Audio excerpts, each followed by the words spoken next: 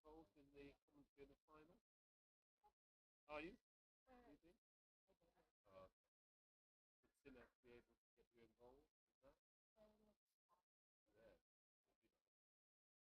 If it comes through the Papare, they have a lot of to commentate. I did a couple of 10 overs.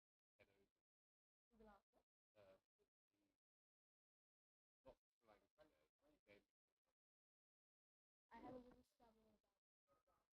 Yeah, yeah, please do. Yeah, crack on.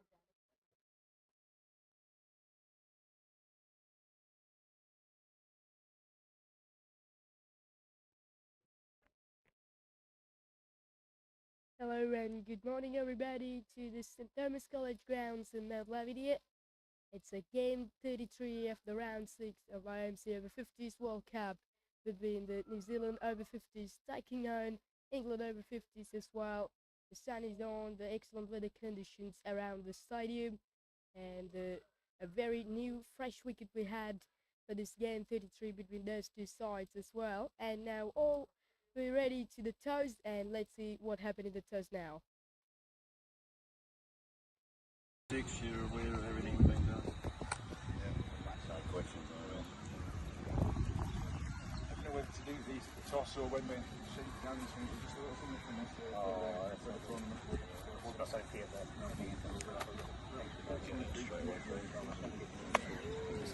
Cheers, thank you.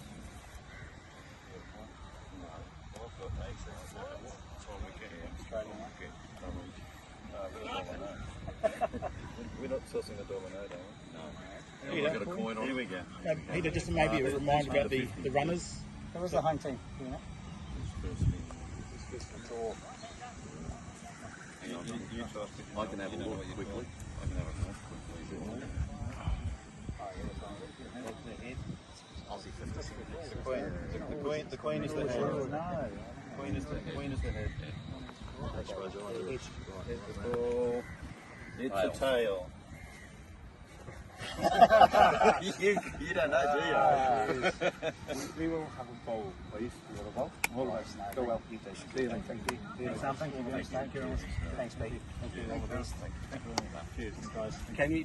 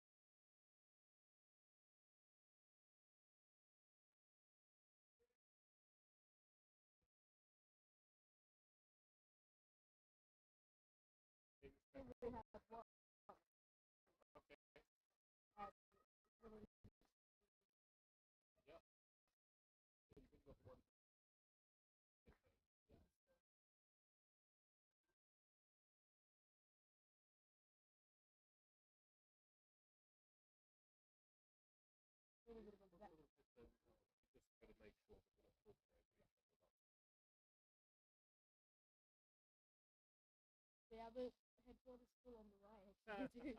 That's all right. Don't worry. We're I think good.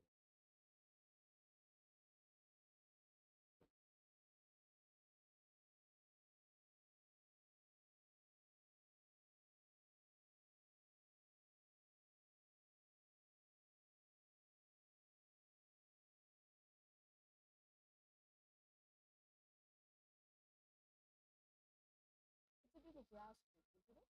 Sorry? Grass pitch. Grassy out. Yeah. Not that they've not really cut. Especially to this area. There's plenty of grass. Play very well.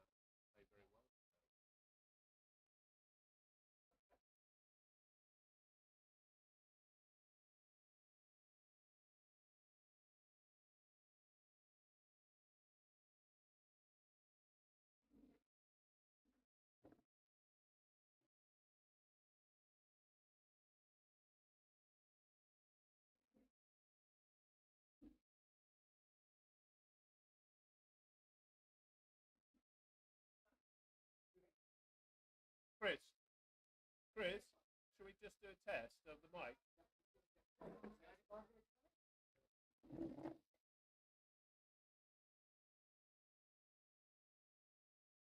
Jeanette, your second set of headphones haven't arrived yet.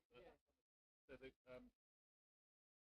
Hayborn's going to start with his. We'll do ours. There's no possible. But we've got noise cancelling set up. Setting 1, 2, 1, 2.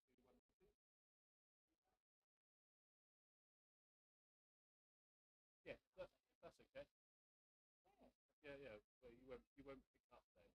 Yeah, nothing through the mic. Much better quality though. Yeah. Okay.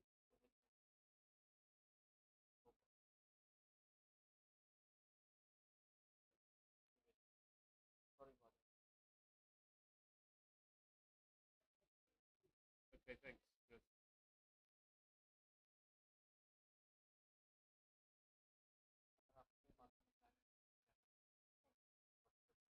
Oh, extra.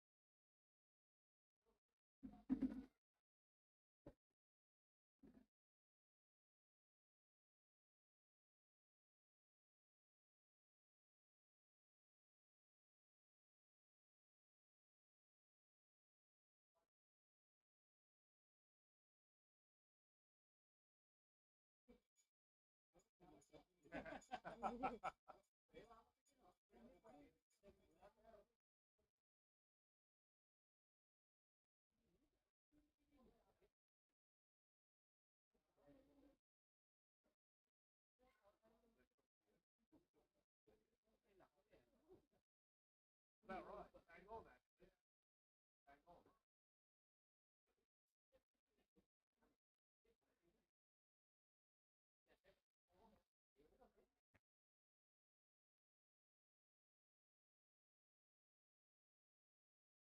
Well, England won the toss, and the captain David Snellgrove, who's decided to goal first as well. I recognize it's a good decision on this pitch and on this venue.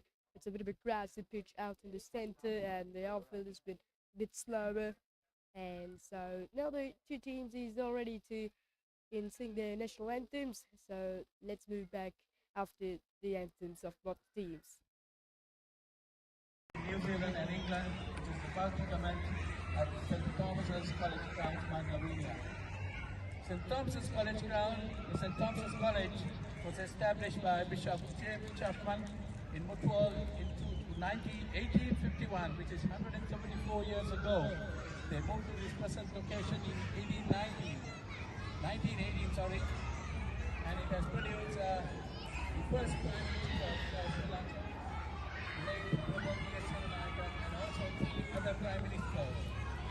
The Royal Colonial Cricket Encounter, which is the second largest uninterrupted cricket encounter in the world, was first played in 1879, and the longest encounter is between Prince Alfred College, Adelaide, and St. Peter's College, Adelaide, which started in 1878. Past and present students of St. Thomas's College, as well as their counterparts of Royal College, eagerly wait for that occasion, and they fly into Sri Lanka from various parts of the world to enjoy the celebrations of that event. So this historic occasion here at St. Thomas's College ground, with the new indoor nets and the college pavilion, which is of course a very unique pavilion and the best among the schools in Sri Lanka, was opened in 2024, that's just a year ago. So going towards that, St. Thomas's College has produced many Sri Lankan cricketers, and notably three of them we're going to mention were Captain Sri Lanka, Michael Tissera, Andre Telephone, and Julip Mendes. Julip Mendes was the only player who was able to play Test cricket. Two was prior to Test cricket.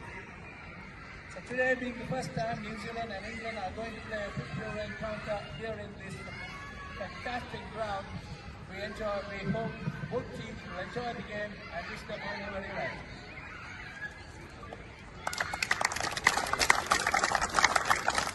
First, the national anthem of England. Music.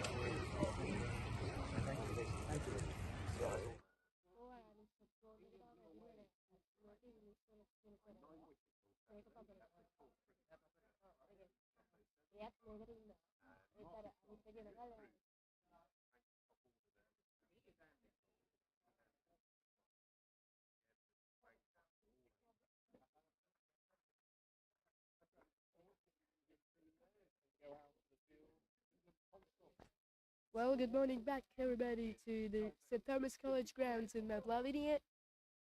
It's a game 33 of the IMC Over-50s World Cup 2025. But with the New Zealand taking on the England, it's a game in Group A. New Zealand, England captain David Snellgrove has won the toss and he was decided to bowl first. It's a similar decision in the other day against USA match at St. Thomas's College ground. Two umpires, Darryl Sullivan and the Peter Tide, is make their way in the centre as well. And the both openers of the New Zealand went to the stadium. It's a very beautiful day out to this St. Thomas College ground in Mount Lavinia. The sun is on, the weather conditions is alright. A little bit of a wind around the stadium and we can hear the voice of the children around the stadium, the school children out in there, and they play. England are in the top of the Group A as well. They've played 4 matches as well. They won the 4 out of the 4 matches in the tournament. They had a remarkable victory up against the Sri Lanka in the last day at Coles ground. They've won by 9 wickets. The before played the Sri Lankan and England match a couple of days ago. In Sri Lanka were in the top of the points table, but now England is top of the points table with 4 victories, one of the unbeaten side of the Group A, and New Zealand on the 3rd place as well. They want to win this match. This is a very crucial match of the IMC Over-50s World Cup, and if New Zealand won today, they had an opportunity to go a few steps in top of the points tables as well. Now everything was ready to start. The slip and Avoid Galley was flying with only a 3rd man and 4th leg on the boundary. Make a sharp with the ball in hand as well. Mason Robinson on strike for the New Zealand. Here we go, first ball of the game, 33. Just a little bit back of the lane from Make a Sharp, and it's a good start.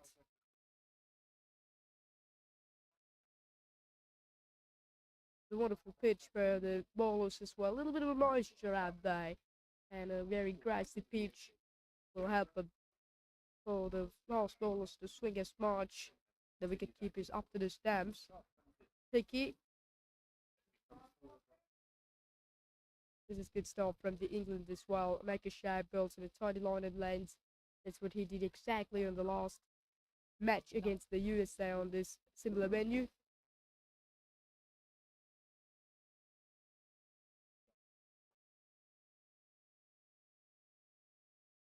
Here's the 3rd ball to over. Still he got a ball back of the length. It's a little bit of a swing in back into the right-handed Mason Robinson. He's been such a quality player for the New Zealand. Hits a half century on the last day. He hits a half century on the last day against the Namibia at Navy ground. It's a Richard Petrie actually on strike. It's a good bowling from a Marcus Show. The 4 delivers into the pitch from Sharp, and it's a wonderful start indeed. England played 4 matches in the tournament. They played against Zimbabwe on the very first day of the tournament, and they had a magnificent victory against the Zimbabwe and followed the victory up against the USA, UAE, and finally they had a victory against the Sri Lanka. Very strong side in the tournament and the defending champions of the IMC Over-50s World Cup in 2023 in Cape Town, South Africa. And a very good confidence from the England players at the moment. New Zealand is, however, looking to beat this side. This is a good start from the England, and like a Sharp, it's a made it over as well.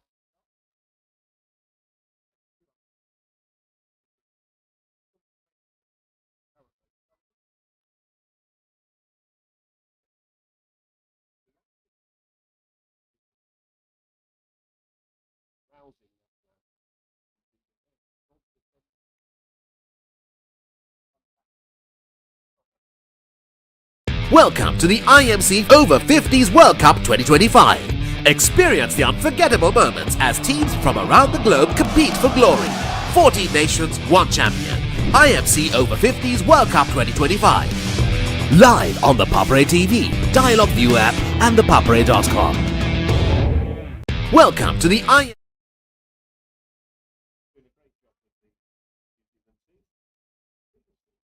Richard Petrie and strike, and the Jason Victor continuing from the commentary break saying he's been such a tall fast bowler of England's, well, pretty well on the last two matches for England. Andrew Hurry on strike. The two new openers for New Zealand for this match. The last night, Colin Irvins and Mason Robinson start and opens for the New Zealand against Namibia. But they had to make a good start actually. Makes a 74-run partnership to the first wicket from 10.5 overs.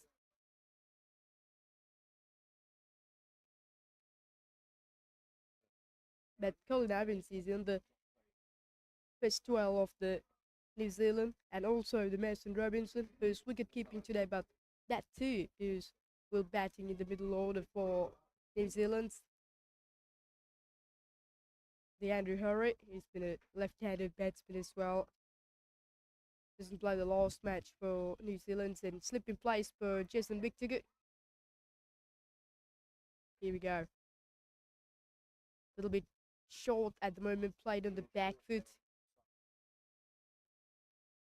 This is a wonderful pitch as well. England bowled pretty well in the last two matches against USA and Sri Lanka. Talking about the Sri Lankan match, they had a magnificent victory. Sri Lanka and England were the unbeaten sides, but after the match between England and Sri Lanka, England are into the top of the points table with carrying 8 points. The net run rate is too high. The net run rate has been so important in this tournament. Someone will be in front of the side screen as well. The umpires and the batsmen, the board to signal to remove for that. Still the similar field for Jason, for the Andrew Hurry, Slip and a Whitish Galley playing. This time he driven down towards the mid-off. No run though. Still New Zealand doesn't know get any sort of his run in the game, and plenty of trains he's going through here. It's a very busy day. The Monday's been one of the busy days in Sri Lanka.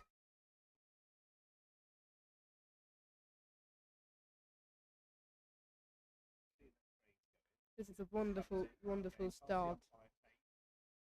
He goes through the offside. Beautiful shot from Andrew Hurry. Excellent shot. And excellent cheers for the first boundary from the New Zealand spectators. Such a quality shot by that time. The Jason Victor ball bit into the pitch. And an excellent sound of the bat from Andrew Hurry. Good bat swing. Excellent placement between the cover and backward point. First runs for the New Zealand. Andrew Hurry shows that his confidence brings from the last two matches. He's been such a quality player. Wonderful bat swing dive from him. Nice start. That's a good comeback from a Jason Victor. The last delivery he was balled a little bit into the pitch as well. The result is a boundary. The second one ball, it bit back of a length as well. That's what the Marcus Sharp did from the other end, bowling everything back of a length for Richard Petrie. This is a good start from Andrew Hurry. He scored the boundary of the last ball. Jason Victor continuing from round the wicket. Push down that one down towards the middle, but finds the fielder. Oh, it's called a no ball actually from the umpire. I think it's overstepping from the bowling end. So that will be a no ball actually. It'll be a free hit for New Zealand. Here we go. Andrew Hurry had opportunity for looking to a big shot. That's a big mistake what Jason Victor has done.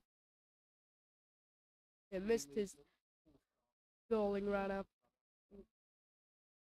Here we go. Now what Andrew Hurry will look to do for this free hit. That's Jason Victor ball back of a lens. Now he's still.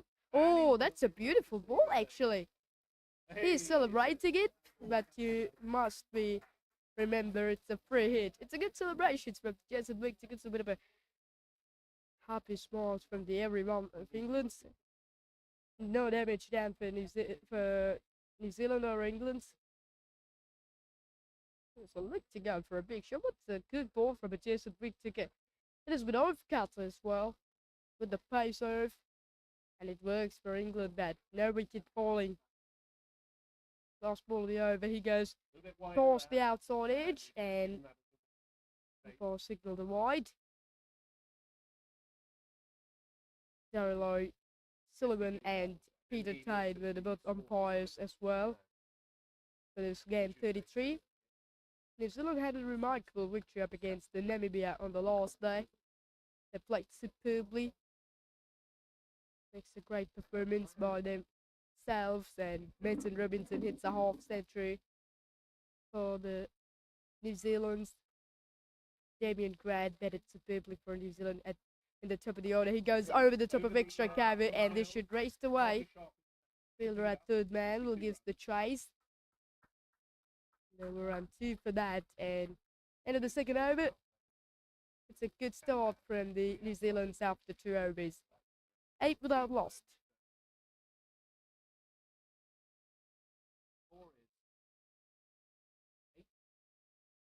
Yeah.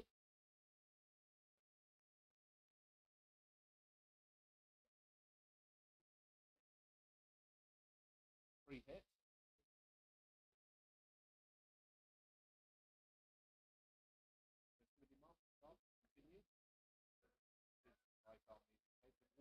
It's a very, very good decision from the England captains. David Silgrave straight away. He was in the side to go first. He knew about those pitches. They played it 2 games before in this venue. This pitch is very good for the fast bowlers in the first half. As we saw the game between England and the USA a couple of days ago. And there was another try. It is moving off in here. The train road is not too far away. And even the sea is also not too far away. It has been a big voice from the train. Big horns as well. Back to this game. Michael Sharp continuing from the far end. Has a good start on his first over. Ball made in and stabbed with the dot ball at the moment. Talking about the England and USA match a couple of days ago at St. Thomas College grounds in Lavinia.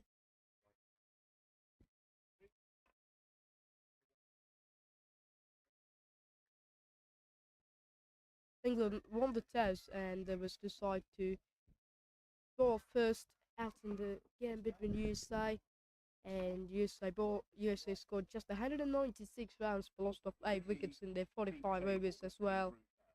Dwayne Hadji picks up at 3 wickets for 34 for England. Bob, pretty good decent line and lanes. And Luke Jervis also picked up 2 wickets, and 2 wickets for the Christie Desai. So the final target was just 197 runs to 1 for England. And Guy Eggleston with a century for England, who's played unbeaten 109 runs from 101 balls. And Royce Whips got 48 unbeaten. Goes down the ground. Oh! Beautiful shot by from Richard. That won't get to the rope. Should be a couple for that. I think it's a little bit of a fingertips out there from Michael Sharp. In terms of the other places within the group, New Zealand currently third. They played 4, 1-3 and lost 1. They have a net rating of 1.515 and 6 points. And that's just gone past the outside edge, nicely taken by Hickey there. USA are 4th. They currently have played 4, 1-2 and lost 2. They have 4 points. Zimbabwe played 4, 1-1, lost 3, and they have 2 points. UAE played 5, 1-1, lost 4 and 2 points. And Namibia, sadly, at the bottom, no wins yet for them in their 4 games, and they are languishing at the bottom. Michael Sharp continues. Forehand. Played onto the onside, no run there. A couple of syllables So ago those are the from Michael standings in Sharp.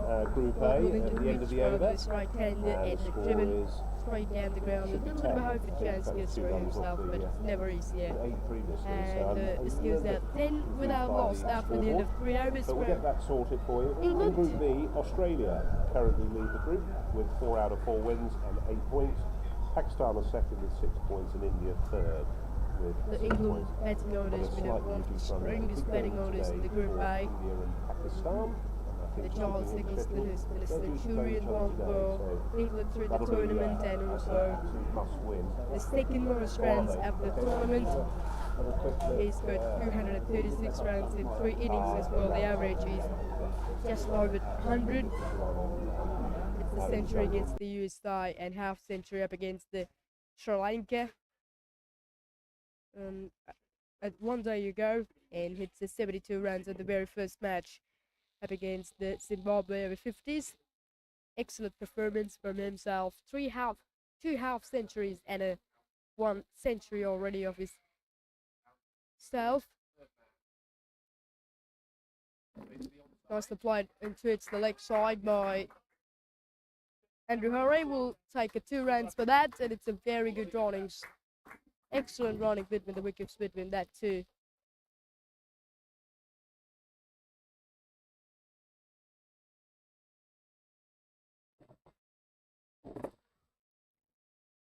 Here we go, and Tony Mood joins alongside me for commentary. Thank you, Havon. I've got headphones on and I'm doing a mic as well, so I'm delighted as Whittaker comes in around the wicket. Just played down the leg side, that should be a wide. And it is, as umpire Tate signals that. Just with struggling to find the line and length today. Hits a boundary against himself by Andrew Hurray in the previous over. This is a very important match for New Zealand Over-50s as well. England Over-50s is one of the unbeaten sides of the Group A. They played 4 matches and they had 4 remarkable victories. Only talking about the previous match of England and Sri Lanka, it has been a remarkable victory, isn't it? That's nicely driven off the offside. That's going to run away for 4. So 4 more to the total for New Zealand. I was going to say that's a 4 for Hoare. Could say that. There's a little bit of a slow outfield out in the boundary, but doesn't matter. Let's get to the boundary for 4 from Andrew. It's quite slow on the. Yeah. That will burn off, obviously, throughout the day. Richard Petrie's a tall man there at the non-striker's end, and it's the left-handed Hoare who's facing. Just down the leg side there. Whittaker's not found his line here, Havon. Yeah, I don't know quite what. Land and line in a couple of deliveries through the over. A little bit shorter, a little bit full of that one, but the previous one was quite short. And played on the back foot by Andrew. Don't know if he's struggling with his footing a little bit there. But he's had a few false starts on his run-up. Slipper still played for Andrew and avoided Shelley. 2 fielders on the boundary, 3rd man and point leg as well. He goes through the outside, beautiful stroke. That is excellent sounded off the bat from Andrew, and he picks up his 3rd boundary in the morning. Yeah, he played that beautifully, didn't he? Not a lot of foot movement. Excellent timing there. Excellent bat swing from himself. Played on the back foot nicely. The fielder out in the leg offside boundary, but doesn't matter. He plays it so beautifully through the offside. The excellent placement from him. 2nd boundary in the over. Yeah, it's Roy Smith who's the fielder there, out on the deep boundary. Wouldn't probably have had more than about 10 yards to go there, but he couldn't get there. So good start from New Zealand here.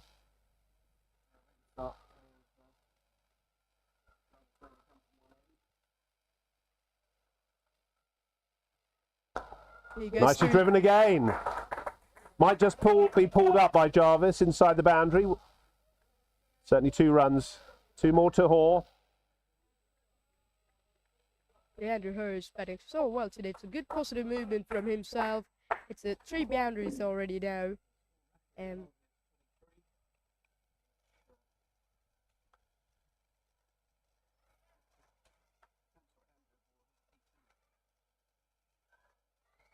He was so strong through the offside. We played 3 boundaries then. 3 out of the 3 is on the offside region. Now Jason Victor from change of angles comes over the wicket and got it away nicely. Should these 2 for that from Andrew. Yes, that was a wise move. Good throw from Snellgrove there, just tucking that under his arm and throwing that in nice and quick to the keeper Hickey.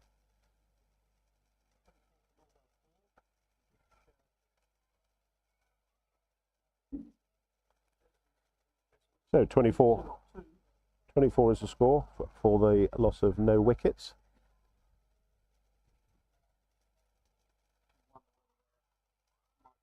Change here.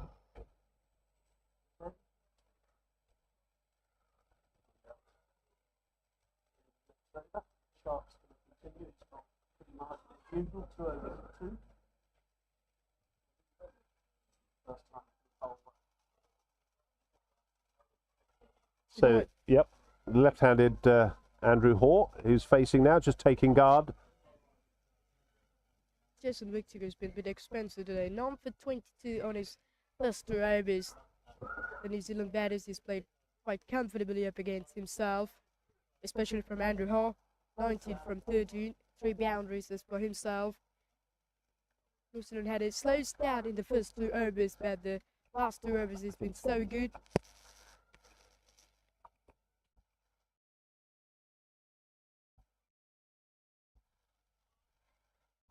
Starts nicely by make a shot, bit back of a leg still from him. It's a good run rate early on for New Zealand Black Caps. It's getting just over 5.5 runs at the moment. Running in a very tidy line and length. He bowled pretty good in the first 2 overs. 9 for 2 from the first 2.1 overs. Already he bowled a maiden over. And he continuing so well. That's a beautiful auxiliary and it's a very good take by wicketkeeper.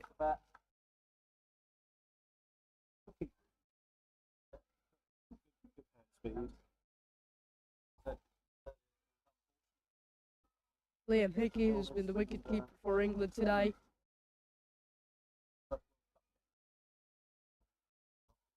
It's a very slow, it's a ball, beautiful delivery, good pace there from Michael Sharp. He's hit the deck so hard on this occasion. He's a really tall man, Michael Sharp, and he's getting a little bit of a short bowling run up, and but he had a good space with his deliveries just close to 115, or sometimes he bowled more than 115 kilometers per hour. This is a very good start from England Over-50s. Andrew Hoare has been the man for New Zealand today. Had a good start against the New Zealand opening bowlers. 19 from 17, just striking almost 111. Mid-off is up in the 38 circle. Fielder at fine leg. He went for the big shot, it's a big shout, and up goes the finger, and there is the first wicket for England. Make a shout, and England fans is celebrating their first wicket. Andrew Hoare is a little bit disappointing about that, but maybe going top of the off stump, but it's a very close decision indeed.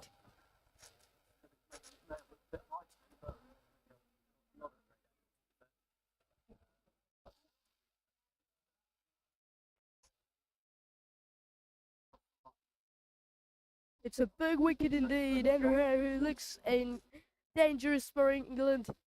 But the Michael Sharp is finally able to get his wicket. It's a big wicket indeed. He was looking to go for a big shot through the offside, through the leg side, but he missed on it. Maybe hitting in the top of the middle stamp. It's a big wicket indeed. Great bowling from Michael Sharp. He bowls at a very tidy line and lens. The first 2 overs has been so good, and they built some pressure for Andrew Hoare, who played 2-3 dot balls in a row. So he looks to go for a boundary, but it's missed on it for himself. Michael Sharp has a wicket as well. The new batsman, Colin Evans, into the crease, who's open for New Zealand in the last match against Namibia.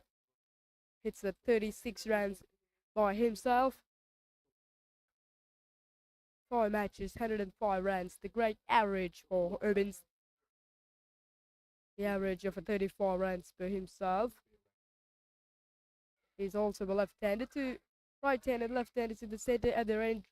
Richard Petrie, but struggling to scale runs in the morning. Still 2 from a 12. Beautiful start from the England team. They're loving for this venue. Excellent weather conditions. The sun is on in this beautiful morning. Today's been a bit of a busy day for Sri Lankan people.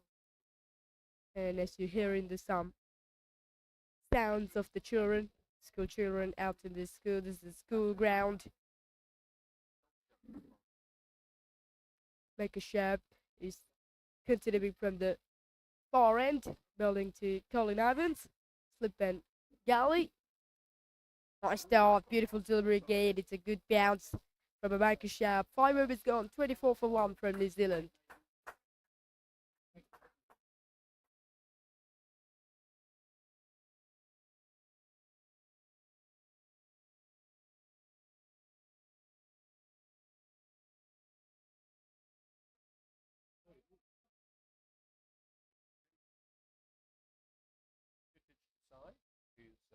Who's coming on? Shitted the side, comes into the attack from the Papare box end. Jason Wick took a ball 2 overs from this end, but went on a 22 runs against himself. So England captain David Stelgrave will decide to get his quickest spinner into the tournament. Rishti Desai, I hope to pronounce his name better, but a bit struggling. It's been a medium fast bowler for England. A great number of performances through the tournament. Already picked up a 6th wicket. The best figures has been 3 for 3. He's coming into the attack from the commentary box and bowling to Richard Petrie. Just a little bit back of a length. And it's a quick single. The wicket would have been making a little interest for England's. But it doesn't matter. The Richard Petrie able to kind of single and rotate the strike towards the non-strikers then, and now the Colin Evans is on strike. He's been very good through the last 2 matches for New Zealand. Played superbly up against the Namibia Over-50s at Navy Ground in Wellington. He scored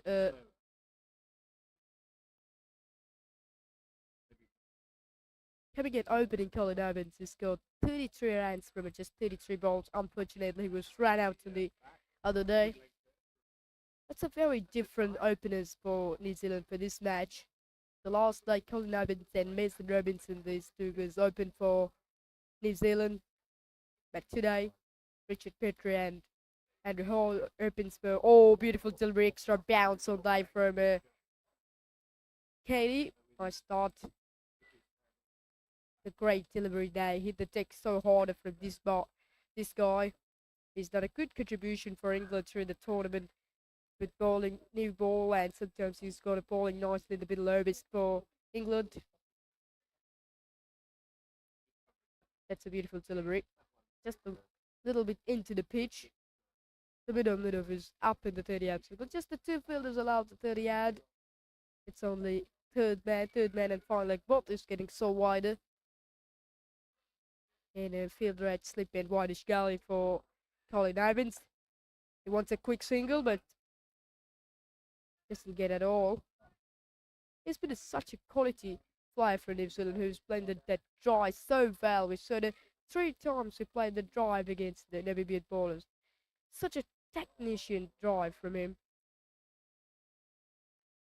Mason Robinson will be coming at 2 down, or coming in middle order for New Zealand, who's been very good for New Zealand in the last 2 matches, gone back-to-back 50s. And another good over for England. 25 for 1 from New Zealand.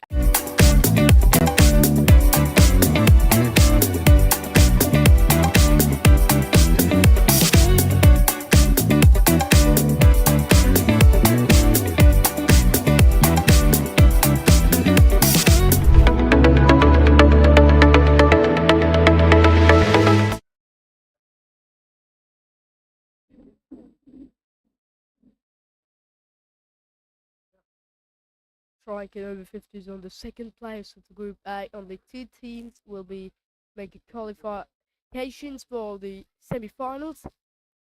2 teams from a Group A and 2 teams from a Group B at the moment. Sri Lanka and England were in the top of the Group A as well.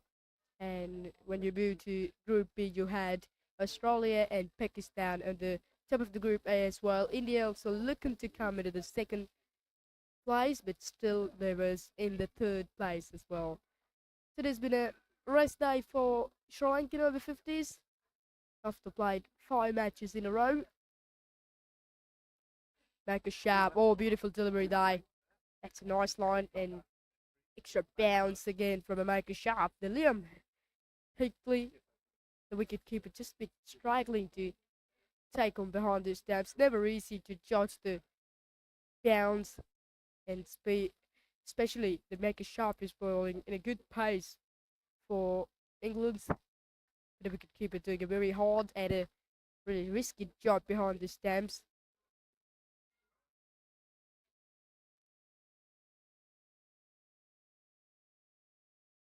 Nice the ball, played down to the leg side. We'll get a quick single there by Richard Petrie, and it's a cheers for every single run from the spectators of the New Zealand. Talking about the Group A, we had Sri Lanka, England, USA, Zimbabwe, UAE, Namibia as well. These 7 sides in the Group A. New Zealand also with the Group A as well. The battle is going between these 3 sides, England, Sri Lanka and the New Zealand as well. The New Zealand still was in the third place of the Group A, but they're looking to win this match and looking to go into the second place of the points table. Beautiful delivery there. That's a good take indeed by wicket-keeper Liam Hickley.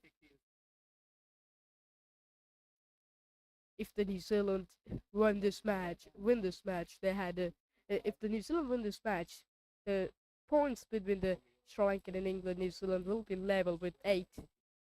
So next match New Zealand had against the Sri Lanka on tomorrow, that will be a very, very crucial and a incredible game. That's gone in the air, a little bit of a perfect chance, but on the bounce in front of the field, right backward point. Roy Smith out there. Just a single on it.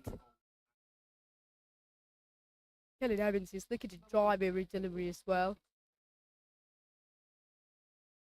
This is a good start from Maker Sharp, who pulls very disciplined line and lanes for England through the tournament.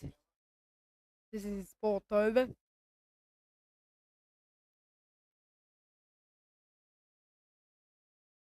It goes to leave on it, and it's the end of another good over for England. 7 gone, 27 for 1 from the New Zealand Over-50s.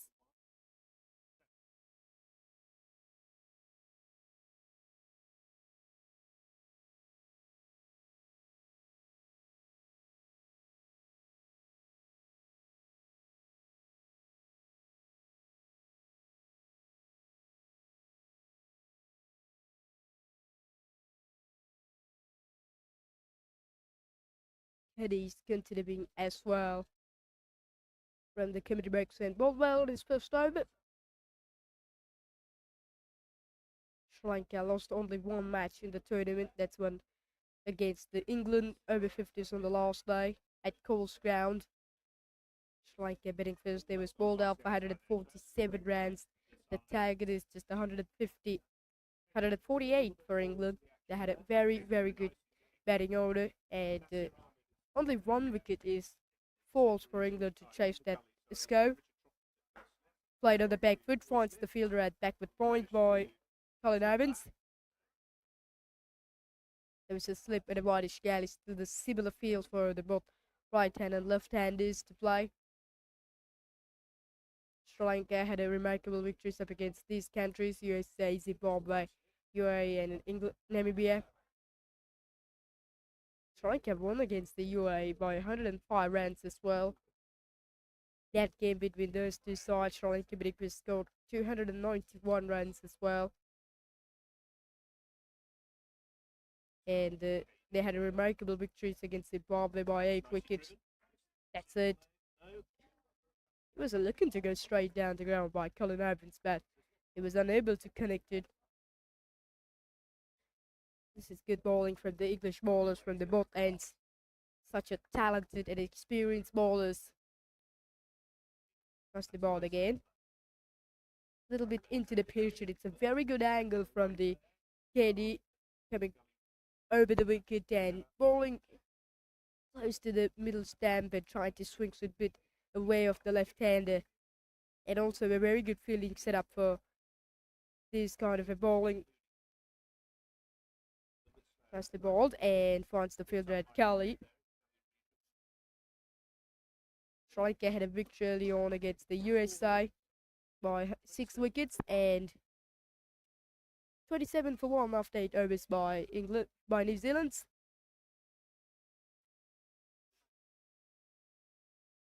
Only Sri Lanka was lost for England, and England has been one of the unbeaten sides of the tournament. If the New Zealand win today, New Zealand also had opportunity to go to the first 2 place of the points table as well. The USA looks a bit uncomfortable to come into the semi-finals. Zimbabwe has won only 1 match, and also the UAE won only 1 match. Namibia hasn't won anything still. When we move to Group B, you had Australia on the top of the points table. They will be playing today. And Pakistan also played 4 matches. India played 5 matches indeed. I think India had a rest day on today. Make a shape, continue to be from the foreign. He's on to his 5th over. Everything is bowled in back of a length as well. Is the man able to get the wicket of Andrew Hall a couple of overs ago? Very disciplined bowling from himself through the tournament as well. He's loving to bowl under these conditions. Picked up 3 wickets against the US the other day at St. Thomas College ground. Talking about the Australian Over-50s, they had played 4 matches. They had a 4 out of 4 victories. They won by 3 wickets against the India, and they won against the Pakistan by 8 wickets. They won against South Africa by 4 wickets, and finally they had a victory against the Wales Over-50s by 3 wickets. It has been a crucial game indeed. And Australia Over-50s will play up against the Canada Over-50s today. Pakistan on the second. They had a 6 points. They only lost it to Australia Over-50s. And India on the 3rd place as well. They also won just the 3 matches. They had a 2 lost in the tournament. They lost to Australia at Papare Oval the very first day of the tournament, and also unfortunately they were lost to Wales Over-50s. And the Wales Over-50s on the 3rd place of the points table of the Group B. Looking a very, very big battle between these sides. This one bit into the pitch and a great fielding by the Roy Smith at short square leg. This is good bowling from America Sharp, and never lose this game by the English players.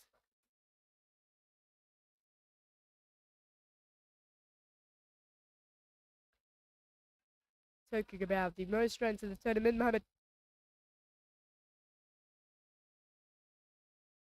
Gallagher still with 236 runs in the tournament.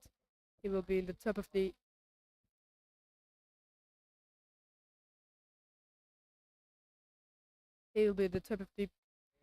most runs table. And there we go. 27 for 1 after 9 overs. It's a betting over indeed from Sharp.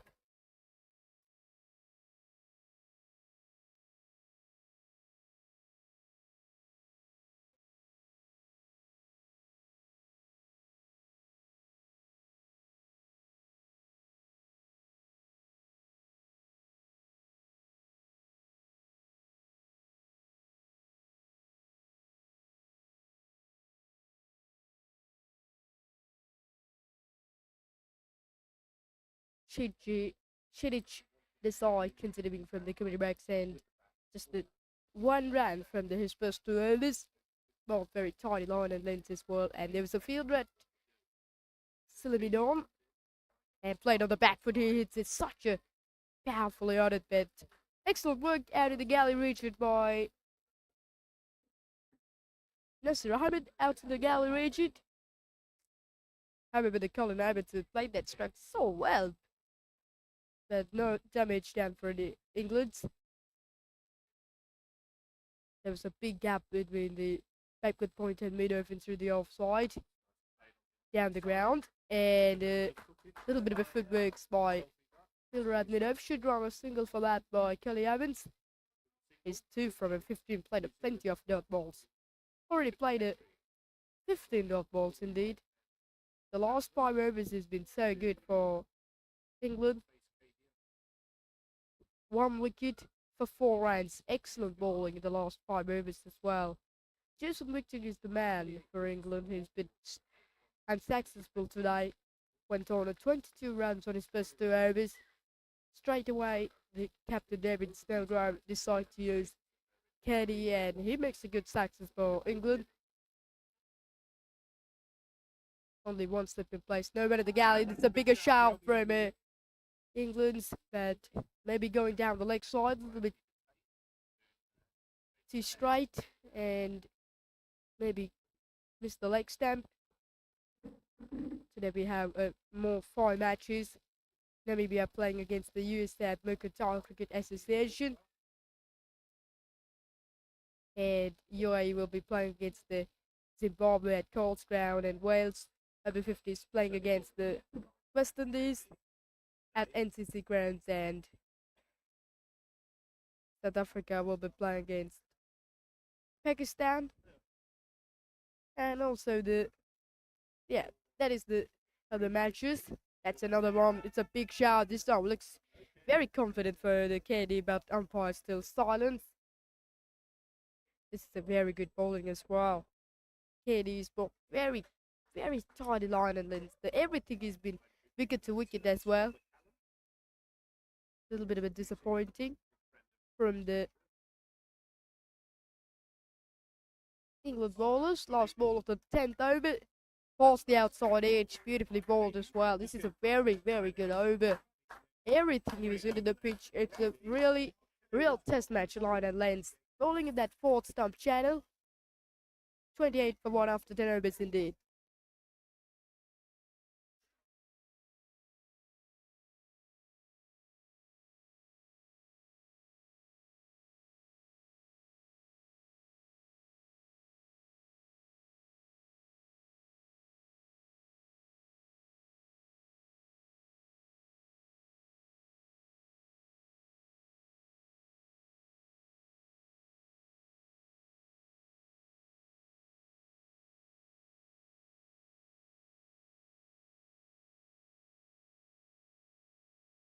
Some children are playing in away stadium in the park. It's a beautiful scenes around the stadium. Making sharp onto his 6th over, and he played nicely towards the leg side. Colin Evans to get a single. A little bit of a wind, but it's almost a very good weather conditions as well to play cricket. A little bit warm. Make a sharp, who's been the most successful for England Over-50s through the tournament. Both very disciplined overs from himself. 1 for 5 from a 5.1 overs. How good was that performance from him? He's not bowling well on this match. He bowled very well on the last 2 matches for England. Picked up 3 wickets against the USA a couple of days ago, and picked up some wickets against the Sri Lankan Over-50s on the other day. He's been a frontline fast bowler. Oh, beautiful ball as well. Another one get a little bit of extra bounce. Excellent take by wicketkeeper Liam Hickey, was so good behind the stamps in today. Takes a very sharp turn, takes as well. New Zealand had a good start in the first 4 overs. At one stage, they were 24 without loss after 4. but now it's still 29 for 1 after 10.2 overs. That's a good ball. Went for the big shot and he missed it. Little bit of a swing out there from Marcus Sharp. Excellent pace from this tall man. He makes a very good start for England. There's a fielder at middle of up in the 30 yard.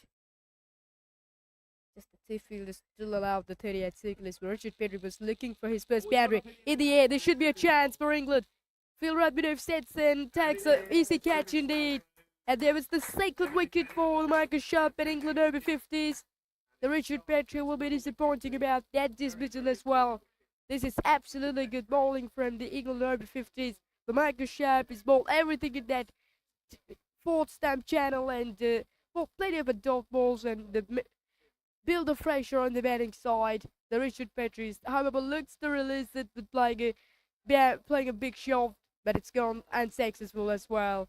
So New Zealand falls their second wicket. The Richard Petrie is nipped out before, and now New Zealand has lost their both openers for a low scores. New Zealand 29 for 2.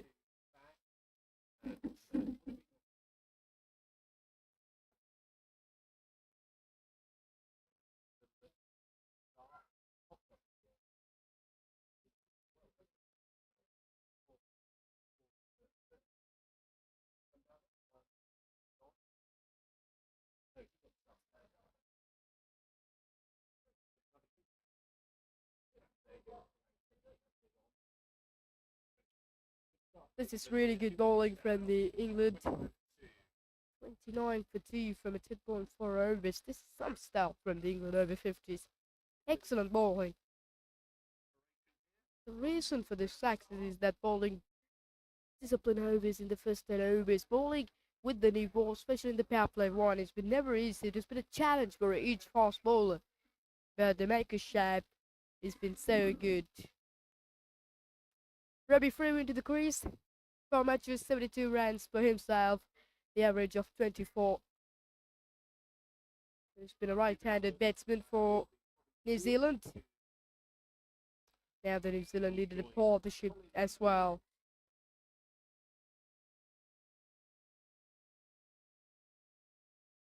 Trying. The New Zealand is just struggling. The England is so good with the first few overs. The Marcus Sharp has been outstanding knock out of the tournament. 2 more deliveries to go in this over. He has picked up 2 for 5. What a performance this has been from himself. Thanks.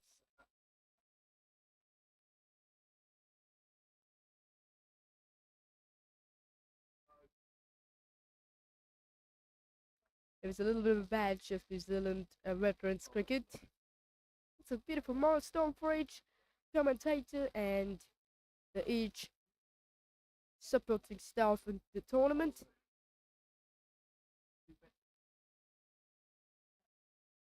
Right, let's move back to this game. It's 29 for 10, 29 for 2 from New Zealand Over-50s after 10.4 overs.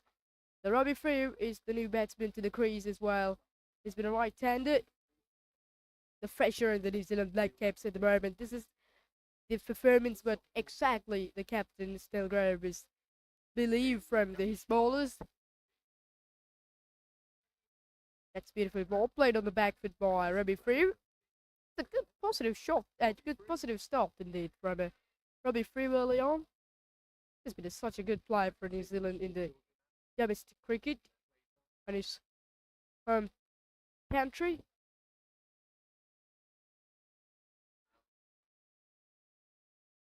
One delivery to go to complete this 11th over. Played still on the back foot by himself. This is good bowling from Marcus Sharp. There was only 1 run for this over. 29 for 2 from New Zealand after 11 overs.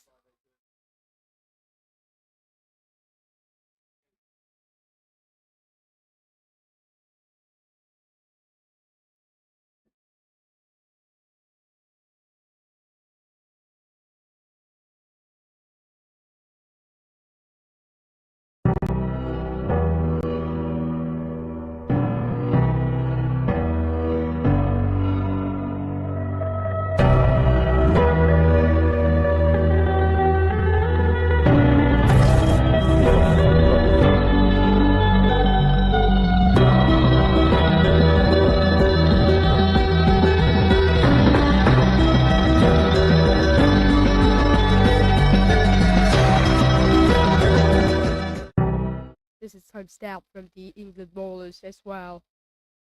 Now playing on the back foot, beautiful shot from it, Colin Evans. Very positive shot, doesn't need to run, but they did. But it's gone for 4, beautiful strike day. That will release some pressure for New Zealand. Excellent positive shot. It was so strong through the offside. We stayed in the last day against Namibia. Played really well on the back foot, especially through the offside. And this is his first down with the bowling as well. This will make a good momentum and confidence for this lefty. This kind of a boundaries has been such important in the first 15 overs for New Zealand to make a good start.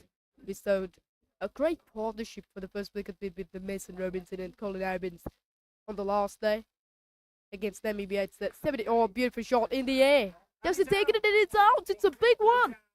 What about that wicket from England as well? What a catch, Nasser Roman in the gully. Is it so hard but excellent fielding? This is sensational night from the England Over-50s. The New Zealand Black Caps will be disappointed about that, especially Colin Evans. He hits it such a beautifully in it. It's a very, very positive shot indeed, but Evans taken it. What a catch that is. He keep their eyes on the ball further. Very disappointing way to depart by Colin Evans. He's depart for He's depart for 7, and New Zealand has lost 3. 2 wickets in 2 overs for England. They will be very happy about this performance.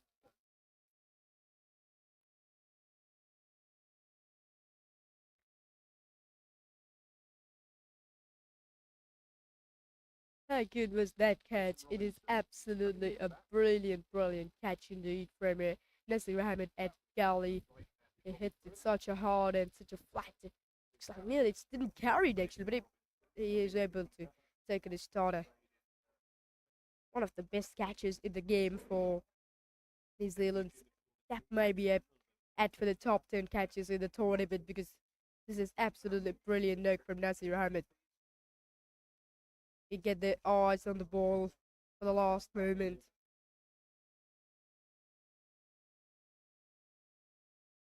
So New Zealand lost 3 down in the first 15 overs. This is absolutely sensational start indeed. Bowling in a very decent line and length by England bowlers. An excellent bowling partnership between the Kenny and Michael Sharp. The Sharp was bowled so disciplined overs from the far end, and the Kenny also bowled so good. Plenty of a dot balls already into this inning of New Zealand. Now the most important partnership for New Zealand. In the last game against Namibia, we saw the partnership of 74 runs for the first wicket from a 10.5 overs between the Colin Evans and Mason Robinson.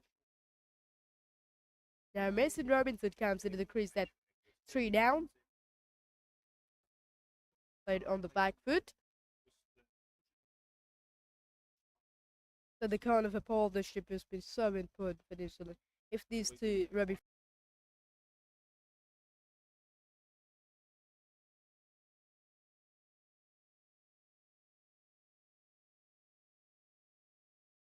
played on the back foot by Mason Robinson, should lose 2 for that.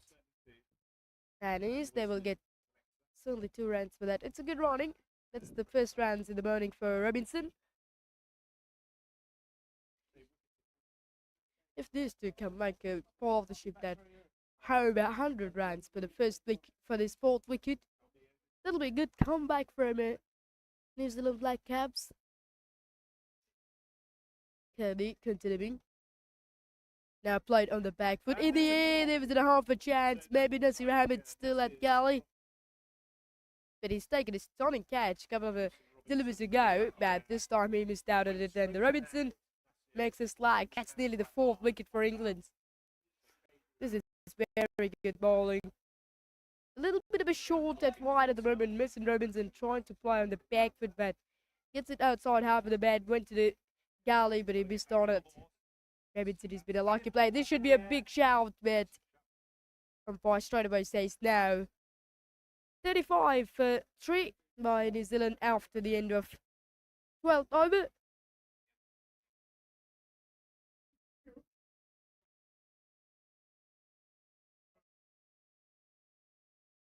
the last 5 overs has been exceptionally good for New Zealand Black Caps. It's 8 for 2 from a New Zealand last 5 overs. 35 for 3. This is good bowling as well from the England bowlers as well. This pitch was very good for the fast balls, a little bit of grabs out there, and lots of moisture that will help a lot for the bowlers. Looks like there was a bowling change from the far end. Michael Sharp bowled 6 overs in a row from that end, and England is introduced some bowling from that end. The wicketkeeper is getting few steps away of the stump. It's Jason Whittaker continuing. He comes from the change of fences while he bowled 2 overs from the commentary box, and it's been drawing. Went for 22 on his first 2, and he is for his second spell from the far end.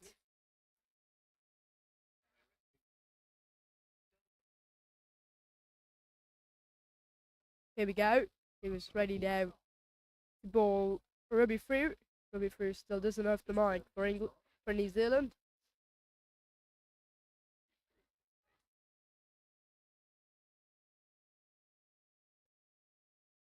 It's a good price indeed. It's a good comeback from Jason Whittaker. A little bit bowling in the full stump channel for Robbie Frew. A little bit of a swing into the right-hander. This is exceptional bowling performance from the England Over-50s. That is what exactly they did against the Sri Lankan Over-50s on the last day at Coles Ground. Now played on the back foot, beautiful short there from Robbie Frew. Certainly 2 runs for that, or may run 3 for that, I think. No, they just run 2. But it's a very good way to off the mark by Robbie Frew. Played nicely on the back foot. Nicely controlled. Back foot punch it is. Between mid-off and extra cover. There was only 4 boundaries still for New Zealand in this innings. Oh, beautiful delivery. There's the bounce from the Jason Whittaker. That bounces will make a bit uncomfortable for the New Zealand players. This is very classical and a classy bowling from the England. I reckon nice. This is good comeback from a Jason Whittaker from the far end. Go on drawing from the commentary box end for Jason Whittaker. That got it away nicely to its 3rd man for a single. The Luffy bat out in the 3rd man region.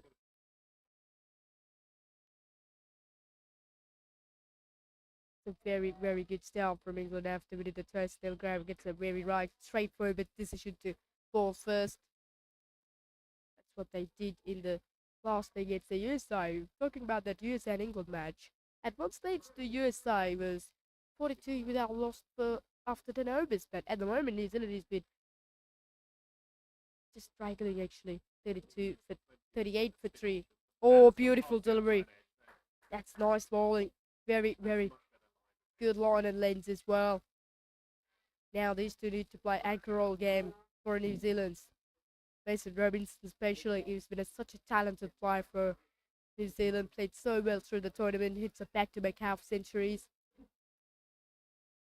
He was in a good form actually. The positive movement is so important now for New Zealand's very, very good bowling from a Whittaker. 38 for 3 after 30 overs. 3 runs for the last over indeed.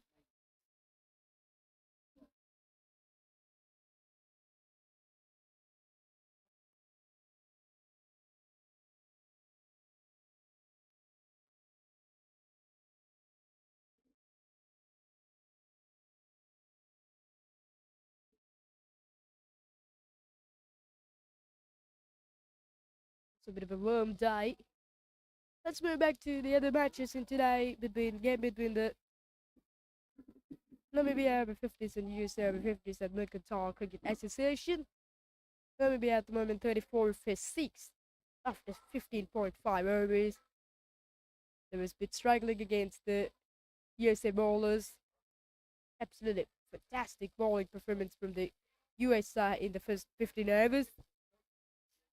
Picked up 4 wickets by Floyd Sanders and 2 wickets for Sajid Fernando. Really good start from the US side on that match, and UAE playing against Zimbabwe at Coles Ground. UAE batting first, 33 for 3, and Wales Over-50s blown. That's nicely played. Finds the fielder at mid-off.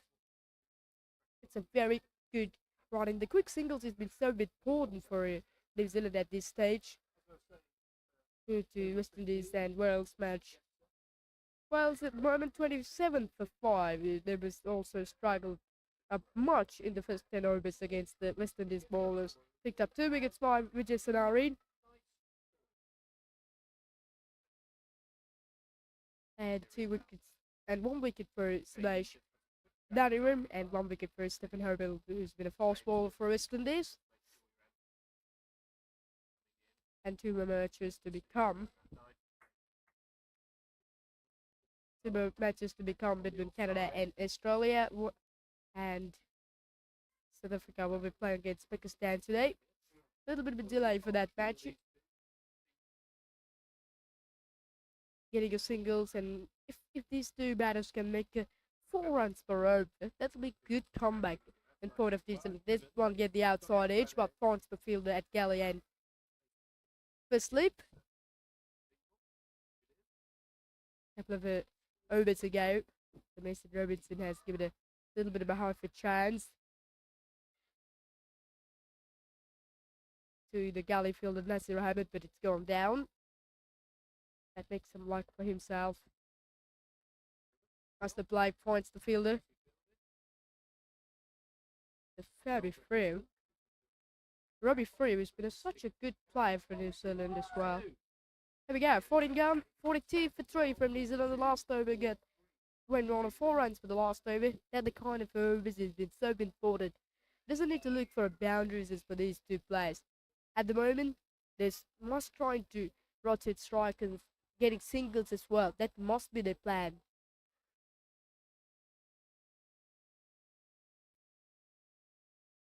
We saw some great bowling performance from the New Zealand Black Caps on the last day against the Namibia Over-50s, especially the Vishal Dubey. It's been so good for New Zealand in the middle overs, but pretty tidy line and length as well. He's been a left-arm orthodox bowler. We can talking about him when New Zealand is going to bowl. Jason McTicket. This is good bowling. But Jason McTicket already has generated some extra pace.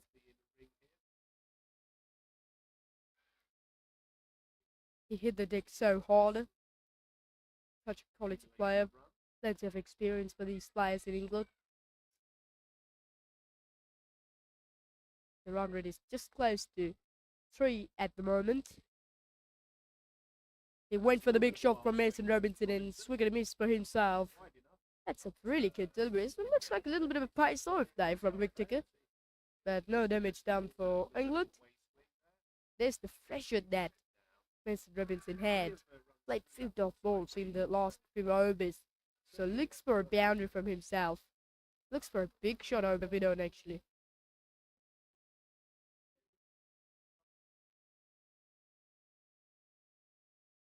Jason McTicket is bowling everything into the pitch for Robinson. Beautifully bowled.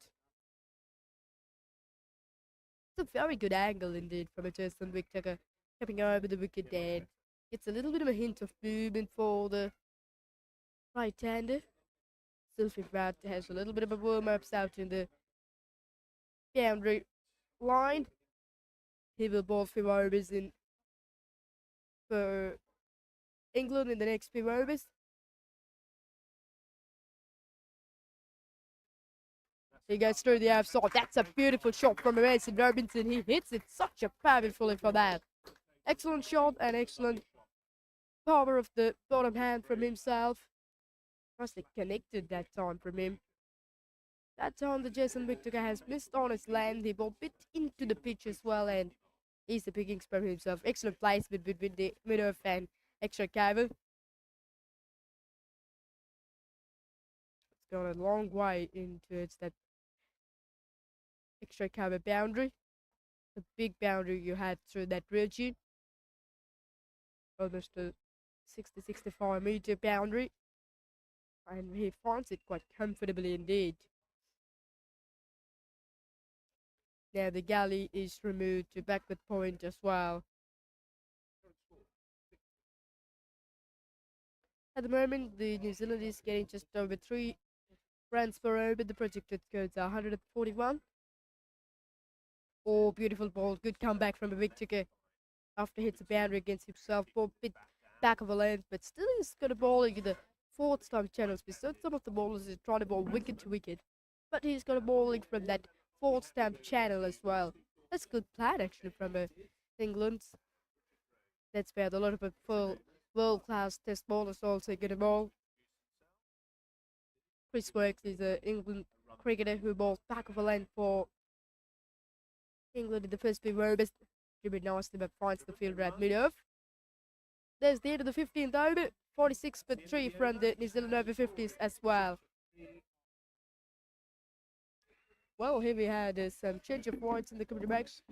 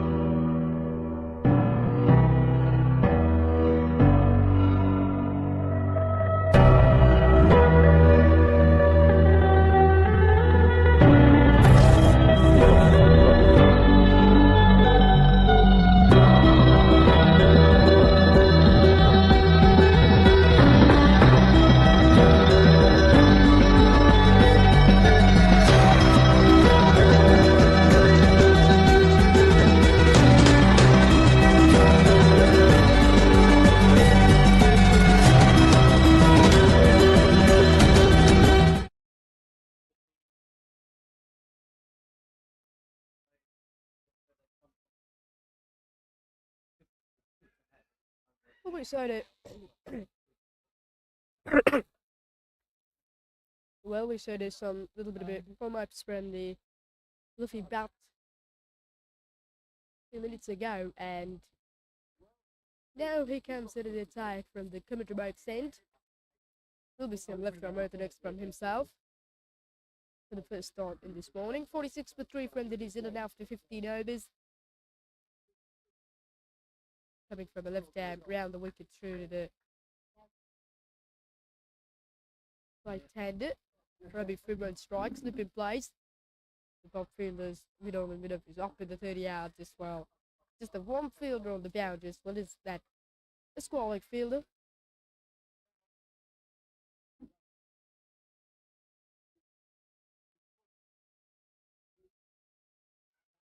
This is a nice start from it. Selfie ball, a little bit slow in the air.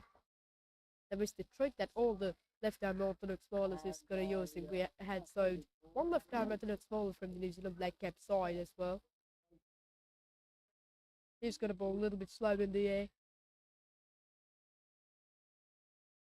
And he's able to pick up a couple of wickets in the last match against the Namibia Over-50s at Navy ground. Nothing bad, has a good start today. Everything he was bowled into the pitch as well, and a little bit slow in the air. Some of the balls were falling a little bit quicker. So we know the Robin Tricharito from India is a world-class left-arm orthodox bowler, but he's almost bowling sometimes 96 and sometimes he's got to bowl over 100 kilometers per hour.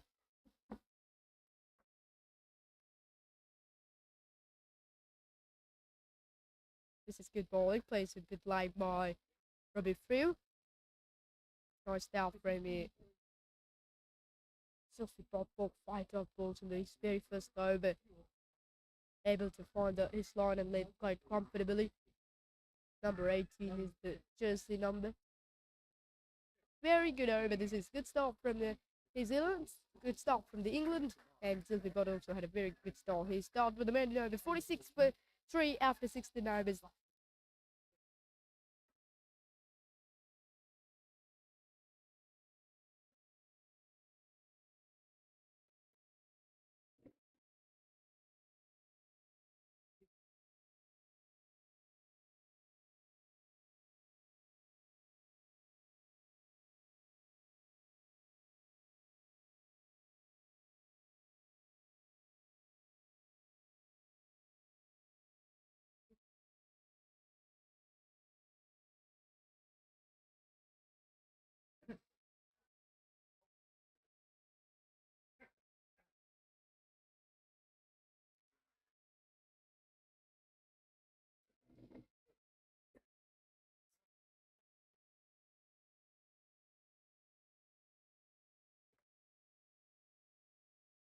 Jason Victor continuing.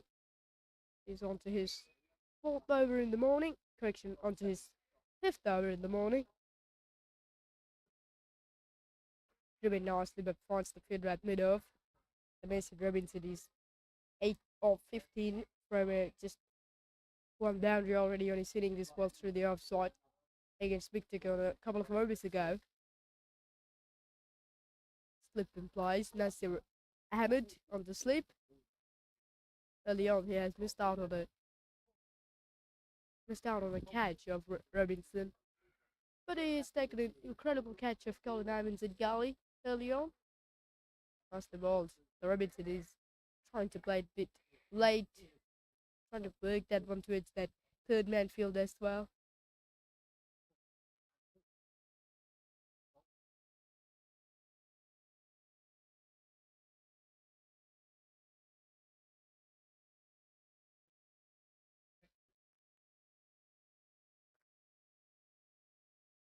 Just Whittaker, such a tall man, was a little bit expensive on his first 2 overs, went on 22 rounds, but oh, this one got the outside edge. The fist slip hasn't got any opportunity to take it, and finds the field at third man for a single as well. That's a very good delivery as well.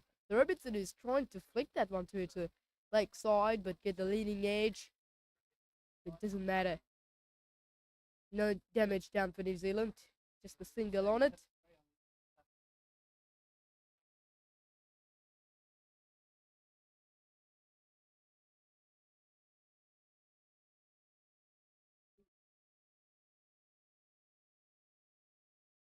Now the referee removes his helmet. It was a quick single and he will get them at all. It's good running between the wickets indeed.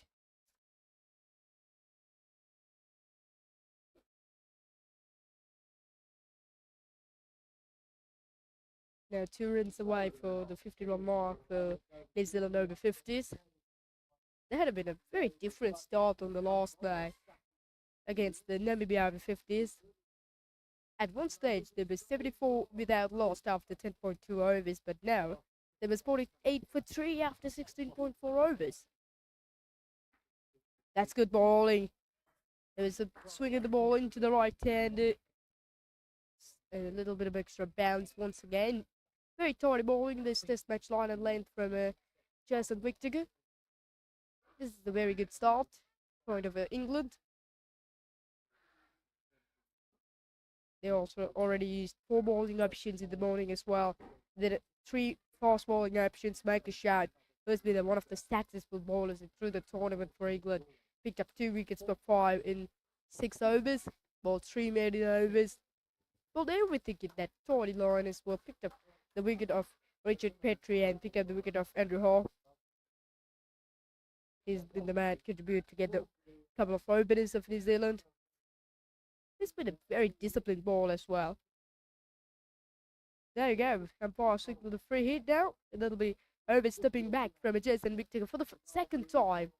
We saw that earlier in. He's overstepping from the commentary box and after he comes in the attack from the change of fence, but this time from the far end also he's been struggling to find his bowling lineup. Here we go. It's a free hit. Robinson's on strike. Down the track he can. That should be a wide. Well, it's a good play indeed for Jason Victor bowling some wide dukers, but it's gone wrong. It will be disappointing about that. free hit is stay on. The two umpires in the centre, Daryl O'Sullivan and Peter Trite. Very experienced umpires. Here we go, still the free hit for Mason Robinson. Playing deep in the crease. He was worked that one towards the leg side. Will finds the gap, should run two for that. Does it run away? It won't get to the rope actually. It's a slow outfield. Just the 2 runs on it. No damage down actually for England. 50 comes up from New Zealand. 52 for 3 after 17 overs.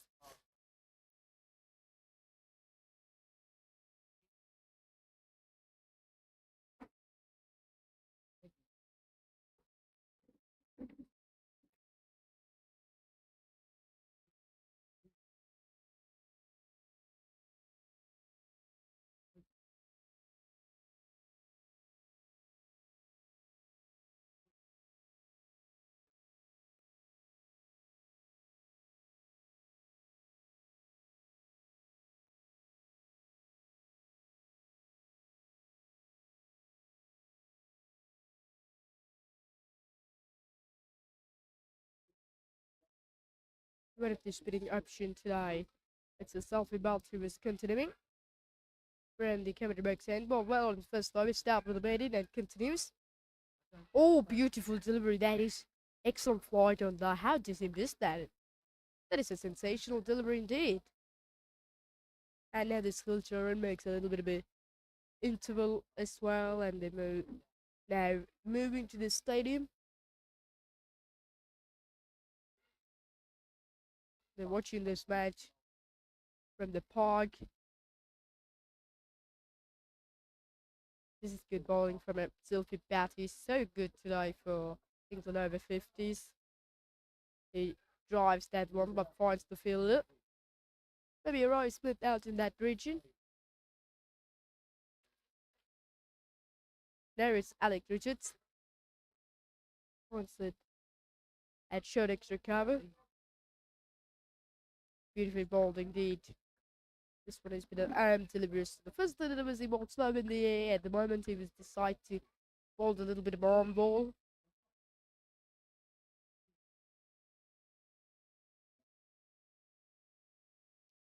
That's good bowling. This is very, very disciplined bowling performance from the England and Sophie Bout. So good. They found the angle coming from left arm round the wicket through the right-handers. Now, a little bit of a discussion between the two batters, Robbie Freeman and Mason Robinson. The Robbie Freeman's partner, Mason Robinson, out. His partner was a bit struggling in front of this bowler. Now he had a little bit of a flat. There was a bit of a shout. But maybe missed out on it. Great delivery there from it. About this time also he bowled the arm, delivered just close to 80-85 kilometers per hour on that previous one. Now these two did a different plan to play against this bowler. That's good bowling. That is absolutely good. It is a maiden over for Sylvie Butt for the second time in the morning. 52 for 3 after 18 overs as well.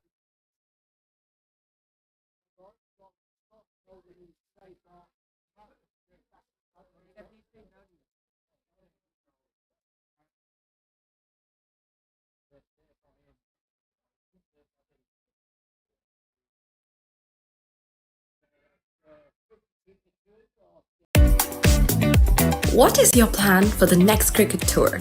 Here is the answer. Pusa Leisure Private Limited, Sri Lanka's only leisure company with its own cricket ground. Engage in sports tourism exclusively for cricket. Contact details. Pujita 077 7421 842. Nushani Gunasekara 076 76 17 249. What is your plan?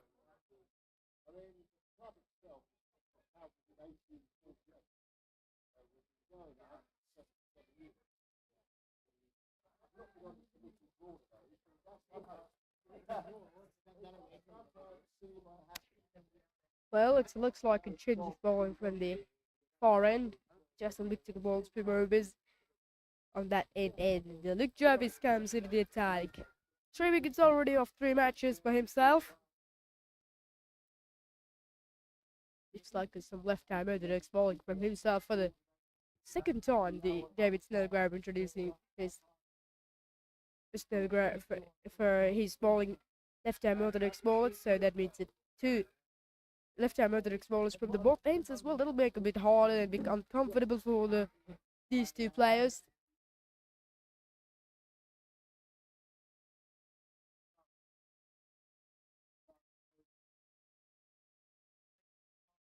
That's the flight. Quick swing goes down to the short score leg. We'll get them.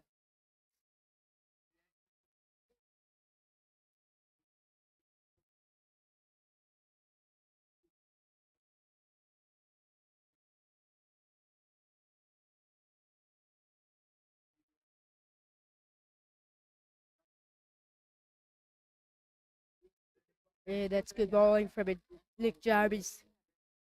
He's been a tall man, had opportunity to get a little bit of extra balance with his fly, with his that height. It'll be a lot for himself.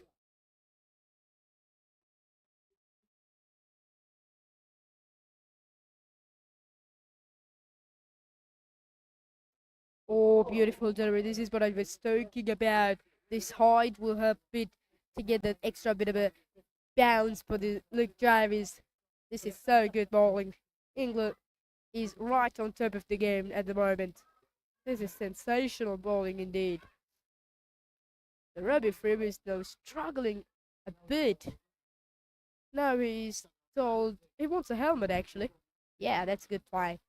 He knew this bounce will make a little bit uncomfortable, so he's using a helmet. Good idea from him.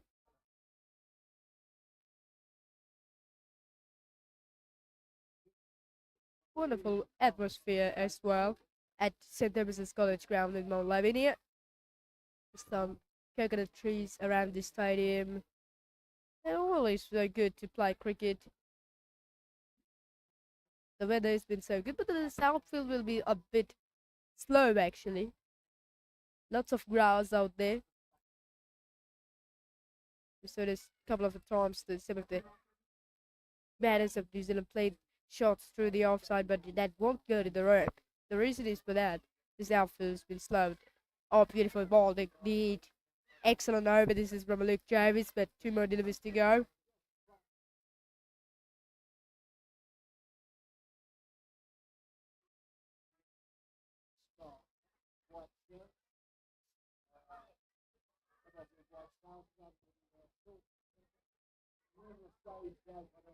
Last delivery of the over, played on the back foot, but it was a little bit of a poor delivery indeed from Jarvis, but the Robbie Free is able to get a single to finish the over. Only 1 run for that. 54 for 3 after 19 overs.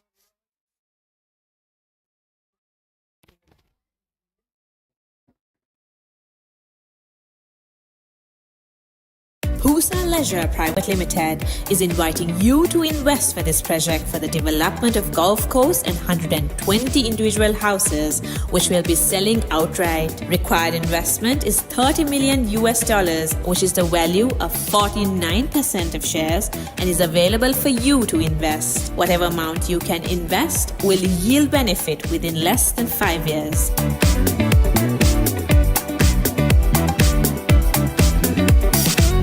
Pusa Leisure Private Limited is inviting you to invest for this project for the development of golf course and 120 individual houses, which will be selling outright. Required investment is $30 million, which is the value of 49% of shares, and is available for you to invest. Whatever amount you can invest will yield benefit within less than 5 years.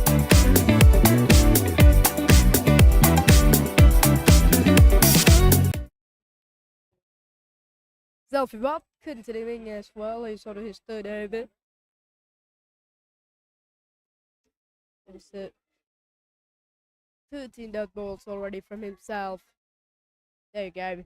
Challenges make a little bit of a disturb at the moment. They're playing around the stadium. They're playing a football, actually, not cricket. And sometimes the ball had moved into the stadium. Nicely bowling. This time he's bowled a bit outside the off damp as well. This is some quality bowling from the England Over-50s bowlers. This has been the reason for England Over-50s to win the last year, for the last IMC Over-50s World Cup in 2023 against the South Africa in Cape Town, South Africa. They're able to beat the home side on the 2022 IMC Over-50s World Cup. And this has been the reason for England Over-50s to stay on the top of the points table.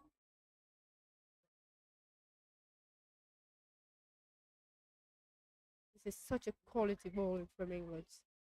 Another one bowls a little bit slow and finds the fielder on the back foot point. That is a little bit of a poor delivery as well, because that was a short one indeed. But he must be put that one away to the gap. When you had a loose delivery, however, you must be on the boundaries. That's good bowling. That's very good bowling.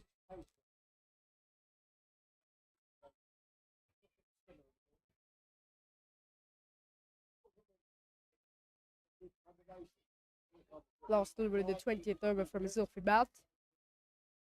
This ball pretty good on first 3 overs already. And this is good way to finish it. Just not too far away for the fifth down, but 56 for 3 after 20 overs.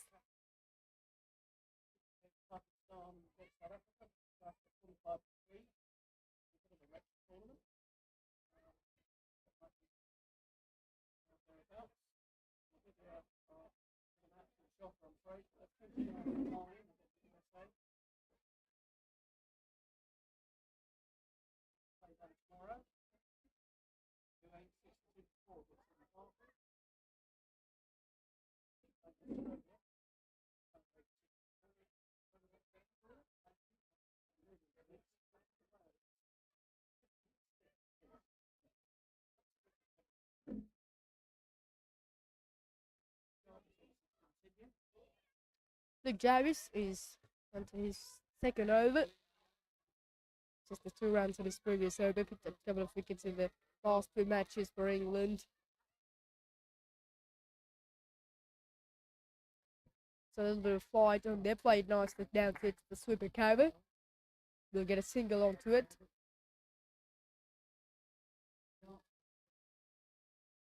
Talking about the New Zealand Over-50s side for this match, match 33 of the IMC Over-50s World Cup.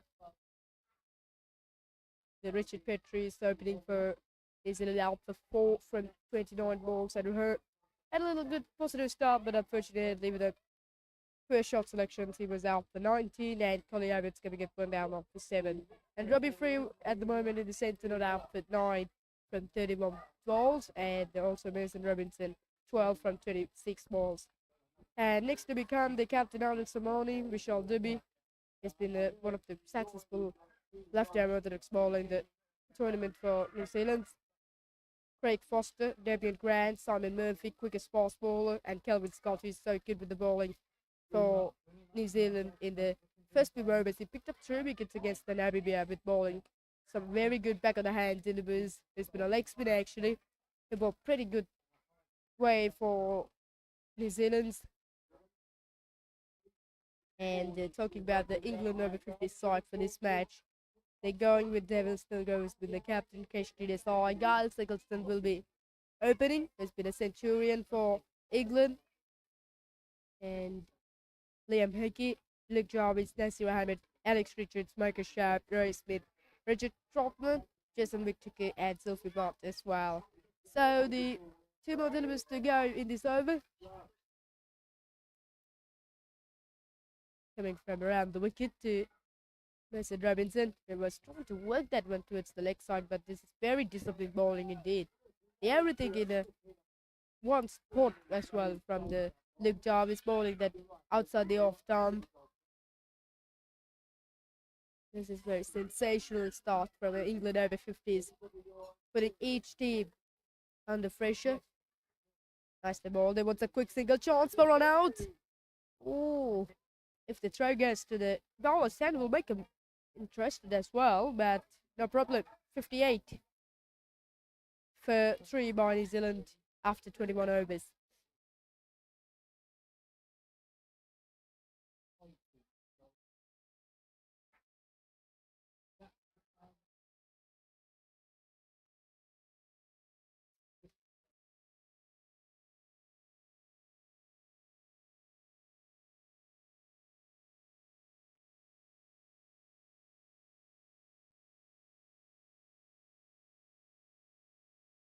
Selfie bat. Number 2 in 3 overs. England winning the toss and decide to bat first. England winning the toss and decide to bowl first in the front of this game, 33 against New Zealand. Beautifully bowled. Excellent action from his selfie bat.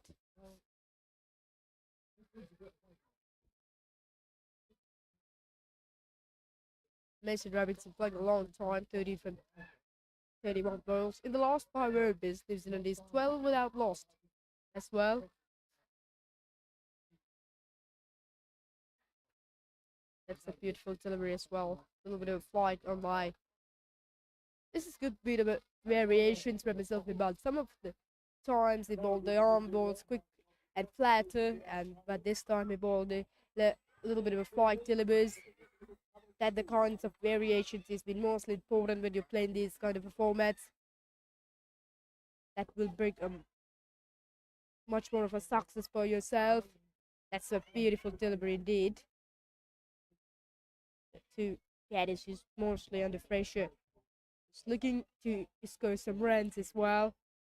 The looking boundaries has been never easy at the moment, but looking singles also a bit uncomfortable.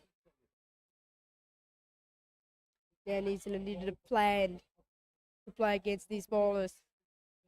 Beautiful delivery once again, slow and everything bowling outside the off jump. This is very disciplined bowling. Bowling in a one tidy line at length has been never easier for these bowlers, especially at the opposition like this, bowling to the New Zealand batters. But this is very quality. I think England had a great practice session before it started the tournament. Played a few warm-up matches and makes a good success out of the warm-up matches. Well, that single will bring New Zealand on to 59. 59 for 3. This run rate is just below 3 runs per over.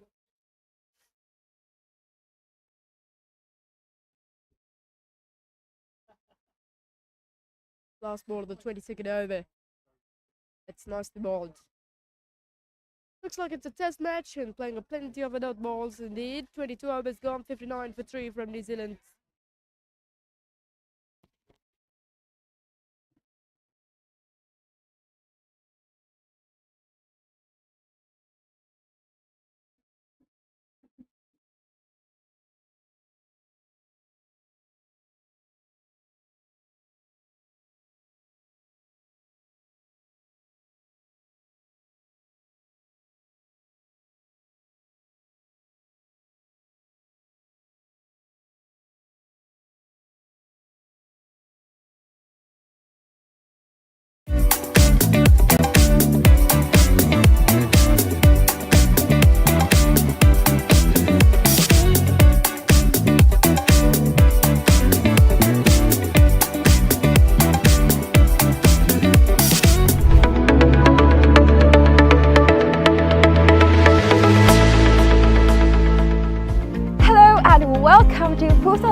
Private Limited, Sri Lanka's premier destination for cricket enthusiasts and sports tourism.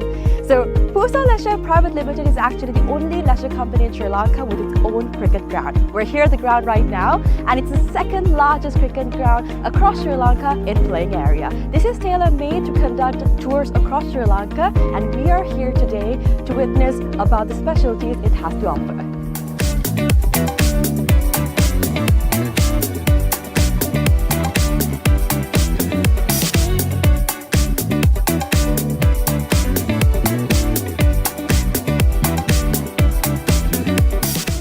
It's only natural for you to ask, what's so special about this ground? Well, let me list out a few reasons as to why it's special to cricket, right? So this is situated in a 30-acre land, meaning you have plenty of space to walk about, have a look and relax yourself. Second of all, this land is situated by so much of vegetation that the amount of wind that comes into this land is quite limited. So as you see, whenever we watch a cricket match, we've seen plenty of occasions where certain calls on cricket are interfered because of the wind. Now that issue will be limited in this ground due to the vegetation that surrounds this place, which is beneficial for anybody who comes to play cricket. Third of all, the lighting is just perfect, right? So it's well lit throughout the day, and the amount of sunlight that you get into this land is much more compared to any other cricket ground around, again because of the location it's situated in. And another specialty about this cricket ground is its grass, right? So usually whenever you go to any other cricket ground, the grass is quite smaller compared to the grass that you would be seeing in this special cricket ground when you come here. It's because we have actually taken a grass that is quite special to Sri Lanka. Why? Because it's easy to maintain, we know how it works, we can make sure that it's well watered, well cut. All of this is easily maintained because of the fact that this grass is special to Sri Lanka. So these are just a few specialties as to why this cricket ground is special for you.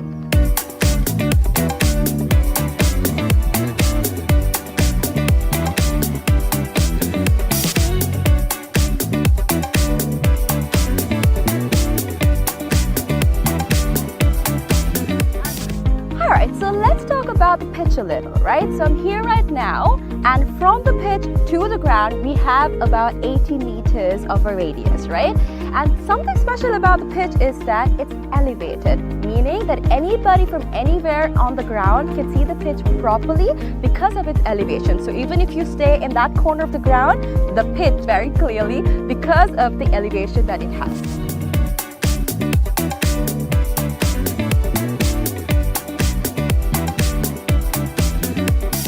Alright, so we have utilized certain methods to ensure that our ground is free of weeds, right? So our first method is recycling water. We have a natural source of water in our land, and we have taken the water from that into a handmade pond covered by polythene, and water from that is taken to our ground through sprinklers, and that is how we water our ground. And that water is later on taken back into our drain, which I'm standing over, and this leads straight up to the natural water supply that we have in this land. All right. Apart from that, we've also utilized certain methods to ensure that no water from outside is brought to our land, our cricket ground basically. So these methods are basically what we use to ensure that there's no weeds in this grass and that our grass is the same that we have maintained throughout from the start.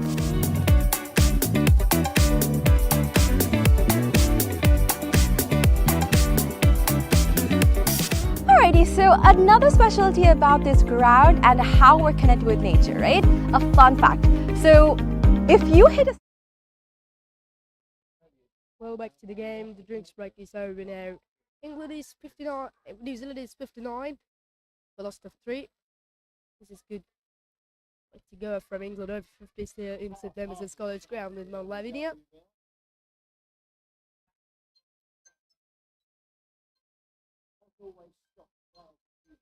Very tidy line and lanes from Luke Jarvis. Slipping to be placed, and Mason Robinson goes down the ground, but on the bounce and chance for run out. Cricket might have been making interested as well. That's a really poor shot selections indeed. It was looking to go for a big shot and looking for boundaries at the moment by New Zealand Black Caps to release the pressure. But it's going wrong actually. That's nearly the 4th wicket for England. Driven nicely, finds the fielder at mid-off. This is some bowling.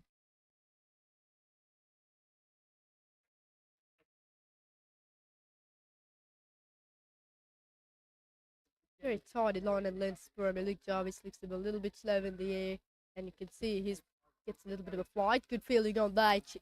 Really good work out of the extra cover. Maybe Jarl Eggleston, is it? Yeah, it is Jarl Eggleston in by at extra cover, so a couple of runs.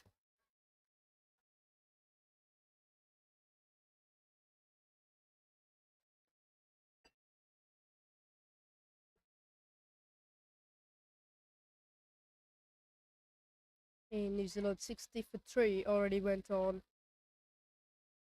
Just a single of this over frame. Jarvis and a beautiful way to finish it. There you go, 23 gone, 60 for 3 from New Zealand Over-50s.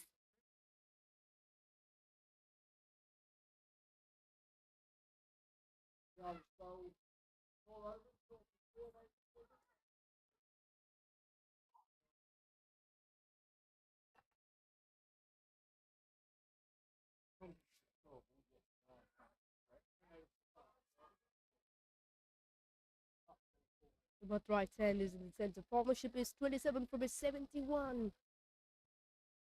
Used almost 12 overs to make that 27-run partnership, but that's not a problem at the moment.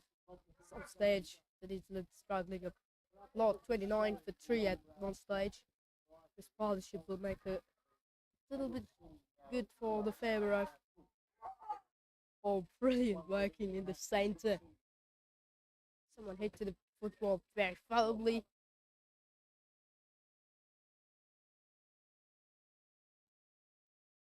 This way it's a little bit kept low and try to play on the back foot by Robinson. Robinson played quite comfortably on the last day against the Namibia as well. It's a 85 runs on the last day against Namibia. Played so easily as well, but at the moment, he was just a bit struggling as well. The second time, he looks to play the catch track, but kept low. But when you're bowling from the far end, you can see plenty of a good bounce on that area. But when you're bowling from the committee box end, it's getting a little bit kept close as well. Just said a couple of times. That's good bowling. Just a little push to move off. Just the 7 runs of the last 5 overs for New Zealand. Well, let's look. The most runs of the tournament. Okay, Bulgaria with 4 innings. In the air, that's a beautiful shot from Mason Robinson. Goes top of the middle fan. Beautifully picked up a boundary. That's his second boundary in the morning as well. That will release some sort of a pressure for New Zealand. Beautifully played. That time the Zulfi pop bit into the air, but it's gone right. Plays it so well. Looking for that loose delivery. That one is went into the pitch and plays it so easily. That's good ball. Very good comeback after hits a boundary against the Zulfi. Well, Fakir Bulgaria in the first place of the most runs column with 250 runs of 4 matches. Giles Eccleston, 236 from 3 innings. Beautifully bowled. Nice way to finish this over. 24 overs gone. New Zealand at the moment. 64 for loss of 3.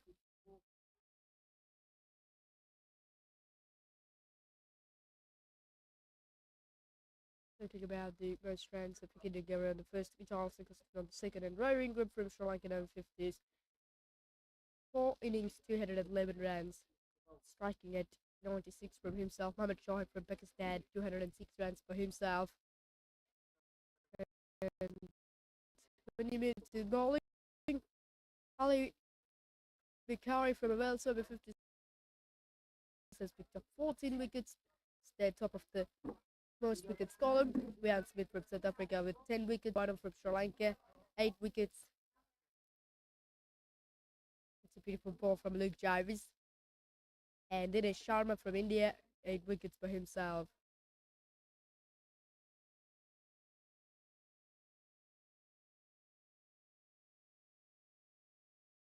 Ryan Smith has picked up a 5-wicket haul, and also Monica Fernando from Zimbabwe Over-50s has picked up a 5-wicket haul. Only that 2 bowlers able to make a 5-wicket haul in the tournament. Marcus Sharp from England picked up 4 wickets haul. 4 wickets haul against the Sri Lanka on the last day. And picked up 3 wickets against Zimbabwe by himself. And Rehan Ralph has picked up 4 wickets haul indeed. Beautifully bowled. Slow in the air actually. Just good bowling by Luke Jarvis. Jamaica Sharp has been the most successful bowler for England Over-50s at the tournament. Picked up 7 wickets. And Nick Phillips has picked up 4 wickets. Katie with 5 wickets. With the wicket of today will be picked up 6 wickets. Played very fine by Robbie Frew. Should lose 2 runs for that. It's good batting from New Zealand. This is they executed what they needed. It's after the second drinks break. They're playing with a very different plan as well. That's so positively, and sometimes they rotate the strike and looking for a quick singles, and that rotating the strike has been the most important at the moment for New Zealand, especially if the pressure on the batting side. That option will be so good. That's a beautiful delivery. Luke Jarvis with a dog ball. if you can make rather than 4 runs per the over, that should be a great comeback in front of England, front of New Zealand. South Africa Pakistan match today, playing at Pusa Grounds in Horner. South Africa after 19 overs, 62 for 3. The game was delayed to start. They got 66 for 3 after 25 overs by New Zealand Over-50s.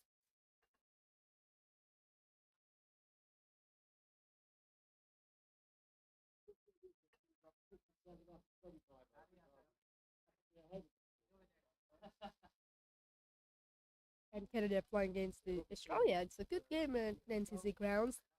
For the second match, Australia playing at NCC grounds with Colombo. Canada 102 for 5 after 22.5 overs. 5 for 13 in 5.1 overs for the James Murray's. He's back in the side for Australia Over-50s. It's a good score actually from Canada Over-50s, and Namibia playing against the USA, and Namibia was balled up for USA for 49 runs as well.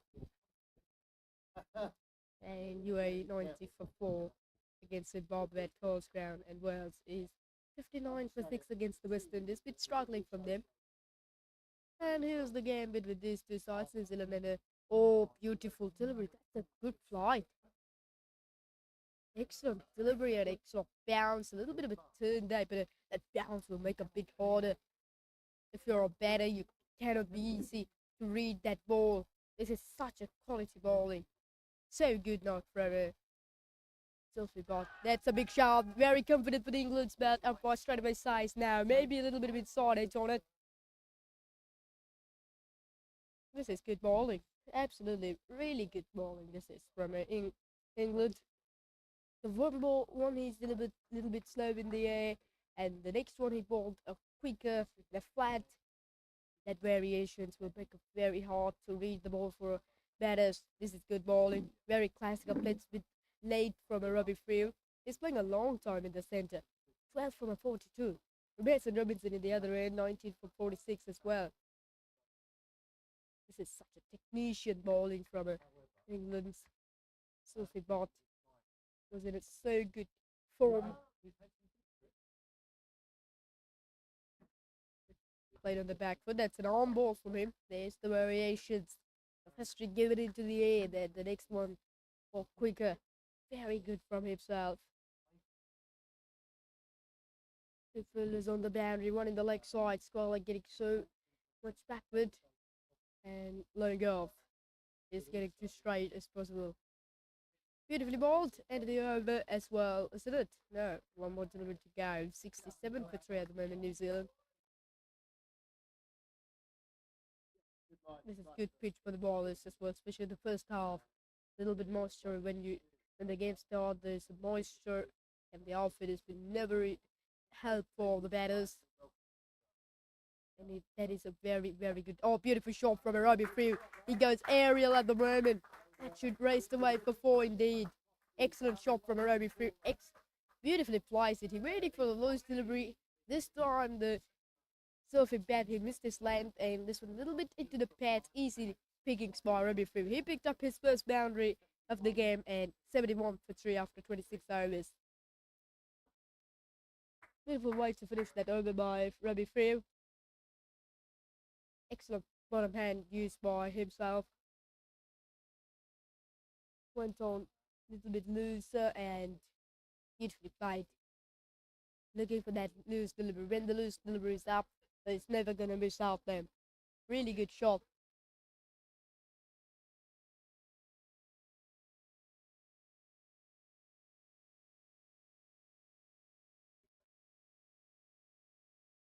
The power play one has been gone for the favour of England's.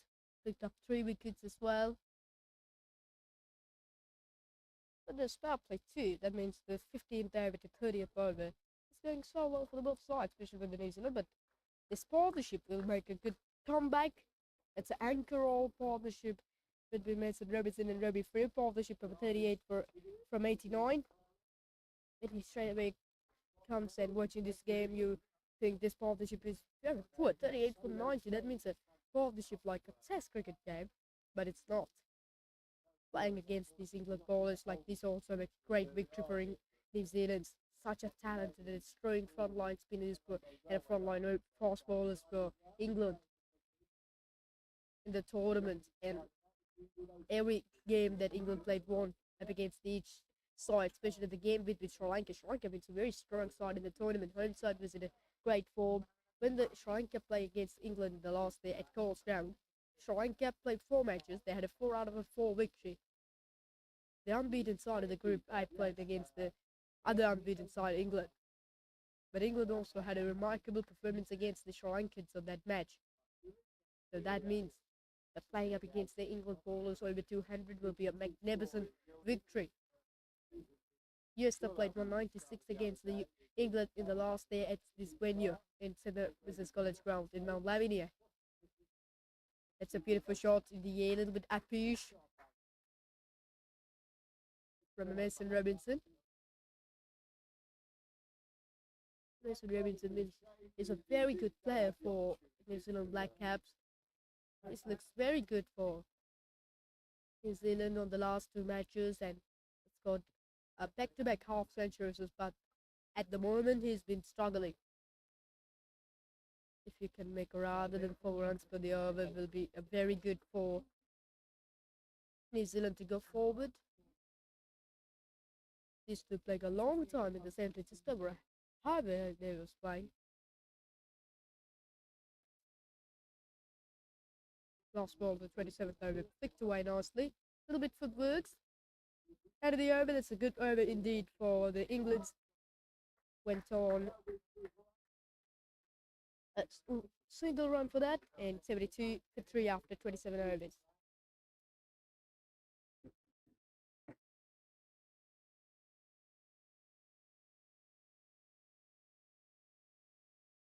Pusa Leisure Private Limited is inviting you to invest for this project for the development of golf course and 120 individual houses, which will be selling outright. Required investment is $30 million, which is the value of 49% of shares, and is available for you to invest. Whatever amount you can invest will yield benefit within less than 5 years.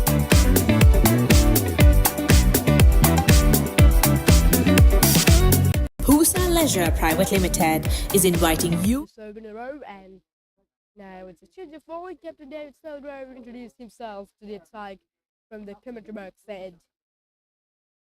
It's been a right-hand move spinner. Picked up 1 wicket in 6 matches. Went for the sweep. That's a beautiful shot indeed, but on the bounce for deep squat fielder. Go straight into the pitch, and now these two is looking to hit some boundaries. 40 from 96 by the partnership between those two. Sophie fielding at long on. A good practice session, an excellent game plan for England Over-50s as well. Maybe had a good analyse about the players of New Zealand. For England team, that analysing the game plan has been so important. That will make a great success. There was an example you had in the centre between the England players, and very good communication. Mason Robinson and striker bowling a little bit into the pads, and that's the looked wide. This is good over for England. For New Zealand, went on 3 runs from just 4 balls.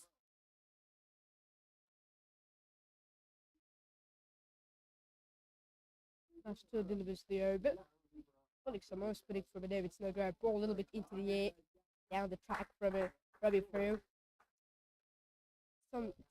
Sometimes the Robbie Frew played so well.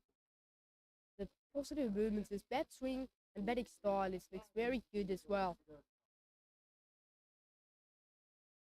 Like a world-class cricketer. New Zealand needed the victory against England, however, today. They has lost 1 against the USA. So the victory of this game has been so important It was in the third place at the moment. And the first two teams will make a qualifications for the final. It will be balled. A bit slow in the end of the over from Snowgrove. 4 runs on it. That's a good over for New Zealand. 76 for 3 after 28 overs.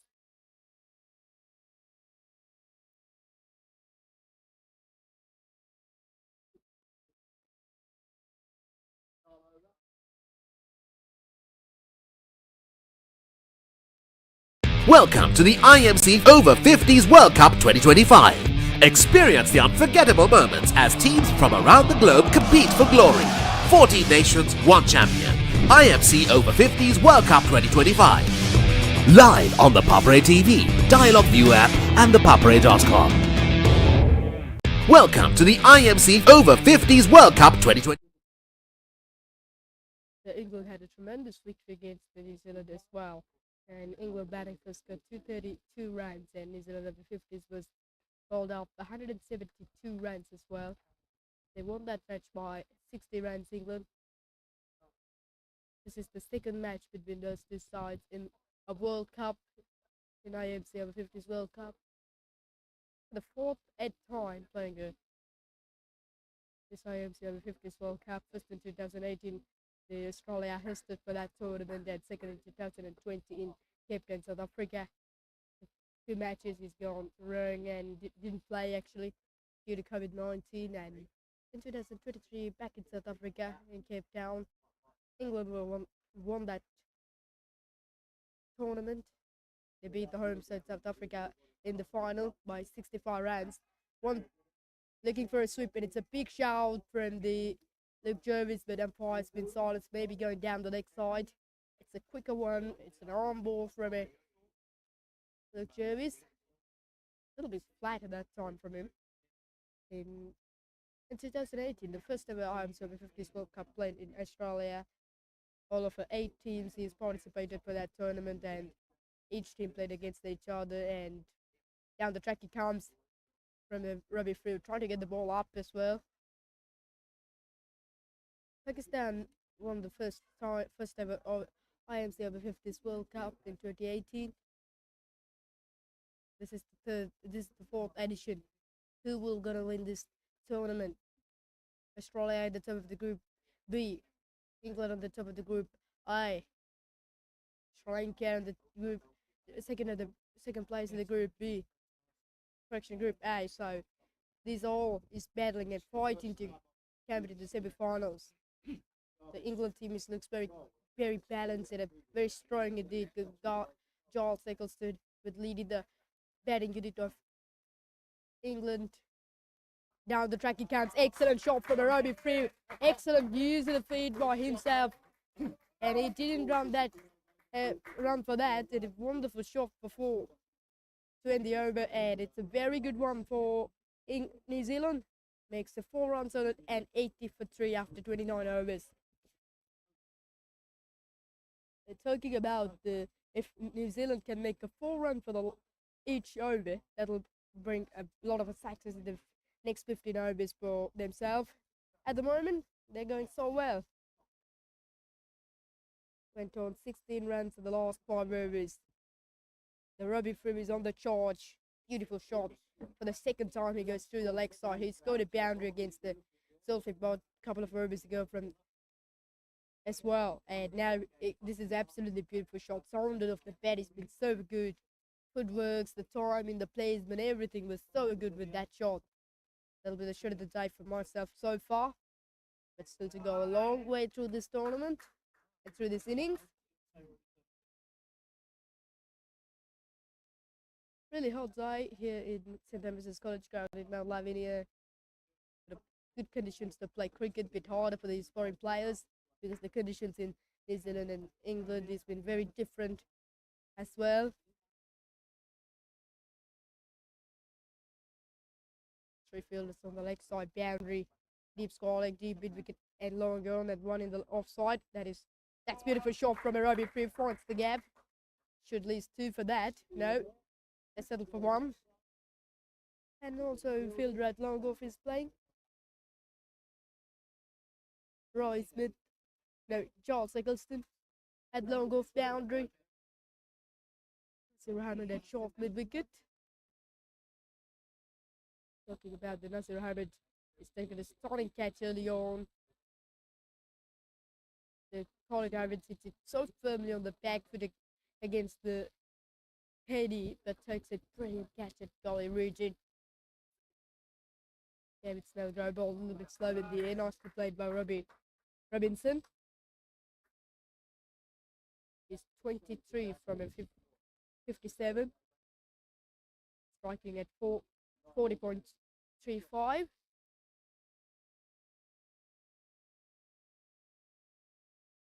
Ball slow in the air, that would go to the bottom of the bat by Robbie Freeman. Was looking to go over longer, looking for a big shot. But unfortunately, it gets the bottom of the bat, but no damage down, only single for him. There's an offset batter at the centre. He knew about the ballers and he was reading the ballers quite nicely. So the idea about each baller has been so important when you're playing in the centre, especially as a top order or a middle order batter. That's a good ball. To end the over. It's 30 overs gone, 84 for 3 by New Zealand Over-50s.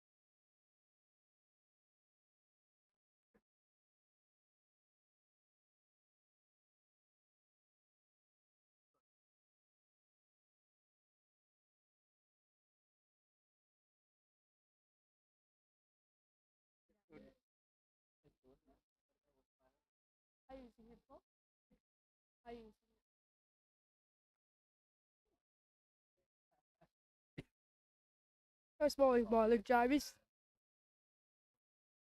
None for 13 from 6 overs. He's on to his 7th over actually in the morning. The decent line and length, so good. The equilibrium is just 2.17 as well. Been a very tall man. That's a very good delivery as well. That the height of himself will be help a bit for himself to get a little bit of extra turn and bounce up against these bowlers.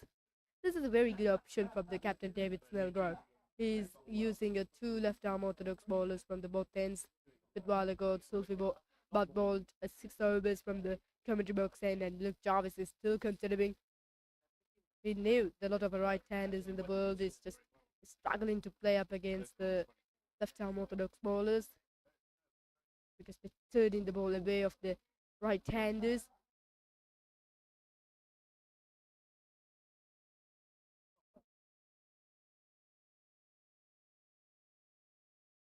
Played on the back foot by, oh, that's a very good fielding, excellent fielding by the fielder at fielder at backward point.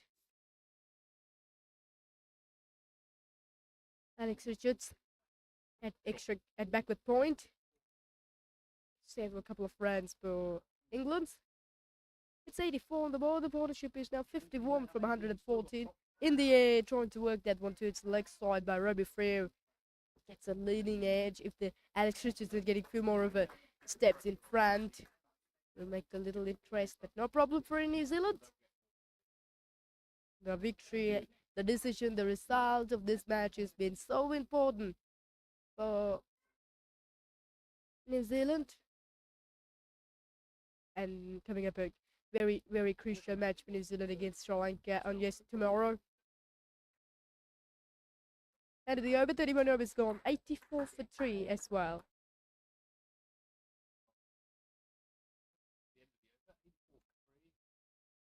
The run rate is just getting under 3 runs per over from New Zealand Over-50s. But the one stage 29 for 3 from the New Zealand Over-50s. But this comeback between the comeback is so good from these two batters. Make a great partnership for this fourth wicket between those two. This is good batting from these two. The great plan between the Mason Robinson and Robbie Frew to play against these bowlers. The partnership will bring a little bit good confidence. Oh, went for the sweep and in the air, just over the top of a short square leg. Will run a single for that. So Mason Robinson is looking for some sweeps in today. The David Snellgrove is continuing after his third over. As the play points the fielder at backward point and trying to play the backward by Robbie Frew.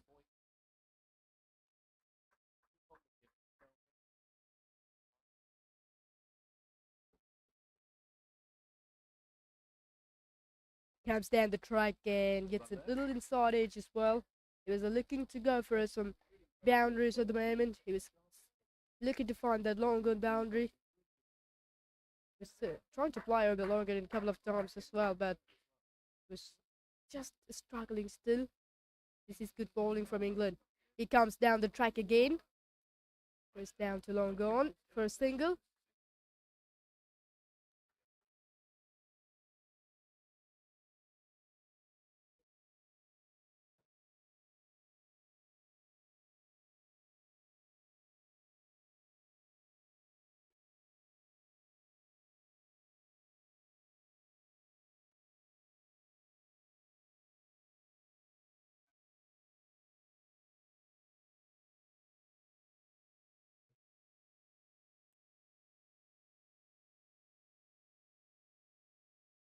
Three fielders on the leg side boundary. Went for the sweep by Mason Robinson, but he missed on it. David Snellgrove is ball pitch outside the off stump. End of the over. It's 86 for 3 by New Zealand Over-50s after the end of 32nd over.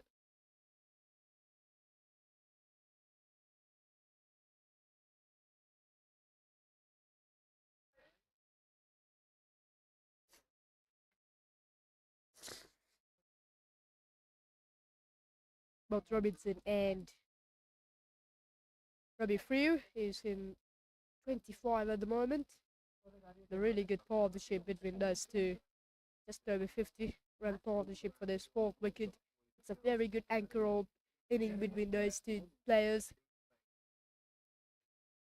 Brings a good confidence. They played on the back foot nicely by Robbie Frew. Finds the fielder at super cover. It's looking very good on the back foot through the innings. And also he had a great footwork throughout of this innings. We saw a couple of times step out shots from him. The timing and everything was good from himself, Robbie Frew. Luke Jarvis, he's on to his 8th over. Played it a bit late. Finds this fielder at slip. Nazir Ahmed in the slip region. Two fielders on the leg side boundary for Mason Robinson. He was always looking to play the sweep stroke against these bowlers.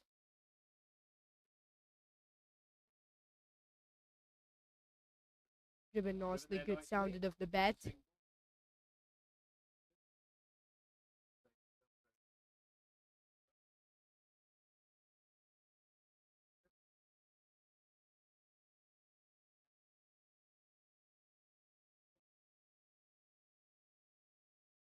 This is such a good bowling from it. Luke Jarvis bowled a quicker delivery. Here we go. It's in a fly to delivery. Went for a big stroke, but on the bounce, but long gone.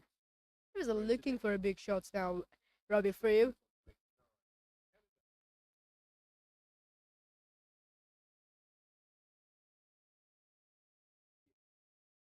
Just the 4 fielders allowed the 30-yard circle. Doing nicely again. This is good over for England. This is very good over for New Zealand as well. Going the runs pretty well by these two batters. a little bit of a checked rise from Mason Robinson in the last delivery.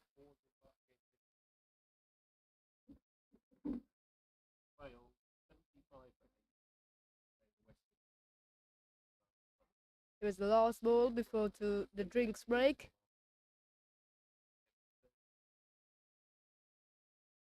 Luke Jarvis.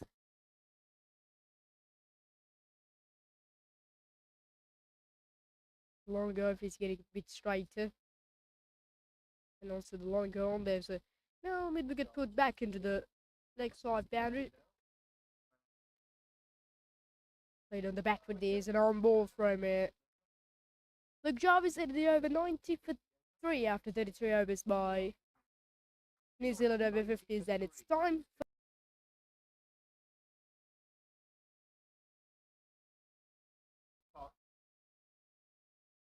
let's have a little summary about this game. Batting first, New Zealand is 90 for 3 as well, and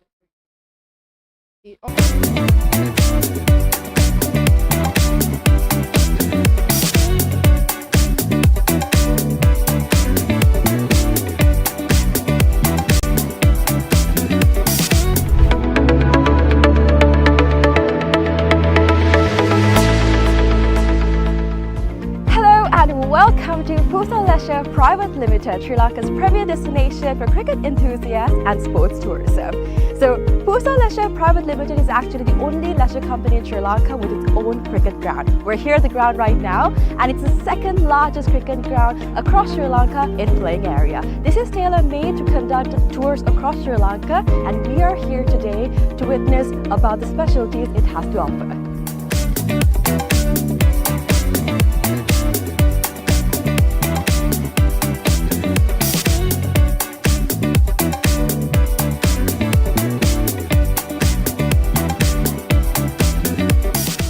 It's only natural for you to ask, what's so special about this ground? Well, let me list out a few reasons as to why it's special to cricket, right? So this is situated in a 30-acre land, meaning you have plenty of space to walk about, have a look, and relax yourself.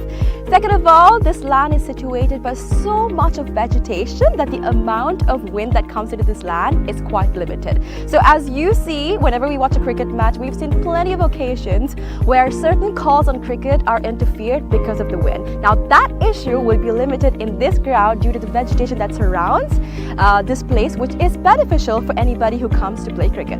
Third of all, the lighting is just perfect, right? So it's well lit throughout the day, and the amount of sunlight that you get into this land is much more compared to any other cricket ground around, again because of the location it's situated in. And another specialty about this cricket ground is its grass, right? So usually whenever you go to any other cricket ground, the grass is quite smaller compared to the grass that you would be seeing in this special cricket ground when you come here. It's because we have actually taken a grass that is quite special to Sri Lanka. Why? Because it's easy to maintain, we know how it works, we can make sure that it's well watered, well cut. All of this is easily maintained because of the fact that this grass is special to Sri Lanka. So these are just a few specialties as to why this cricket ground is special for you.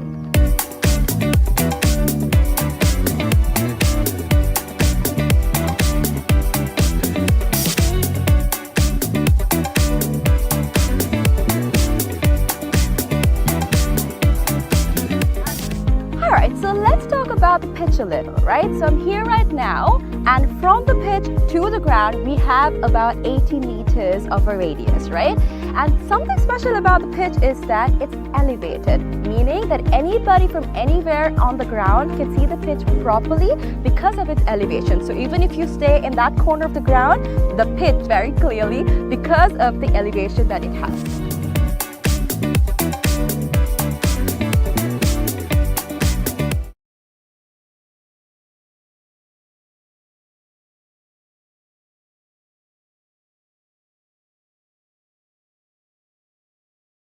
It's 90 for 3 from the New Zealand Black Caps. David Snowgrow continuing improvements of the captain. 9 for 10 in 3 overs.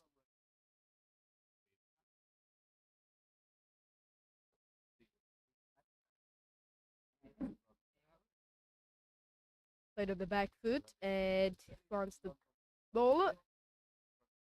Well, let's have a little look about the other matches in today. The Namibia was bowled out for USA, bowled out against the USA, and yes, this target is just beautifully played by Mason Robinson. He finds the gap.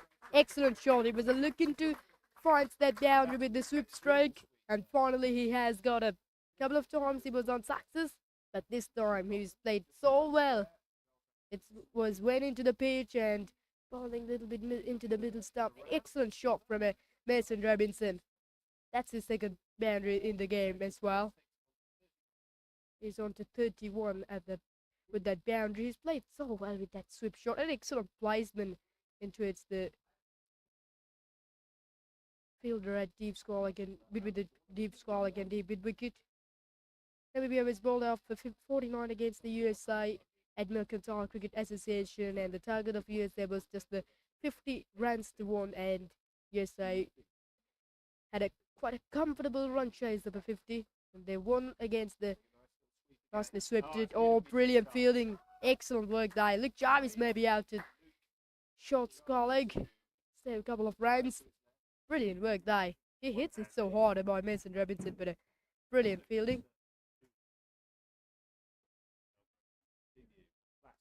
Beautifully bowled by David Snellgrove.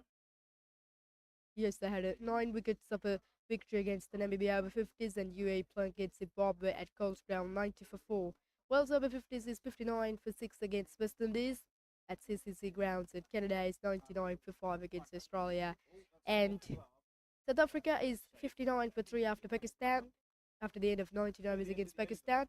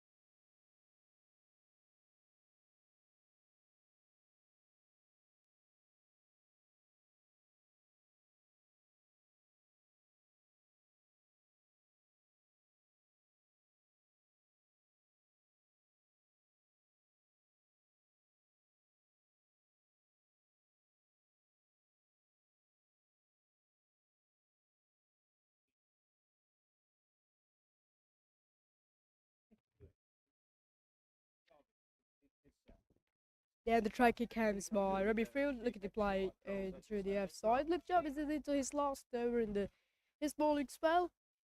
He was looking to get any wickets, but still he hasn't got anything in front of his name. 9 for 17 from 8-1. Oh, what a shot that is. I think it's out of the park, is it? No, that's a beautiful shot from it. Robbie Field was looking to find that boundary, and finally he has got a bit. And 100 comes up by New Zealand Over-50s with that 6. What a shot that is. Beautifully picking die. That one is ball into the pads by Luke Jarvis. And he missed his line and length. Beautifully played by the Robbie Field. First 6 in the game for New Zealand. Excellent shot that is. Wonderful sounded off the bat. Now the slip is out. Slip moved to short square leg region.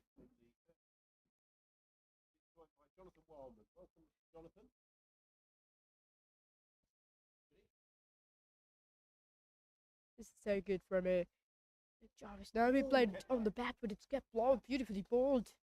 It's a quick one as well. The 2 quick deliveries from Luke Jarvis. The first one is a little bit slow in the air, and it's went onto the pitch and hits a 6 by Robbie Field, and Luke Jarvis bowled a bit quicker and flatter. That's the ball flicked away. This is good batting from New Zealand as well, especially from Robbie Field and Mason Robinson. It's a partnership of a 68 from 141 balls for this 4th wicket partnership. That will bring very good comeback from New Zealand. And they're going to make 180 or 190 plus score after 45 overs. Will that be the very good total, especially on this pitch, because the New Zealand also had a very good bowling attack.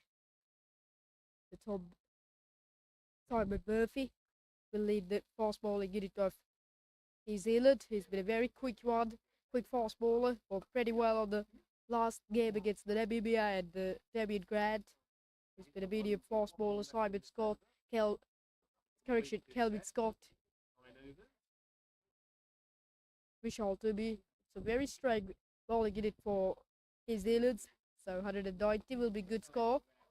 That's a good running, excellent running, quick single day for Mason Robinson, and it's a good choose for that quick single from the New Zealand players.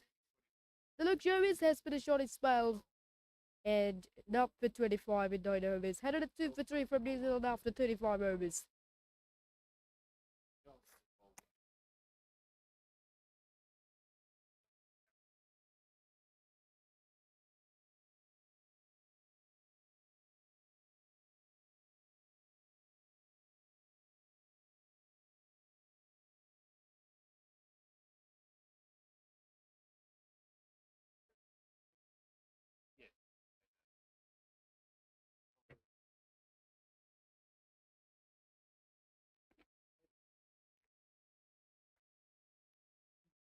David Snellgrove continuing onto his 5th over and looking to go inside out by Mason Robinson, but gets it a little inside edge.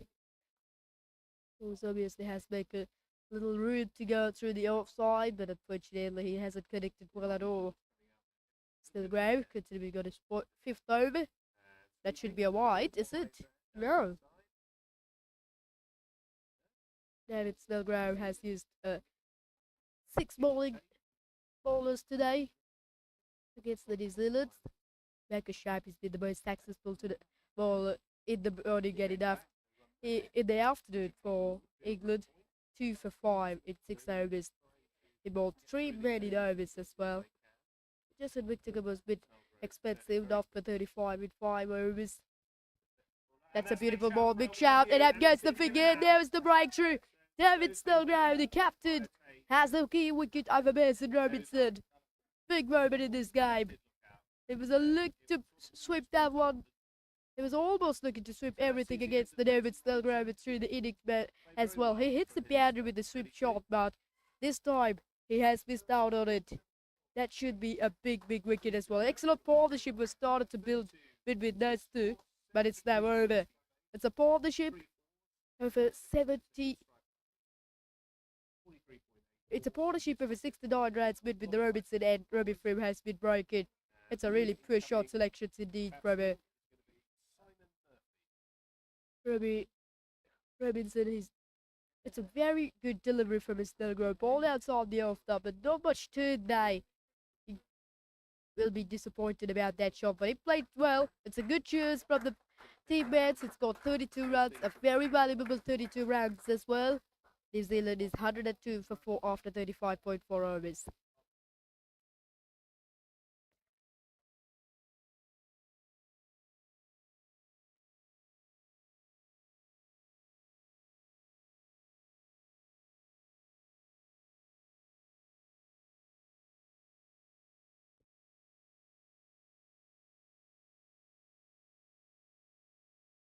England will be so happy about that wicket. There was a looking to break this partnership, and finally there has it. Captain Snellgrove with it. That's a big wicket indeed. Mason Robinson has played the slip shot very well today, but unfortunately that time he missed out on it. Simon Murphy, new batsman, comes into the crease. He's been a left-hander, scored 26 against the Namibia Over-50s on the last day at Navy Grounds in Wellington. Very tall man. When we're talking about Murphy, I remember Tom Murphy from Australia. He's been an off spinner. He's played for Australian national cricket team. Played a test matchup against the Sri Lanka at Galle Stadium 2 weeks ago.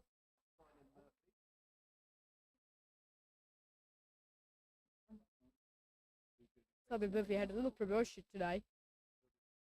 Next to become Manu Samani. Damien Grant also a good all-rounder. David Snellgrove from around the wicket. Played on the back foot. And he's off the mark on the very first ball. too far past the wicket to take advantage of that. So then at the moment the run rate is so poor. If they can gonna make 85 runs for the next 10 overs, that will be good score for New Zealand. If they can go over 190s, that should be very good and challenging total of this pitch. At the moment, the key man is with Robbie Frew. He's on 35 from his 75 balls. Trying to get almost 46. Simon Murphy. There we go, 104 runs. Lost to 4 wickets after 36 overs by New Zealand, and 9 more overs to go.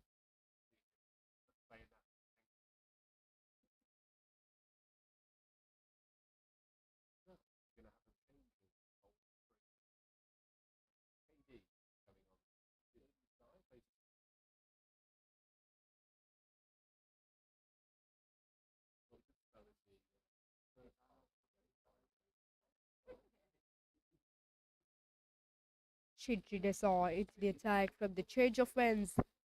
For the 5 overs, they take a wicket off Colin Roberts. He bowled the first 5 overs from the commentary breaks in, but he decided to come from a change of ends for his second spell. 4 more overs remaining on his spell as well. Only one bowler can bowl maximum of 9 overs, that was the game rules. The wicketkeeper is up to the stumps. The Liam Hickey. Jersey number 7, but we're talking about the jersey number 7. We remember the world-class wicketkeeper Mahendra Singh Dhoni from India. He also wore against t-shirt number 7.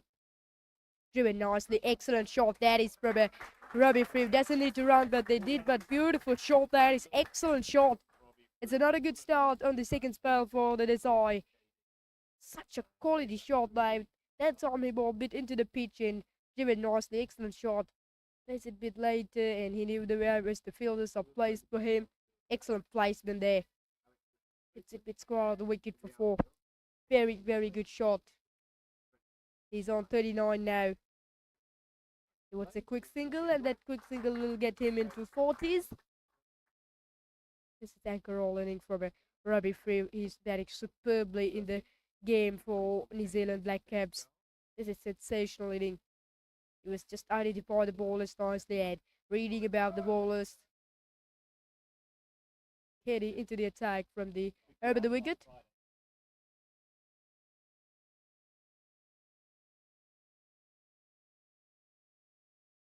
Simon Murphy on strike, who still plays for a 1 ball and scored single. This has been such a good play. Strong player in the leg side boundary, has a good body language, and also restored some big strikes from himself on the last match. A little bit of a dust in the pitch, as you can see. It's a very dry pitch, but when the game is started, it's plenty of a moisture in the center. Beautifully bowled, excellent one from McKenny. Bowled a yoke to Simon Murphy coming over the wicket. When the game started, there's a big moisture you had as well. But at the moment, it's very dry and a very dusty pitch indeed.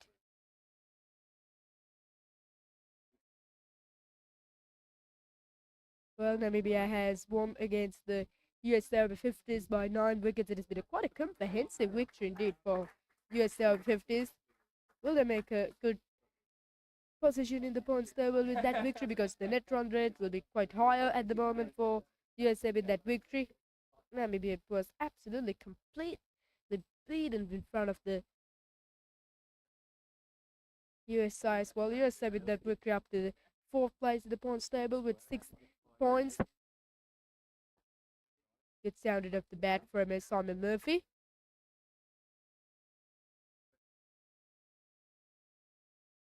This is good bowling from Katie coming over the wicket, finding the angle nicely, bowling a bit fuller for left-handed Simon Murphy. As you can see, that's a good shot, isn't it? On the bounce for Katie and end the over. New Zealand is 111 for 4 after 37 overs. It's a Nelson on the ball for New Zealand.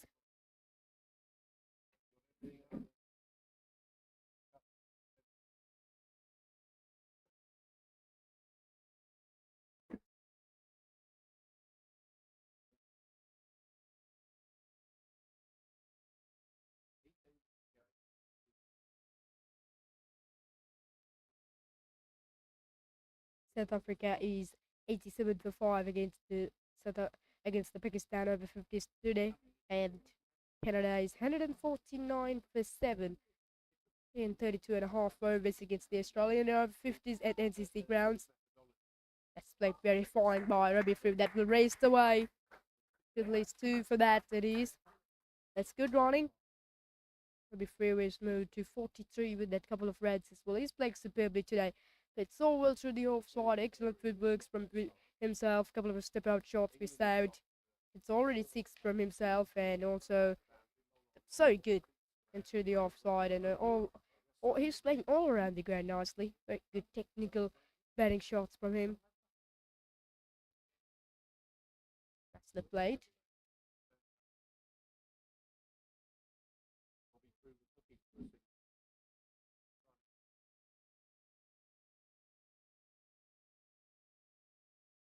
Well then, 6 overs to go, 6.4 overs to go for New Zealand. The run rate is so important at the moment. Still just over 3 runs per over from New Zealand. This is very good bowling performance as well. The still grab one of the toes and decide to bowl first, and the bowlers have to get a very good advantage with that decision. Picked up 3 quick wickets in the first 15 overs. Make a sharp, unbelievable, not today. More than 3 overs remaining from himself. With a so tall man for pretty good line and length. Did a very good job for the England. Looks for the reverse. Absolutely beautiful shot from Simon Murphy. They should race the way for 4 at the first time we saw the reverse sweep in the game of New Zealand. Excellent shot that is. I think it's the first one in the tournament we saw. Beautifully played by Simon Murphy. Straight away he was set for that stroke. Snellgrove bolts it straight and easily played it just over the top of backward point. Beautiful shot by excellent innovation from New Zealand. At this stage, the boundaries is like that is so important. Looking for boundaries, Simon Murphy.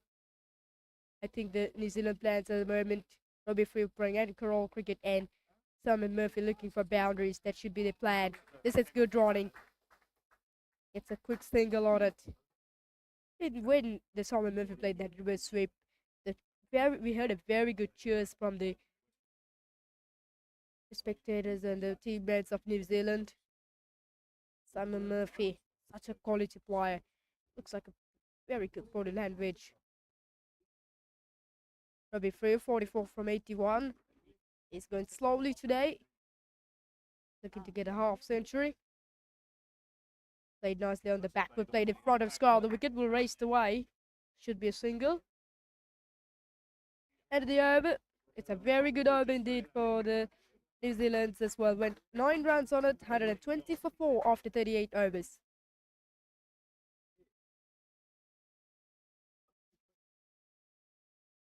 This is good for last 5 overs. It's so good for the both sides. Take a wicket and win 30 runs of the last 5 overs. Run rate at 6 runs per over.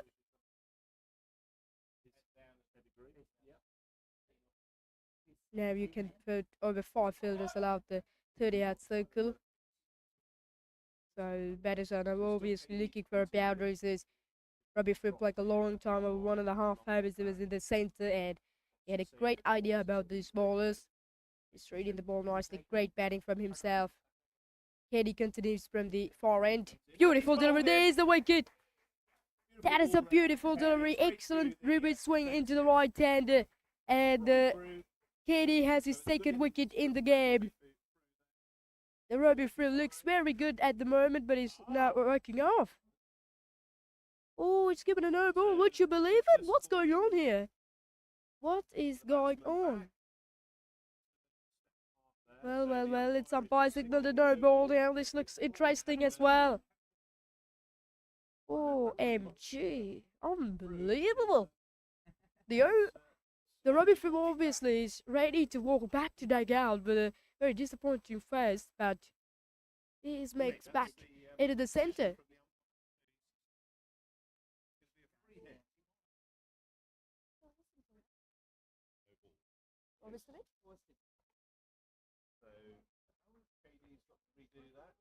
It is overstepping from a caddy, but the umpire has got a little bit late to signal that. But no problem. Doesn't matter, doesn't matter. This is good for New Zealand, actually. The rugby free obviously is work 10-15 steps as well. I mean, towards the pavilion, but he makes back into the crease. Here's the free hit. It was looked for a big shot and finds the fielder on the leg side boundary, but no problem. They will get a single onto it as well. Just a few meters is short of the boundary. It's a beautiful shot from it. Rugby free, but doesn't go on too far. Finds the fielder. That'll be a disappointing one for England. The wicket and the no ball. Rugby free is of 46 from 83 now. 84 from it. 3 forces and 1 4 for himself. Simon Murphy, run a ball 6 runs. He's on strike. In mass looking for boundaries is now. The boundary is so important. Oh, that's 6.1 overs remaining for New Zealand. Long on and long off, but this getting so straight, goes through the offside, finds the fielder. Ball, a little bit of a good length there from Caddy. That's a very good pace from him. Bowling with the old ball. Bowling in these kind of a pairs, in this kind of a line and especially. Oh, that's in the air, but no problem. That should land safely for Simon Murphy. It was looking for boundaries, looking to go over extra cover, but just a single only. At the moment, the run rate is just over 3 runs per over. Rugby free is on strike. The 1 hit away for his half-century run mark. Played so well today against the England bowlers. That's a beautiful delivery. Just a little bit back of a length. We can see a very good swing from a Caddy. A swing into the right hand. An excellent angle from a Caddy as well. Coming over the wicket, bowled 4 stump line and gets a big swing into the right hander as well. This is very classical bowling from him. There's a full toss, flicked away nicely. They should race the way. Should be 2 for that. This one was get quite quickly, so the makes the second run quite comfortably. 125 on the board. It's a very quick partnership between those two. 33 from a 20 for this 5th wicket. Rugby free was on 48. Played nicely on the back foot. Single 20 over. He moves to 49 and 126 for 4 from New Zealand. End of the over. 39 overs gone.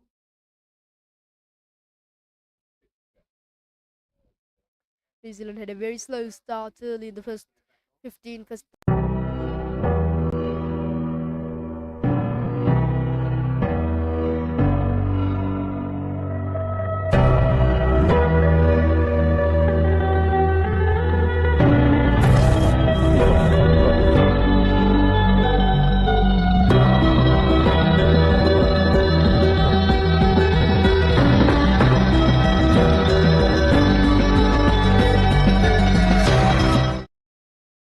Rugby free will make a very good comeback for the England, back for the New Zealand's. Rugby free ball is on 49, 1 hit away for his 50. Well, Michael Sharp back into the game.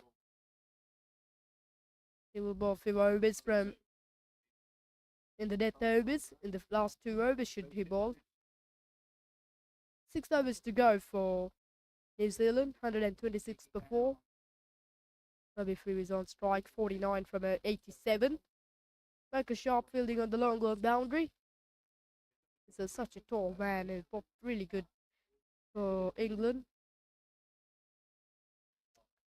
We're going to bowl the 40th over. Looks like a Zulfi Bat has a over. It is. Left-arm orthodox bowler. Really good note from the first 6 overs. 9 for 11 in 6 overs. He bowled 2 maiden overs as well. And through this bowling spell of England, we saw plenty of dot balls as well. Plenty of maiden overs, especially. 3 maiden overs from Michael Sharp. The Robbie Fripp goes aerial, inside out, over extra cover. This should race away for 4, isn't it? No, it won't get to the rope. They will run 2 for that, and Robbie Fripp will score the half century today. This has been a commanding inning from himself. Get the team into a really strong position by Robbie Fripp. Superb inning. What a performance by Robbie Fripp. Played so well today all around the ground. That boundary, actually it won't go to the rope, but that's a beautiful shot indeed. Make a little room to go through the offside. Beautiful inside out shot, but only 2 for him.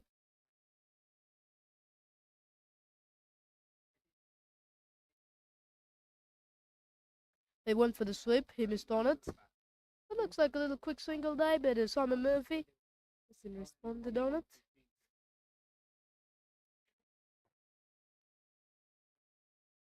Sophie Belt, none for 13. He was looking to get a wicket. Elbaka Sharp ball 3 maiden overs, 1 maiden over from a KD and 2 from a Sylvie Bot already. And Luke Jarvis also bought 1. There we go. It's a wicket, isn't it? No. But it's a very quick work indeed by the wicketkeeper behind this time, Liam Hickey. It was a really good today as a wicketkeeper for England. Done a very hard working behind the stumps.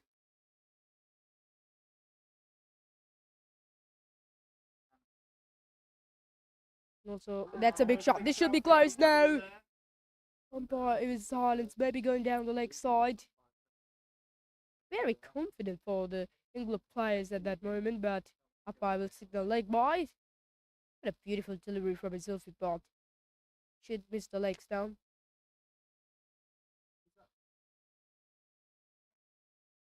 Two umpires in the centre. Daryl O'Sullivan and Peter Tate.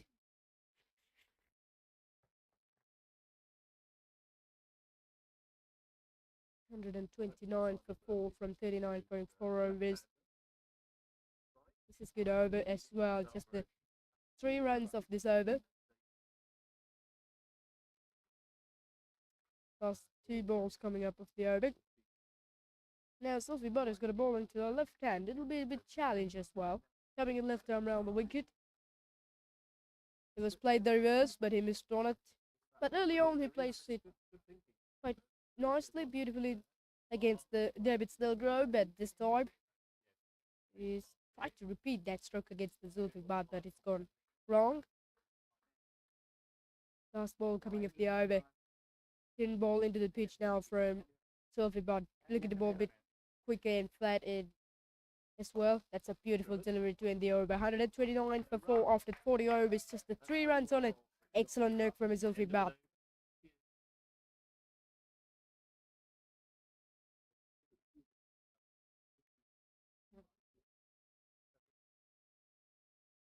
Projected scores are 146. Now the last 5 overs is going for New Zealand. Who will bowl this next overs for England?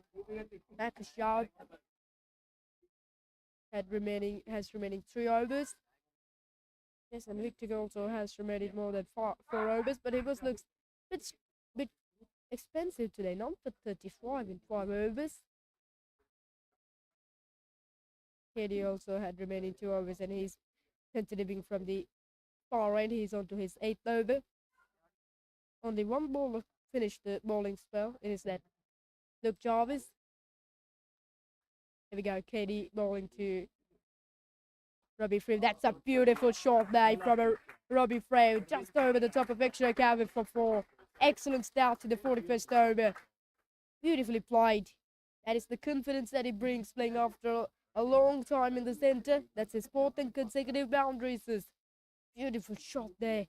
That was into the pitch from himself, but he missed on the line and length. Everything he has missed on it. A very good shot from Robbie Fripp. He's playing some of that shots so beautifully as well. The spectators must be loves to see that shots. Looking very beautiful in this game from Robbie Fripp. Blowing off and extra cover on the fence. They're trying to place it a bit low, a bit late. But missed on it. Robbie Fripp is 55 from a 92, 4 fours and 1 6 from striking at almost 60. And they're going to make a 12 runs for this over. It'll be very good. That's the thing. But looking over 12 for over has been never easy, actually. Especially against these bowlers. But if you can make a 12 or a 10 runs per over in the last 5 overs, should be a really good score. Simon Murphy on strike, coming over the wicket by Katie. It was a looking the ball, everything fuller for Simon Murphy. That's what he did in the last over. Katie, everything ball into the pads as well, and trying to ball Yorkers, and trying to put on the pressure to Simon Murphy. Nicely played. Plays it so late. Nicely played for 4. That should race away, isn't it? No, it's gone. Didn't go to the boundary. Just a couple of runs. A beautiful shot there from Simon Murphy. He used the pace of the ball and waiting for come that one. Really good batting. Soft hand from Simon Murphy. 7 runs of the first 4 balls of this over. He goes through the offside. Beautiful shot from Simon Murphy. But the long off is getting so wide, only 1 run. The Simon Murphy was disappointing about that.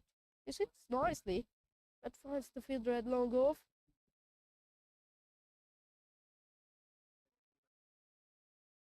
Three fielders on the leg side boundary. No, just the one now. Hard leg is up to the 30-yard circle.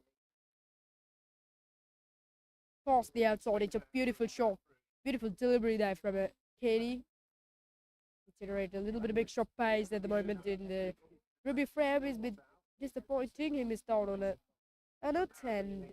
41 overs gone. 137 for 4. 8 runs of the last over.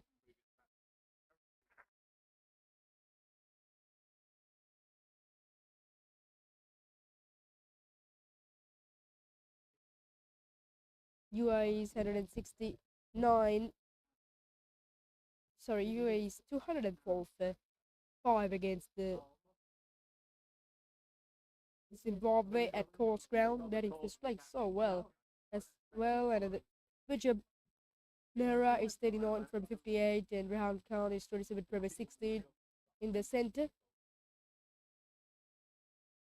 Who we're going to bowl the 42nd. Now it's not a Marcus Sharp. I told Marcus Sharp will bowl the next over from this end, but it went for the reverse, but he missed out on it. Zulfi Bhatt bowling his 8th over. This is the 3rd and last power play of the game. First 15 overs called as the power play 1, and he's still looking for the reverse sweep, and this time he finds the gap and finds the boundary for 4. Beautiful shot from Simon Murphy. Excellent cheers from the New Zealand Black Caps. What a shot that is.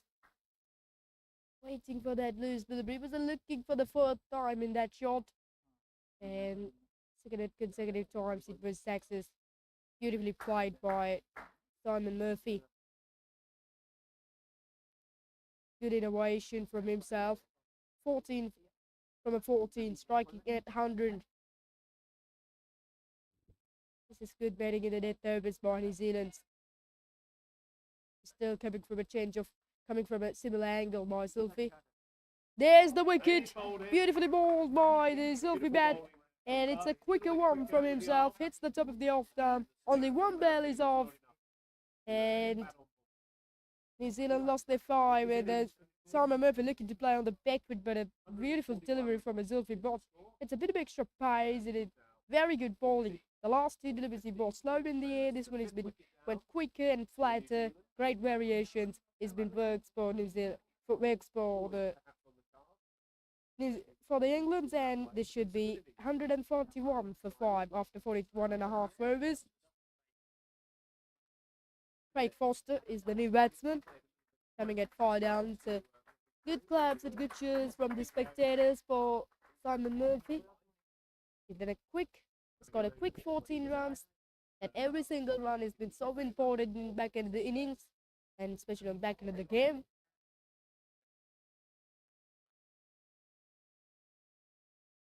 Craig Foster, 4 matches, 108 runs, the average of 36. Striking rate is still about 80.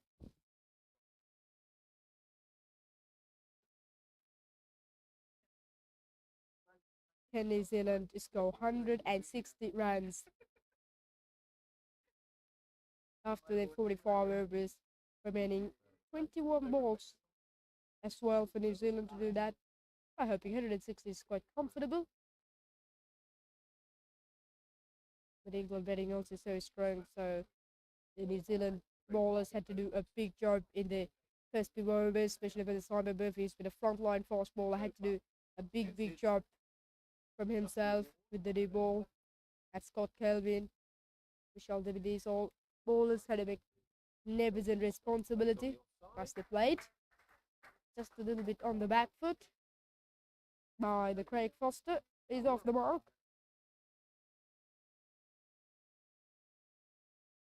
He was so good in the last few matches for New Zealand.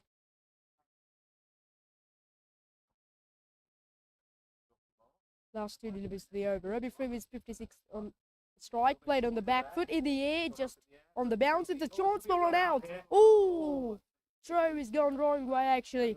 It's a nowhere near the stumps as well. That should be Cody at mid wicket. Well, if there was any good throw, that should be the end of a Craig Foster. No damage done for New Zealand. It's a quick single, isn't it? They will run two for that. That's good running. That's the playing that time through mid wicket for 2 runs to end the over. 144 for 5 after 42 overs by New Zealand Over-50s.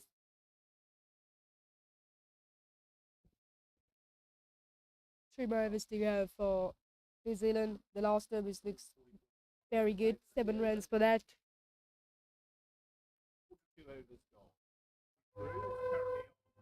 For the 8th time, I saw a train moving into this train rod. This may be going towards the goal. This is the goal train rod. Very old train is just moving across here.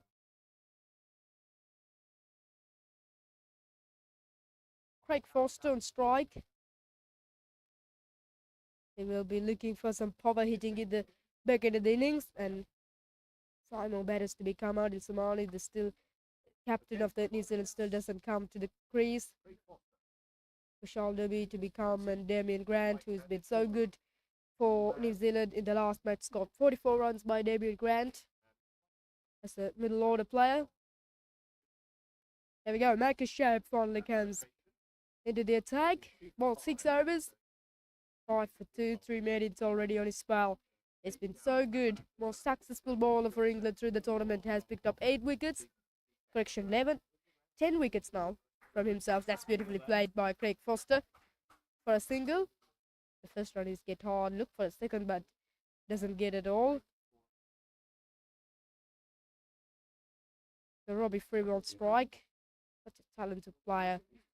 Played a beautiful shots in through the innings from himself. Oh, he looks for a big shot, but he's swinging a miss. It's a face-off delivery from a Mackishaw, maybe an off cutter.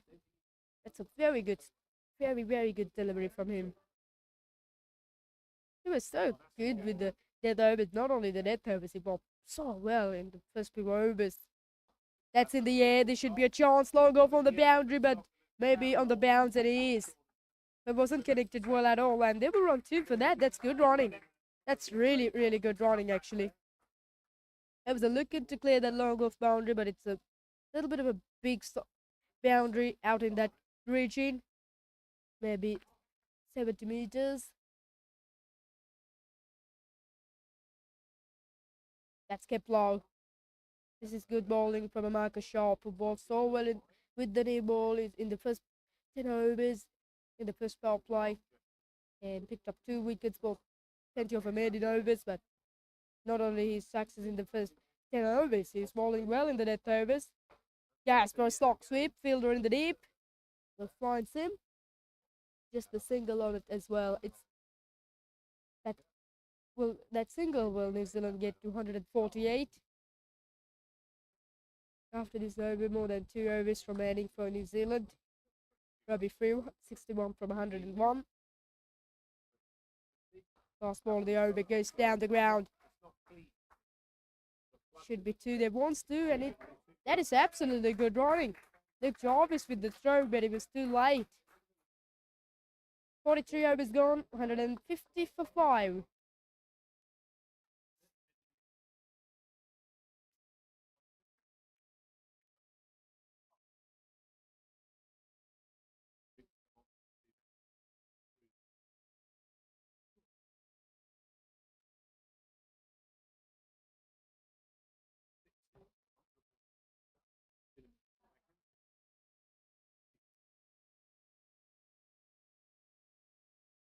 Really hot day here in Mount Lavinia. But no any cloud is over the ground. I'm hearing some voice from England. Other commentators, they was telling it is very hot day for themselves. Just over 30 Celsius degrees. So a bit harder for these players to play under these conditions. Zulfi Butt continuing. Start. Little arm ball. He's on his 9th over. This is his last over on his spell. I was told you early on, only one ball can bowl maximally 9 overs in this game. That was the game conditions. That was the tournament conditions. Start with the dot. Make some room. Goes through the offside. Plays it so late by Robbie Freeman. He picks up another boundary. That's his 5th and consecutive in the afternoon. Beautifully played.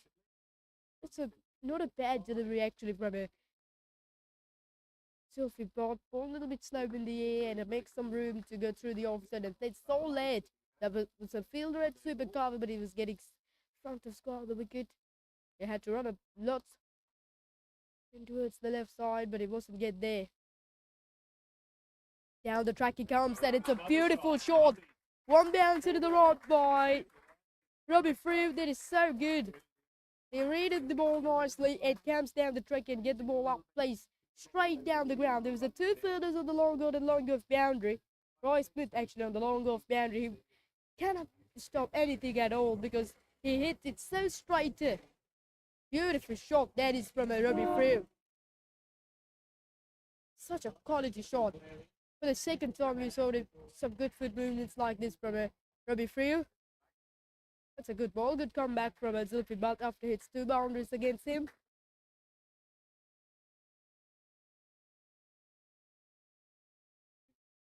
This is very good batting from a Robbie Freeman, the back end of the innings for New Zealand. He comes down the track again. This is in the air. There should be a chance. KD underneath it. No, it's over the head for 6. Beautiful shot. This is second 6 in the afternoon for the New Zealand and second one for the Robbie Freeman. What a shot that is. Excellent footwork. This is. Get the ball up and this is a big over. Already 14 runs of the first 5 deliveries against the Zulfi Butt. This is excellent footwork from Robbie Freeman. This is the boundary. This is the part of the ground he was looking to get. Finally, he has got a beautiful ball. Big sharp. Maybe missed the leg stump. But a beautiful over for New Zealand. 15 runs up at 165 for 5. One more over to go for New Zealand Black Caps. That's an absolutely sensational shot from a Robbie Freeman. Get the ball up and played over long on. It's a big boundary, just close to 60-65 meters, but he clears it quite comfortably. There was a fielder in the leg, long gone. Katie underneath it, but he cannot get them. He's just the spectator at that moment. It's got a few yards away of the stadium for a 6. Beautiful shot there. That should be the biggest 6 of the innings so far. Marcus Sharp bowling the last over for England. 165 on the board. Goes down the ground. They wants to. Good run too for that. And well, that's good running. Excellent running from a Craig Foster.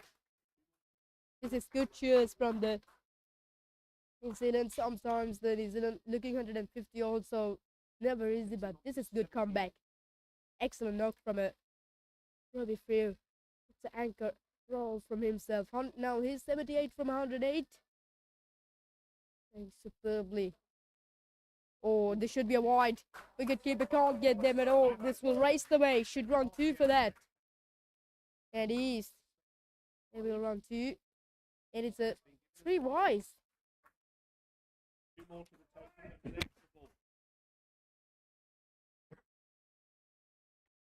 3 wides for that. It's not a good start from Michael Sharp on the last over. 5 runs already. Only 1 legal delivery still on the last over. 170 for 5. He goes for a big shot. Fielder in the deep. This should be taken. It is. That's a very good catch indeed by fielder at deep mid wicket. And Robbie Frew played a superb inning for New Zealand, but now he has to walk back to the dugout. That should be a long walk back to the dressing room, but a remarkable inning from himself. 78 from 109. What an innings comes to an end from this great New Zealand player. 170 for 6. Marcus Sharp has another one. He has the 3rd one of the game as well. Never easy to play and never easy to clear that boundary, especially against the fast bowler with that stroke. He was played that slog sweep, but wasn't easy, but beautiful shot. But wonderful, wonderful cheers from the team players of the both side.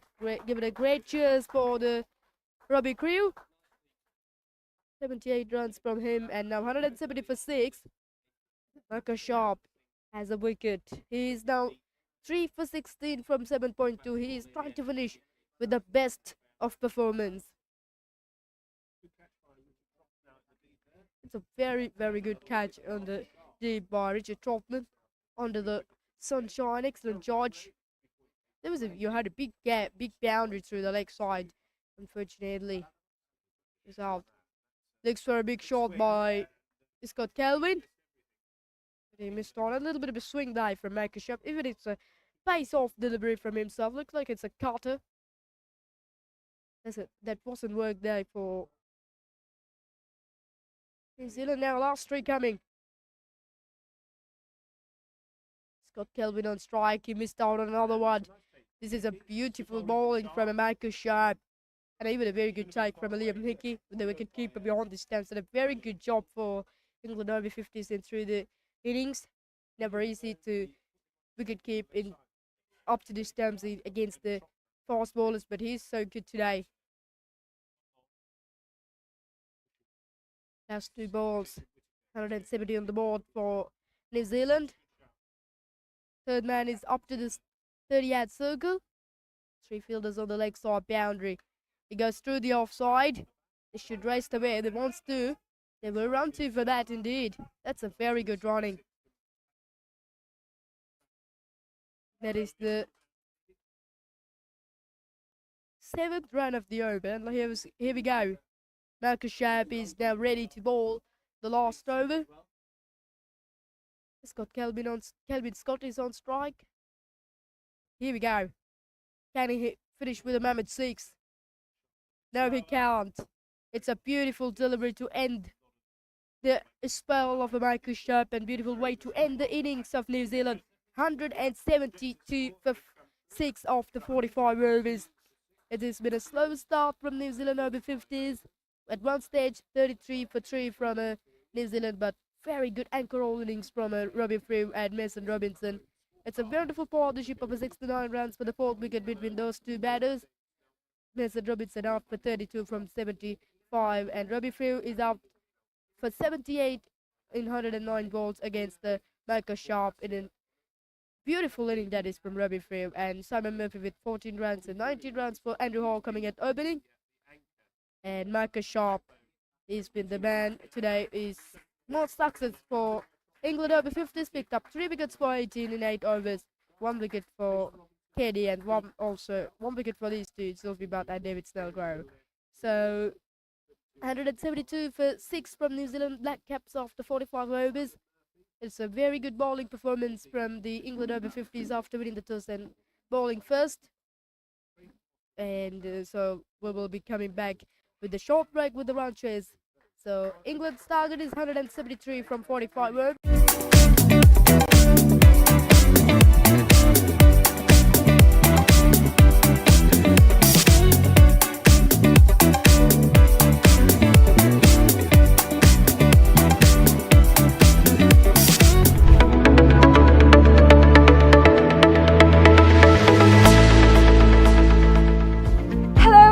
Welcome to Pusa Leisure Private Private Limited, Sri Lanka's premier destination for cricket enthusiasts and sports tourism. So, Pusa Leisure Private Limited is actually the only leisure company in Sri Lanka with its own cricket ground. We're here at the ground right now, and it's the second largest cricket ground across Sri Lanka in playing area. This is tailor-made to conduct tours across Sri Lanka, and we are here today to witness about the specialties it has to offer.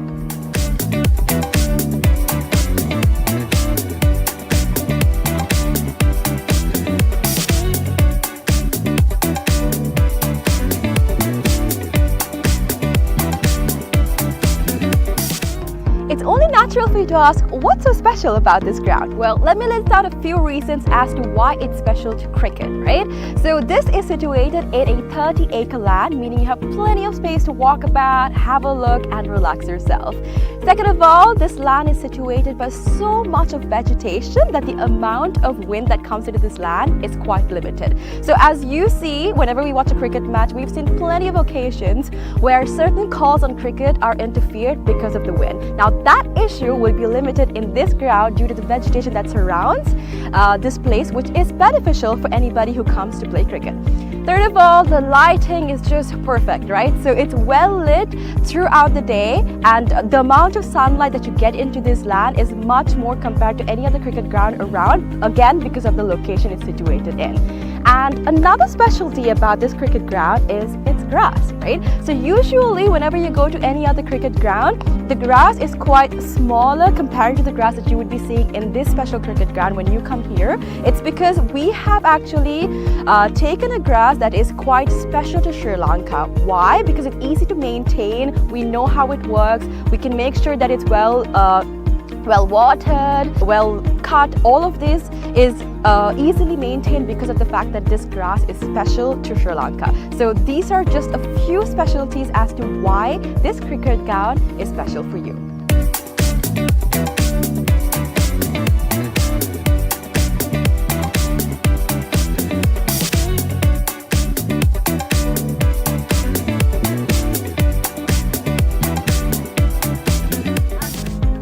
So let's talk about the pitch a little, right? So I'm here right now, and from the pitch to the ground, we have about 80 meters of a radius, right? And something special about the pitch is that it's elevated, meaning that anybody from anywhere on the ground can see the pitch properly because of its elevation. So even if you stay in that corner of the ground, the pitch very clearly because of the elevation that it has.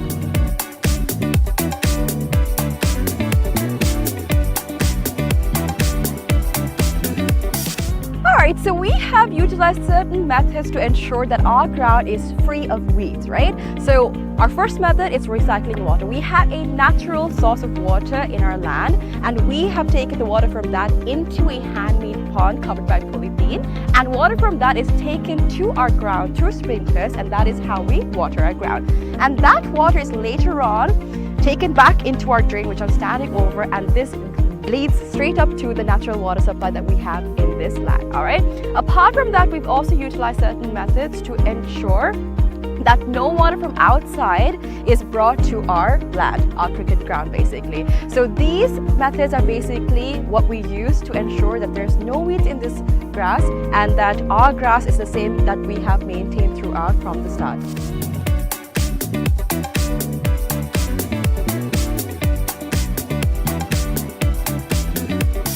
Alrighty, so another specialty about this ground and how we're connected with nature, right? A fun fact. So if you hit a century in this ground, one of these surrounding trees will be named after you. So if you can see, this entire ground is surrounded by vegetation and plenty of trees. So whoever hits a century in this ground will get one of those trees named after them. So this is actually something quite unique. It's not done everywhere, and it's actually a nice opportunity for you to get a tree named after you. So this is something special that's happening here at the ground, and so far only 8 cricketers have actually hit a century and gotten a tree named after them. So if you want to come here and hit a century and get a tree named after you, this is the place for you.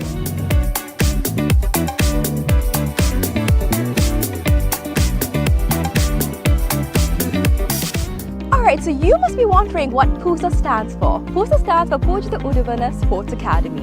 Pooja Urban is actually the single owner of this cricket ground, and we actually have some exciting news. We will be providing this ground and facilities to the IMC Over-50 cricket tournament, right? So 9 of their matches will be taking place in this ground starting Feb 9th, and people from over 14 countries will be participating in this cricket tournament. So if you want to check out this ground and you would like to see a tournament, make sure you come and visit the Pooja cricket ground.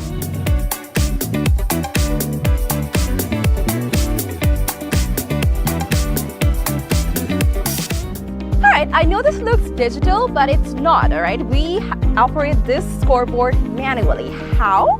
We've used door hinges and we've painted one side and we have not painted the other side. So using this method, we are able to make the numbers appear on the scoreboard. Usually it takes about 4 people to operate a scoreboard, but using this method, we just need 1 person to do all of the work. So it's a different way, it's environmentally friendly, and you can witness this when you basically visit the Pooja cricket ground.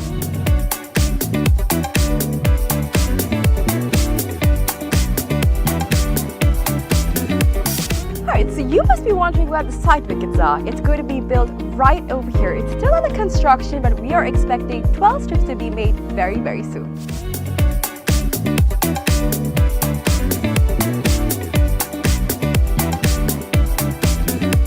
Alright, so now we're about to walk into where our hotel is going to be built. So we've chosen this specific location because it is right in between the golf course and the cricket ground. So in this hotel, we'll be having 2 wings, which is the cricket wing and the golf course wing. So depending on what sport you like the most, you can choose your stay.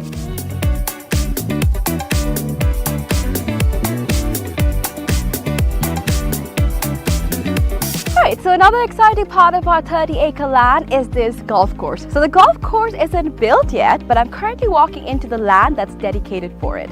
So on this road that we see over here, there will be an array of houses that will be built with a backyard facing this very golf course. So if you're interested in becoming an owner of these properties, make sure you invest right away so that you can have a house with a backyard facing this amazing golf course. So people that actually walk on the streets will not have a clear view of the golf course, except for the owners that actually reside in these houses. It'll be exclusive just to y'all, so make sure you come and invest today.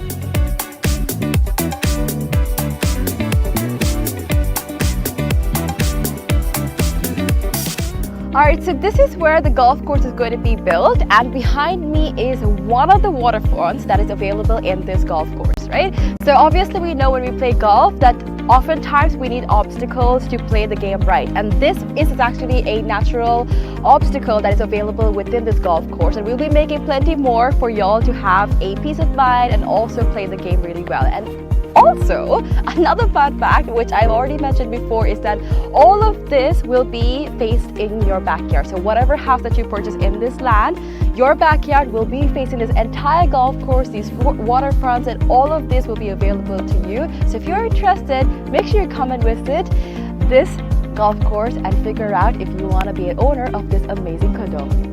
Alright, so today we've spoken about how we can leisurely spend our time at Pooja Leisure Private Limited. But now we're about to talk about some investment opportunities, right? So we have about 49% shares worth of about $30 million available for y'all to invest. So we have some individual houses going on, and from that you will be able to get the ROI in less than 5 years. So do not miss out on the opportunity for y'all to invest in some amazing properties like this.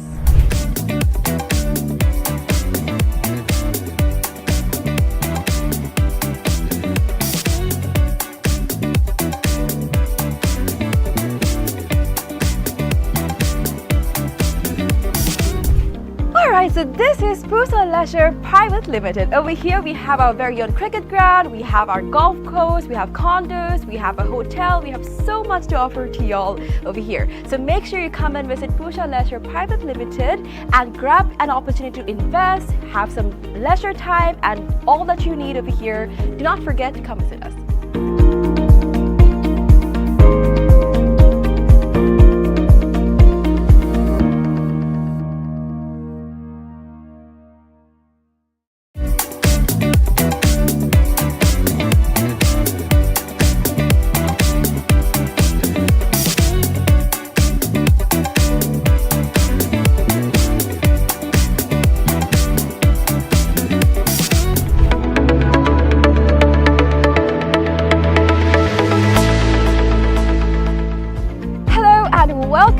Pusa Leisure Private Limited, Sri Lanka's premier destination for cricket enthusiasts and sports tourism. So, Pusa Leisure Private Limited is actually the only leisure company in Sri Lanka with its own cricket ground. We're here at the ground right now, and it's the second largest cricket ground across Sri Lanka in playing area. This is tailor-made to conduct tours across Sri Lanka, and we are here today to witness about the specialties it has to offer.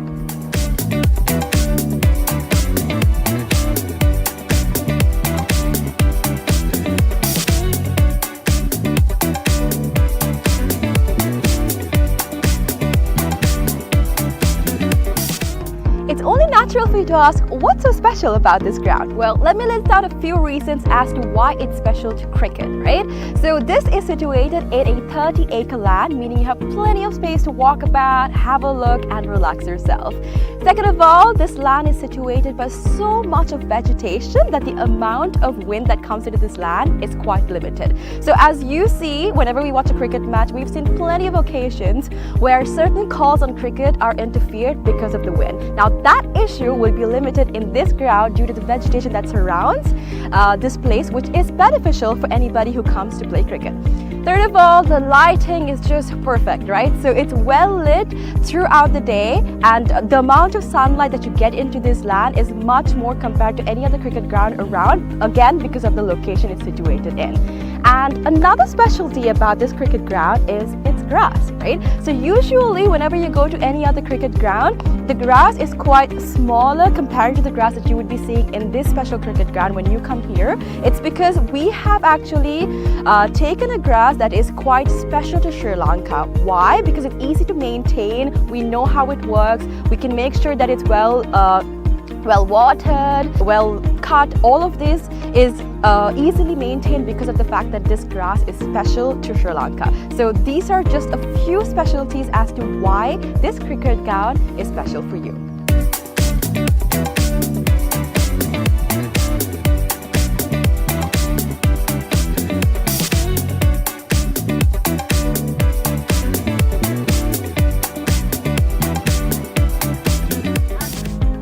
So let's talk about the pitch a little, right? So I'm here right now, and from the pitch to the ground, we have about 80 meters of a radius, right?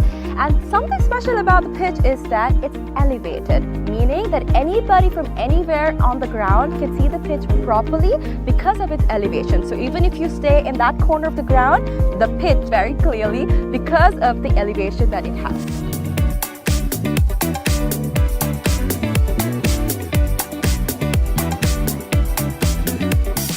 Alright, so we have utilized certain methods to ensure that our ground is free of weeds, right? So our first method is recycling water. We have a natural source of water in our land, and we have taken the water from that into a handmade pond covered by polythene, and water from that is taken to our ground through sprinklers, and that is how we water our ground. And that water is later on taken back into our drain, which I'm standing over, and this leads straight up to the natural water supply that we have in this land. All right. Apart from that, we've also utilized certain methods to ensure that no water from outside is brought to our land, our cricket ground basically. So these methods are basically what we use to ensure that there's no weeds in this grass and that our grass is the same that we have maintained throughout from the start.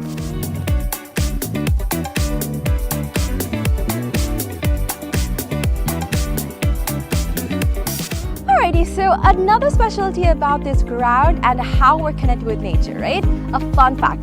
So if you hit a century in this ground, one of these surrounding trees will be named after you. So if you can see, this entire ground is surrounded by vegetation and plenty of trees. So whoever hits a century in this ground will get one of those trees named after them. So this is actually something quite unique. It's not done everywhere, and it's actually a nice opportunity for you to get a tree named after you. So this is something special that's happening here at the ground, and so far only 8 cricketers have actually hit a century and gotten a tree named after them. So if you want to come here and hit a century and get a tree named after you, this is the place for you.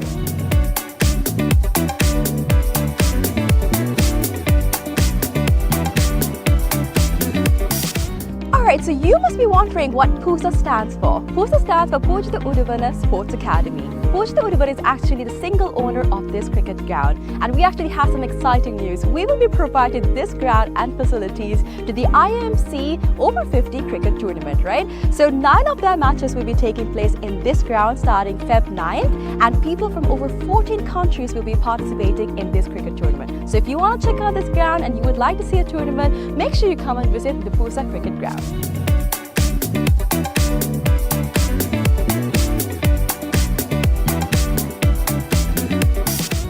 Alright, I know this looks digital, but it's not, alright? We operate this scoreboard manually. How? We've used door hinges and we've painted one side and we have not painted the other side. So using this method, we are able to make the numbers appear on the scoreboard. Usually it takes about 4 people to operate a scoreboard, but using this method, we just need one person to do all of the work. So it's a different way, it's environmentally friendly, and you can witness this when you basically visit the PUSA cricket ground.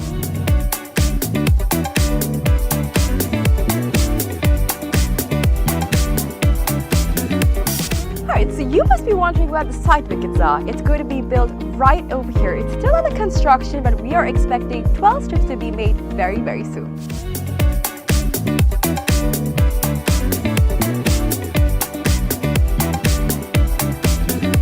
Alright, so now we're about to walk into where our hotel is going to be built. So we've chosen this specific location because it is right in between the golf course and the cricket ground.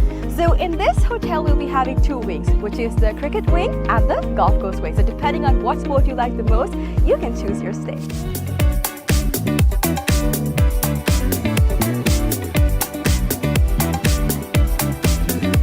Alright, so another exciting part of our 30-acre land is this golf course. So the golf course isn't built yet, but I'm currently walking into the land that's dedicated for it.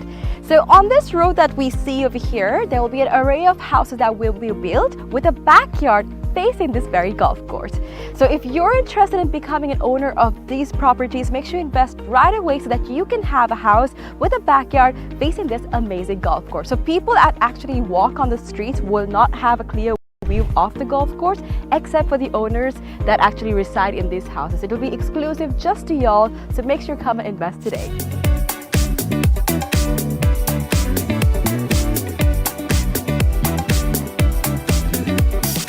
Alright, so this is where the golf course is going to be built, and behind me is one of the waterfronts that is available in this golf course, right? So obviously we know when we play golf that oftentimes we need obstacles to play the game right, and this is actually a natural obstacle that is available within this golf course, and we'll be making plenty more for y'all to have a peace of mind and also play the game really well. And also, another fun fact, which I've already mentioned before, is that all of this will be faced in your backyard. So whatever house that you purchase in this land, your backyard will be facing this entire golf course, these waterfronts, and all of this will be available to you. So if you're interested, make sure you come and visit this golf course and figure out if you want to be an owner of this amazing condo. Alright, so today we've spoken about how we can leisurely spend our time at PUSA Leisure Private Limited. But now we're about to talk about some investment opportunities, right? So we have about 49% shares worth of about $30 million available for y'all to invest. So we have some individual houses going on, and from that you will be able to get the ROI in less than 5 years. So do not miss out on the opportunity for y'all to invest in some amazing properties like this.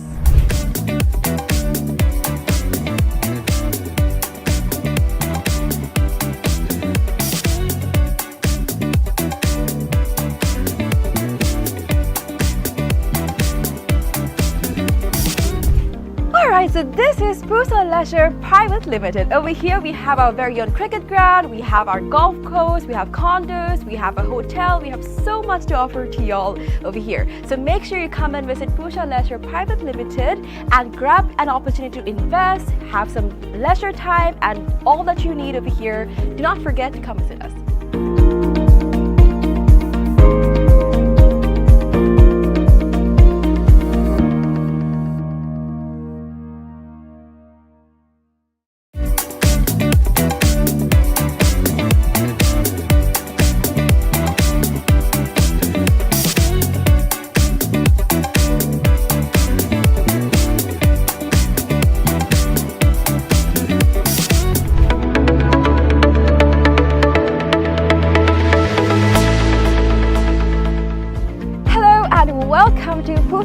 Leisure Private Limited, Sri Lanka's premier destination for cricket enthusiasts and sports tourism.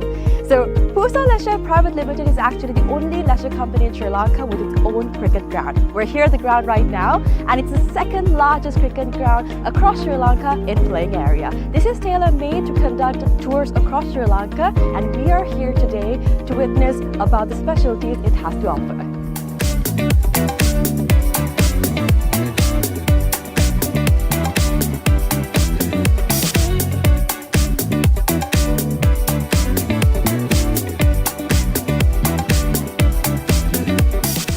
It's only natural for you to ask, what's so special about this ground? Well, let me list out a few reasons as to why it's special to cricket, right? So this is situated in a 30-acre land, meaning you have plenty of space to walk about, have a look and relax yourself. Second of all, this land is situated by so much of vegetation that the amount of wind that comes into this land is quite limited. So as you see, whenever we watch a cricket match, we've seen plenty of occasions where certain calls on cricket are interfered because of the wind. Now that issue will be limited in this ground due to the vegetation that surrounds this place, which is beneficial for anybody who comes to play cricket. Third of all, the lighting is just perfect, right? So it's well lit throughout the day, and the amount of sunlight that you get into this land is much more compared to any other cricket ground around, again because of the location it's situated in. And another specialty about this cricket ground is its grass, right? So usually whenever you go to any other cricket ground, the grass is quite smaller compared to the grass that you would be seeing in this special cricket ground when you come here. It's because we have actually taken a grass that is quite special to Sri Lanka. Why? Because it's easy to maintain, we know how it works, we can make sure that it's well watered, well cut. All of this is easily maintained because of the fact that this grass is special to Sri Lanka. So these are just a few specialties as to why this cricket ground is special for you.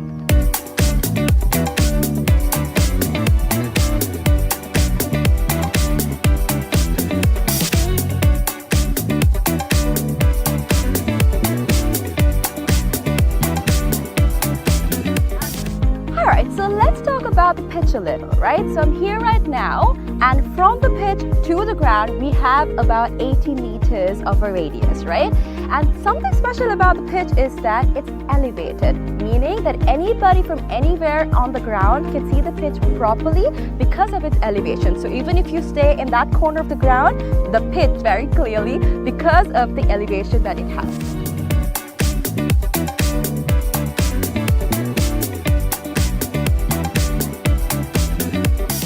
Alright, so we have utilized certain methods to ensure that our ground is free of weeds, right? So our first method is recycling water. We have a natural source of water in our land, and we have taken the water from that into a handmade pond covered by polythene, and water from that is taken to our ground through sprinklers, and that is how we water our ground.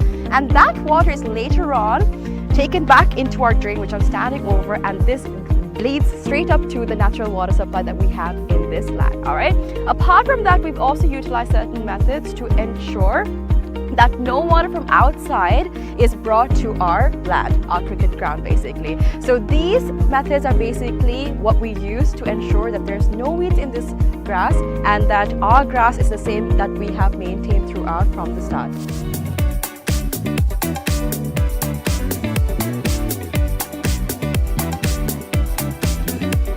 Alrighty, so another specialty about this ground and how we're connected with nature, right? A fun fact.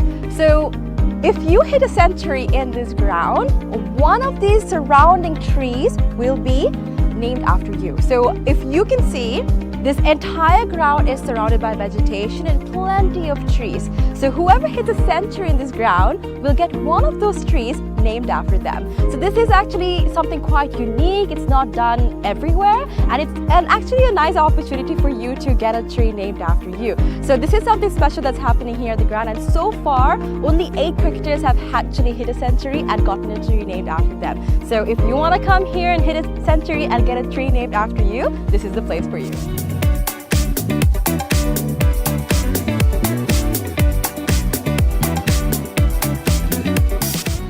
Alright, so you must be wondering what PUSA stands for. PUSA stands for Pujita Uduvana Sports Academy. Pujita Uduvana is actually the single owner of this cricket ground, and we actually have some exciting news. We will be providing this ground and facilities to the IMC Over-50 cricket tournament, right? So 9 of their matches will be taking place in this ground starting Feb 9th, and people from over 14 countries will be participating in this cricket tournament. So if you want to check out this ground and you would like to see a tournament, make sure you come and visit the PUSA cricket ground.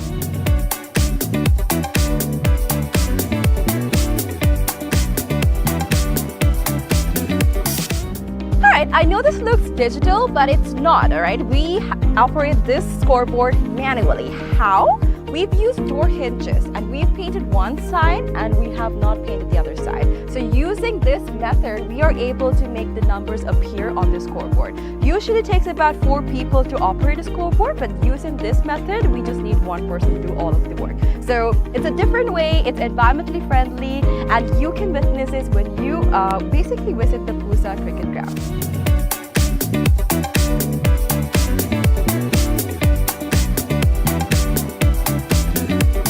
Alright, so you must be wondering where the side wickets are. It's going to be built right over here. It's still under construction, but we are expecting 12 strips to be made very, very soon.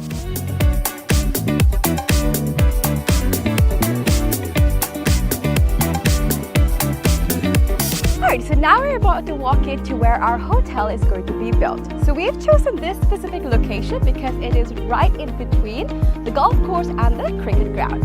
So in this hotel, we'll be having 2 wings, which is the cricket wing and the golf course wing. So depending on what sport you like the most, you can choose your stay.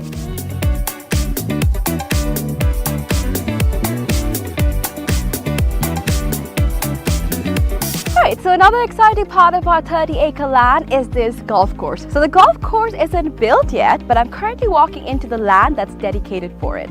So on this road that we see over here, there will be an array of houses that will be built with a backyard facing this very golf course.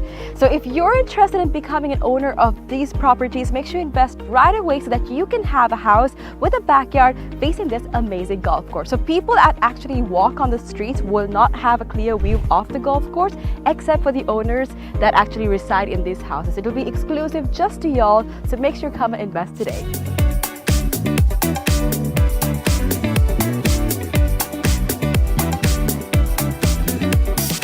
Alright, so this is where the golf course is going to be built, and behind me is one of the waterfronts that is available in this golf course, right? So obviously we know when we play golf that oftentimes we need obstacles to play the game right, and this is actually a natural obstacle that is available within this golf course, and we'll be making plenty more for y'all to have a peace of mind and also play the game really well. And also, another fun fact, which I've already mentioned before, is that all of this will be faced in your backyard. So whatever house that you purchase in this land, your backyard will be facing this entire golf course, these waterfronts, and all of this will be available to you. So if you're interested, make sure you come and visit this golf course and figure out if you want to be an owner of this amazing condo. Alright, so today we've spoken about how we can leisurely spend our time at PUSA Leisure Private Limited. But now we're about to talk about some investment opportunities, right? So we have about 49% shares worth of about $30 million available for y'all to invest. So we have some individual houses going on, and from that you will be able to get the ROI in less than 5 years. So do not miss out on the opportunity for y'all to invest in some amazing properties like this.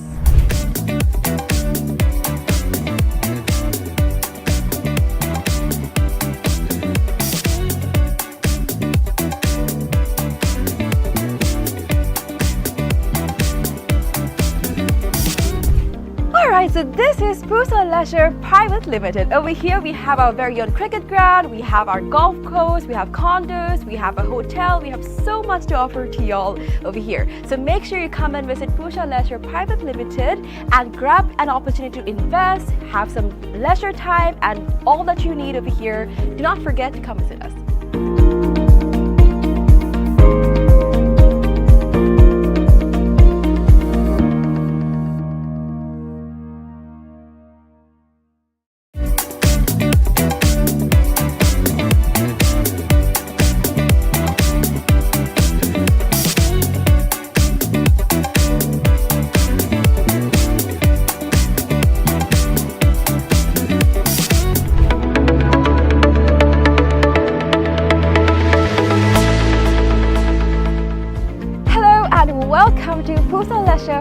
Private Limited, Sri Lanka's premier destination for cricket enthusiasts and sports tourism.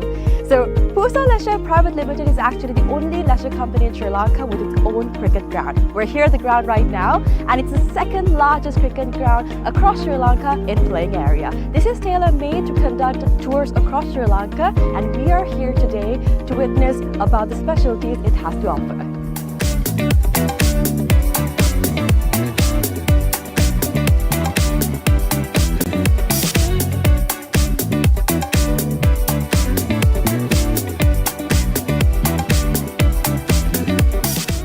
It's only natural for you to ask, what's so special about this ground? Well, let me list out a few reasons as to why it's special to cricket, right?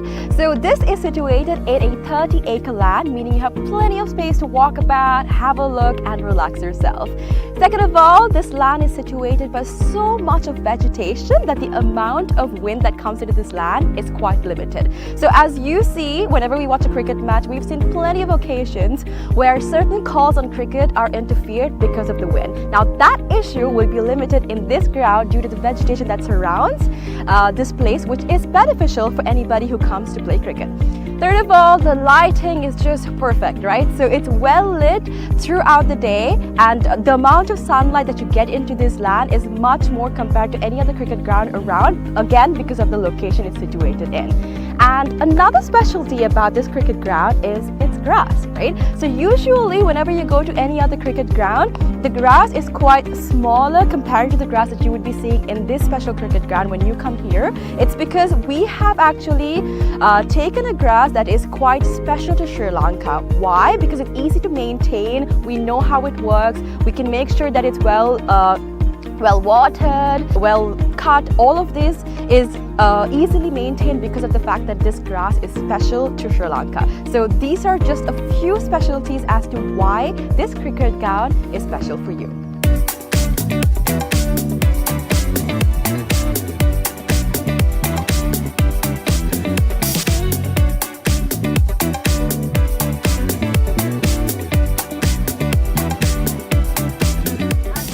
Alright, so let's talk about the pitch a little, right? So I'm here right now, and from the pitch to the ground we have about 80 meters of a radius, right?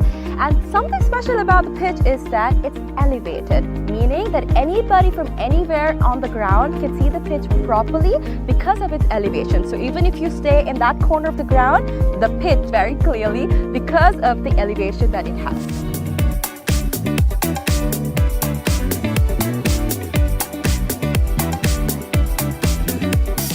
Alright, so we have utilized certain methods to ensure that our ground is free of weeds, right? So our first method is recycling water. We have a natural source of water in our land, and we have taken the water from that into a handmade pond covered by polythene, and water from that is taken to our ground through sprinklers, and that is how we water our ground. And that water is later on taken back into our drain, which I'm standing over, and this leads straight up to the natural water supply that we have in this land. Alright.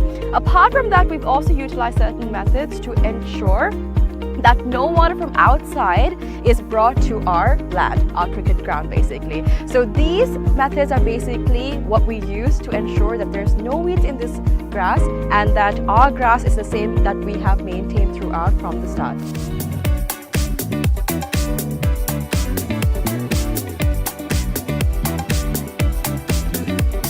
Alrighty, so another specialty about this ground and how we're connected with nature, right? A fun fact. So if you hit a century in this ground, one of these surrounding trees will be named after you. So if you can see, this entire ground is surrounded by vegetation and plenty of trees. So whoever hits a century in this ground will get one of those trees named after them. So this is actually something quite unique. It's not done everywhere, and it's actually a nice opportunity for you to get a tree named after you. So this is something special that's happening here at the ground, and so far only 8 cricketers have actually hit a century and gotten a tree named after them. So if you want to come here and hit a century and get a tree named after you, this is the place for you.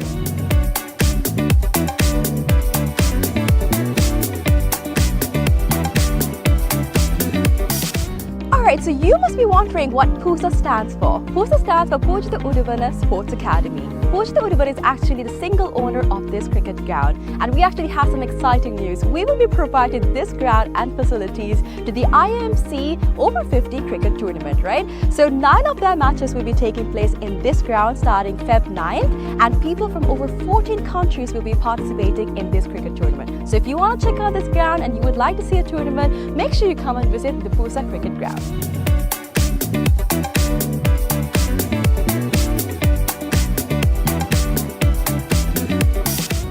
Alright, I know this looks digital, but it's not, alright? We operate this scoreboard manually. How? We've used door hinges and we've painted one side and we have not painted the other side. So using this method, we are able to make the numbers appear on the scoreboard. Usually it takes about 4 people to operate a scoreboard, but using this method, we just need one person to do all of the work. So it's a different way, it's environmentally friendly, and you can witness this when you basically visit the Pooja cricket ground.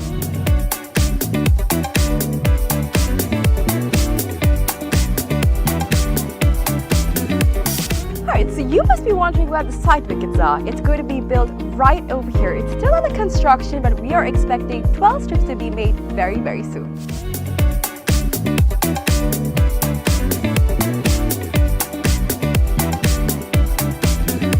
Alright, so now we're about to walk into where our hotel is going to be built. So we've chosen this specific location because it is right in between the golf course and the cricket ground. So in this hotel, we'll be having 2 wings, which is the cricket wing and the golf course wing. So depending on what sport you like the most, you can choose your stay.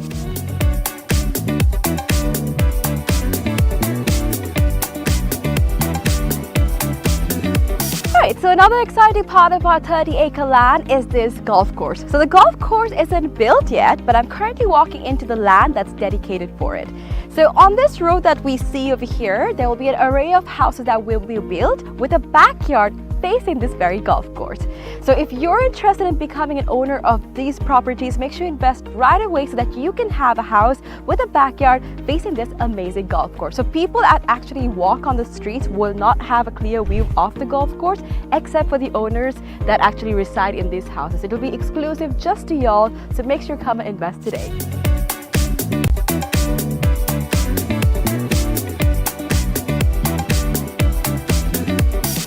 Alright, so this is where the golf course is going to be built, and behind me is one of the waterfronts that is available in this golf course, right? So obviously we know when we play golf that oftentimes we need obstacles to play the game right, and this is actually a natural obstacle that is available within this golf course, and we'll be making plenty more for y'all to have a peace of mind and also play the game really well. And also, another fun fact, which I've already mentioned before, is that all of this will be faced in your backyard. So whatever house that you purchase in this land, your backyard will be facing this entire golf course, these waterfronts, and all of this will be available to you. So if you're interested, make sure you come and visit this golf course and figure out if you want to be an owner of this amazing condo. Alright, so today we've spoken about how we can leisurely spend our time at Pooja Leisure Private Limited. But now we're about to talk about some investment opportunities, right? So we have about 49% shares worth of about $30 million available for y'all to invest. So we have some individual houses going on, and from that you will be able to get the ROI in less than 5 years. So do not miss out on the opportunity for y'all to invest in some amazing properties like this.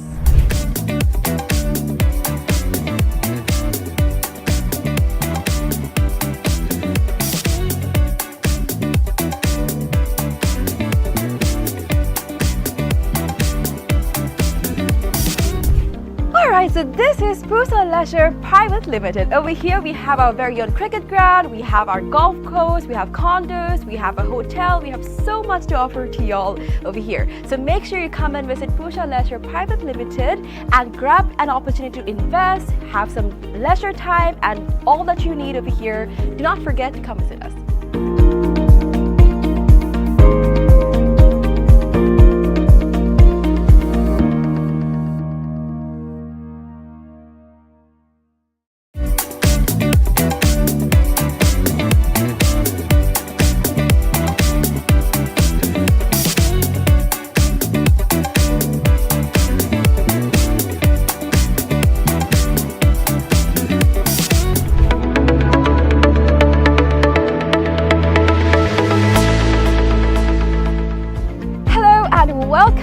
Pusa Leisure Private Limited, Sri Lanka's premier destination for cricket enthusiasts and sports tourism. So, Pusa Leisure Private Limited is actually the only leisure company in Sri Lanka with its own cricket ground. We're here at the ground right now, and it's the second largest cricket ground across Sri Lanka in playing area. This is tailor-made to conduct tours across Sri Lanka, and we are here today to witness about the specialties it has to offer.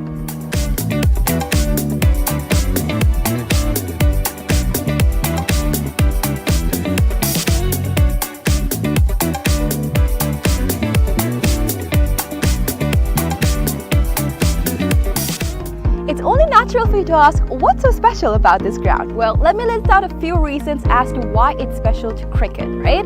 So this is situated in a 30-acre land, meaning you have plenty of space to walk about, have a look and relax yourself.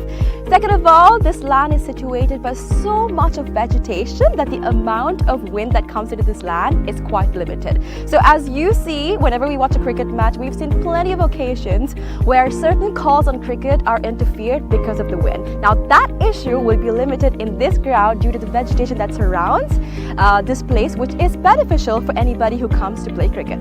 Third of all, the lighting is just perfect, right? So it's well lit throughout the day, and the amount of sunlight that you get into this land is much more compared to any other cricket ground around, again because of the location it's situated in. And another specialty about this cricket ground is its grass, right? So usually whenever you go to any other cricket ground, the grass is quite smaller compared to the grass that you would be seeing in this special cricket ground when you come here. It's because we have actually taken a grass that is quite special to Sri Lanka. Why? Because it's easy to maintain, we know how it works, we can make sure that it's well watered, well cut. All of this is easily maintained because of the fact that this grass is special to Sri Lanka. So these are just a few specialties as to why this cricket ground is special for you.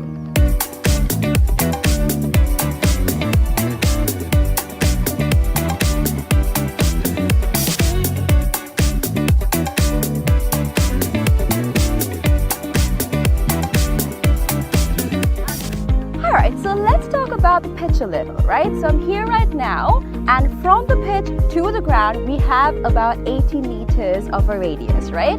And something special about the pitch is that it's elevated, meaning that anybody from anywhere on the ground can see the pitch properly because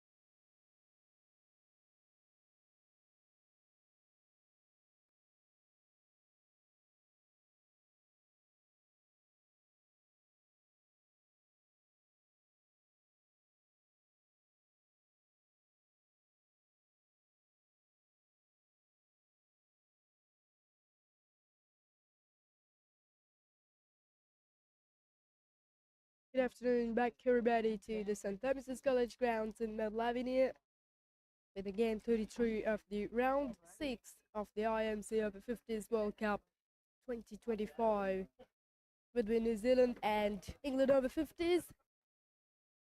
England won the toss and their captain David Snellgrove is invited to bat for New Zealand Black Caps, and as a result of that, New Zealand batting first scored 172 runs but lost of 6 wickets in 45 overs as well. And take a look at the little scorecard. Richard Papare is open for New Zealand. He's out for 4, and Andrew Hall with 19 runs. Colin Evans coming at 1 down after 7, and Robbie Frew, who's the man, is success for New Zealand Black Caps, scored 78 from 109 balls, 6 bosses, 2 sixes already on his inning, and Mason Robinson with 32. Simon Murphy with 14. The Maker Sharp with the best figures once again for England. 3 for 18 in 8 overs, 1 wicket for Dasai, Sulfi, and David Snellgrove. Here we go, we all set to start the run chase with the 2 openers in the centre, Richard Trotman and Nasir Ahmed. Simon Murphy, the quickest fast bowler of the New Zealand Black Caps in through the tournament. We all set to go. Here we go, Simon Murphy to Richard Trotman. Trying to cut that one, but gone past the outside edge by Richard Trotman. It's a chase of 173 runs for England, one of the unbeaten sides of the Group A, and England is in the top of the Group A at the moment with 4 crucial match victories. New Zealand lost only 1 match. New Zealand still trying to go to the top 2 of the points table in Group A. That's a good ball from Simon Murphy. Work that one to its small leg. So normally the Giles Eccleston will be opening for England Over-50s, but he doesn't opening for England Over-50s today. An opportunity for middle order batters to coming at opening and make a good position for England. But Giles Eccleston will be coming at 1 down or 2 down. He's been such a good player in the top order for England Over-50s, got plenty of runs through the tournament. Simon Murphy, a little bit back of length. That's a nice start indeed by New Zealand point of view. The 2 delivers in back for length.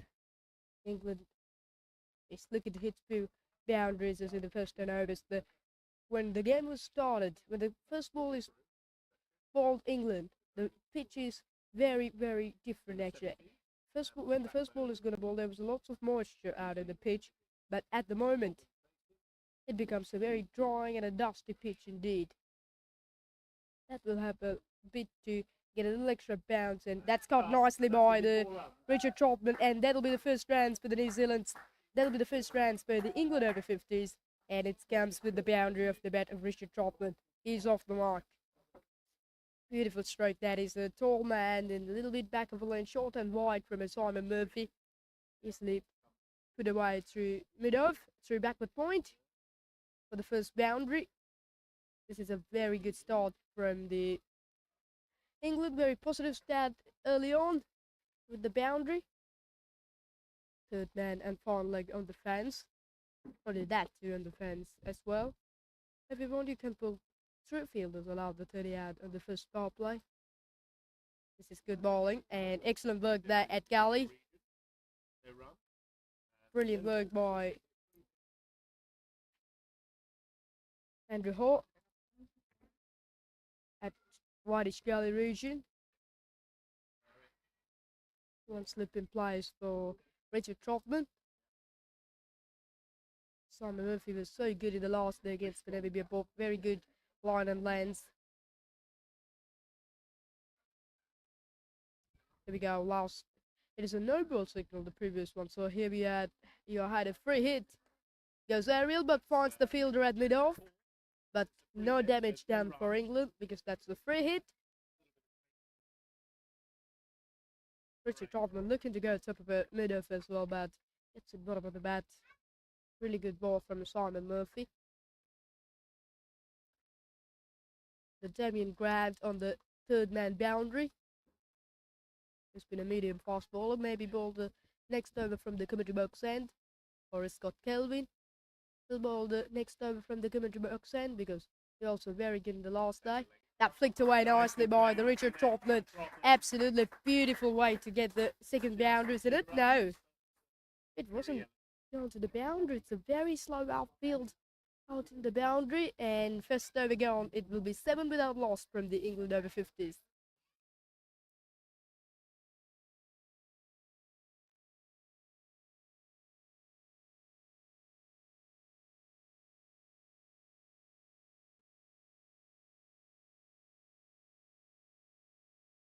It's a really warm day at St Thomas's College Ground in Lavinia, just over 30 Celsius degrees on the stadium. Good start from the England in the first over, 7 runs, and it is a Kelvin Scott. I reckon he will bowl the second over, and it is it. He comes to bowl the second over from the commentary box end. It's been a leg spinner, but he obviously using a little bit of an extra run up. He picked up 3 wickets in the game between New Zealand and Namibia on the last day at Navy Grounds in Wellisera. In a good momentum. 7 wickets in 5 matches for himself.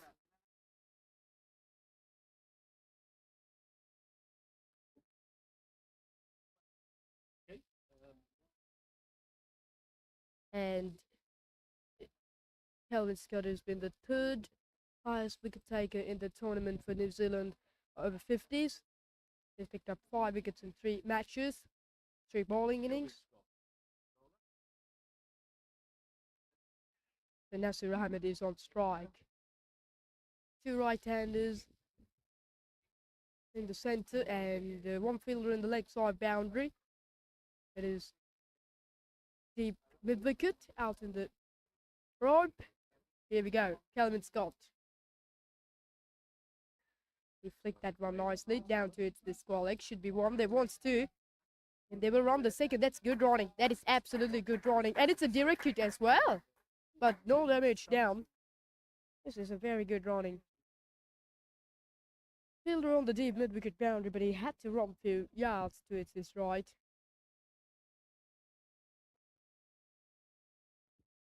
Talking about the England team today.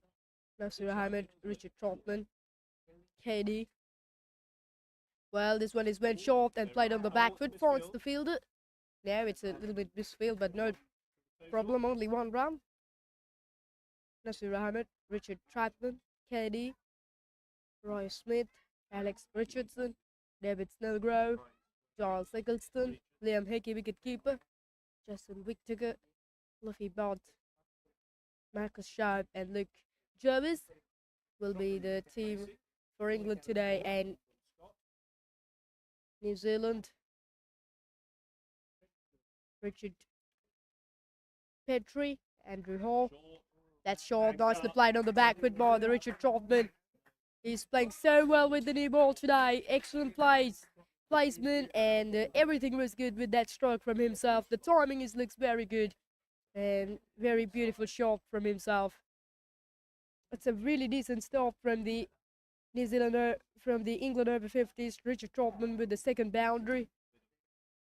He's so good in the afternoon. Played a cat stroke against the Simon Murphy and picked up a boundary on the previous over, and now playing on the back foot through covers before. 2 fielders now on the fence.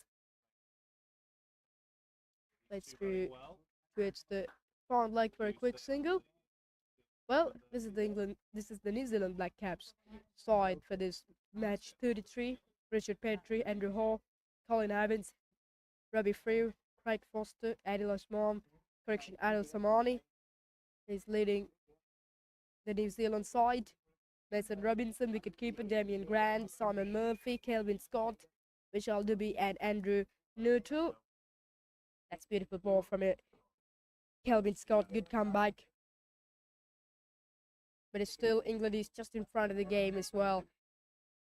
New Zealand had to defend 172. That means not a big total on this when you're especially up against the single batting side.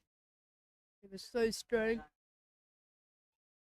So the first 10 overs is so important for the both sides. Let's talk about in the next over. 15 without loss from England after 2 overs.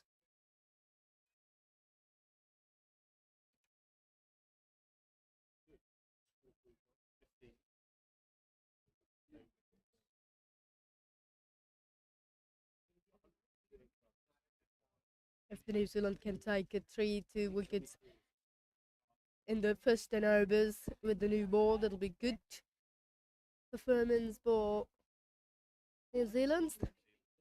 They needed the wickets actually. The wickets is so important in the first 10 overs for New Zealand Black Caps on this game. The toss has been very important at St. Thomas's College Ground, because when the game started, I told you early on that there was that's beautifully played by the Richard Trotman. Excellent shot and excellent sounded off the bat from himself. Goes through middle of an extra cover for 4. His second boundary. Correction, hits It's his third boundary in the afternoon as well. Second against the Simon Murphy, beautifully played. Straight away, he went onto the back foot and cut superbly. Now, point is put back to the boundary. 3 fielders on the boundary as well. Fine leg, sweeper cover, and fine leg. Dribbin finds the fielder at mid-on. Richard Trotman looks very strong today. Had a couple of beautiful shots against the New Zealand bowlers. He was so strong on the back foot as well, especially with the backward punch. This is a very good start in part of England. 19 without loss after 2.2 overs. They're scoring at over 6 runs per over. He goes through the offside. Finds the fielder at backward point. Slip in place. Richard Petrie at slip. The Andrew Hall at backward point and Damien Grant at third man boundary. Khalil Samani captain at mid-off.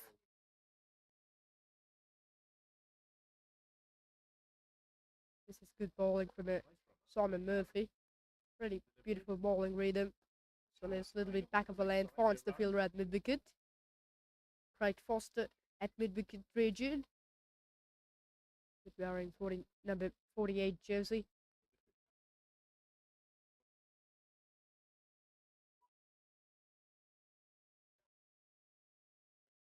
This is a very positive start indeed from the England and especially from the Richard Trotman, the man who has scored 15 runs from just 13 balls. Really good positive movements and a great bat swing from himself. Oh, that's a beautiful delivery indeed. That one swing back into the right-hander. That's a good start it's a good delivery from Simon Murphy. That's where you want to bowl.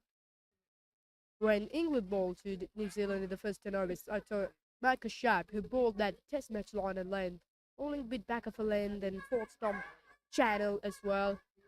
When you're bowling on that, the kind of channels to the right hand, especially with the new ball, players might struggling. The batters might struggling as well. This is very classical bowling from Simon Murphy. Last ball of the third over, but this time he missed his line bit. Single down to sweeper cover to end the over. 20 without loss from the England Over-50s. 5 runs in the previous over.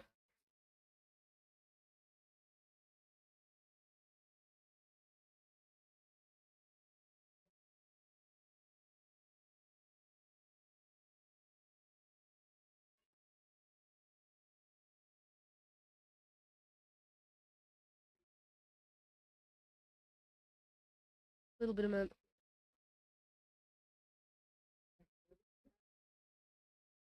hot weather conditions around the stadium.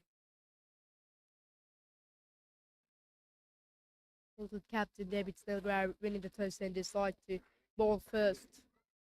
The bowlers of the England Over-50s gets a really good advantage. Oh, really decent line and length for them.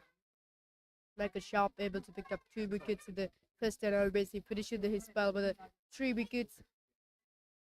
3 wickets for 18 runs in 8 overs. He bowled 3 maiden overs. We saw plenty of maiden overs in the New Zealand inning. Kenny also bowled 1 maiden over. Look, Jarvis has bowled 1 maiden over and 2 maiden overs for Sylvie Butt.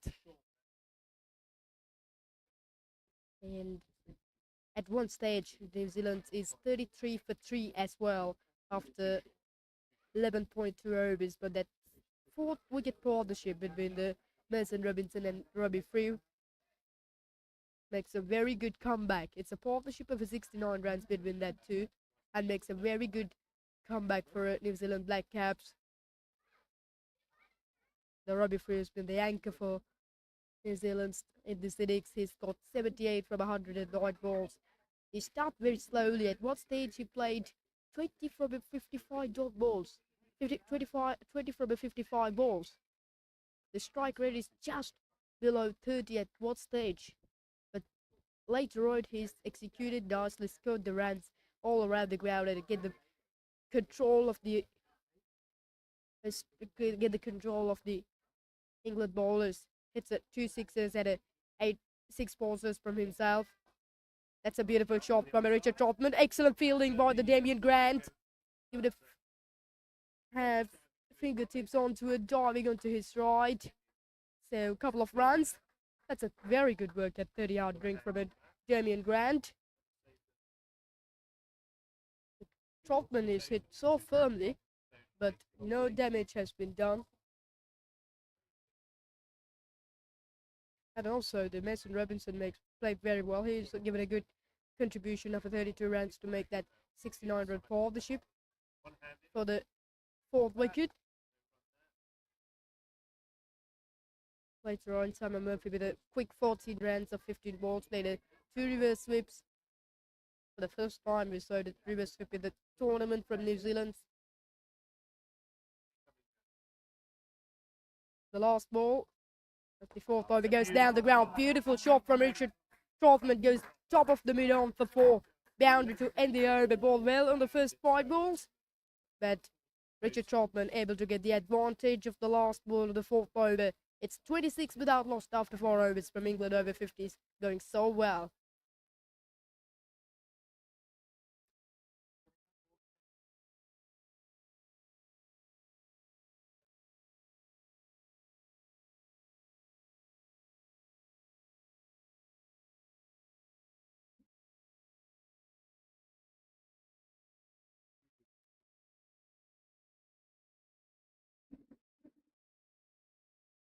That's a nice way to finish the previous over by the Richard Trotman. With the boundaries and 22 from a run of ball at the moment. This is good batting from himself. And there was a bowling change from the commentary from the far end. Simon Murphy bowled 2 overs from that end, went on 12 runs. So Captain Adil Samani was introducing the Richard Petrie from the far end. The wicket keeper is up to the stands. Second. Some spinning, I think. No, right arm medium fast bowling. 2 fielders on the offside boundary. And fielder at fine leg. Nasir Ahmed on strike. He's 3 from a 5. The asking rate is still just at 3.6 runs per over, but the count is just over 6 runs per over as well. New Zealand need to bowl few dot balls and trying to get a wicket in the first 10 overs. That's a beautiful delivery, big shout, and up goes the finger. Excellent comeback from New Zealand. Excellent captaincy from the captain Adil Samani. Introduced the Richard Petrie, and he has been success today. This is a big moment. And Nasir Ahmed is out for 3. This has been the start that New Zealand looking for, and finally they has got a wicket.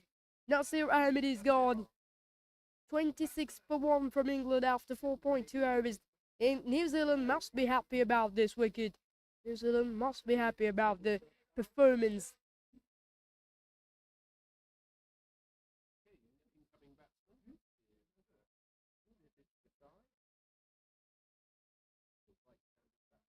Big wicket this is for New Zealand Black Caps, and an excellent note from Richard Petrie.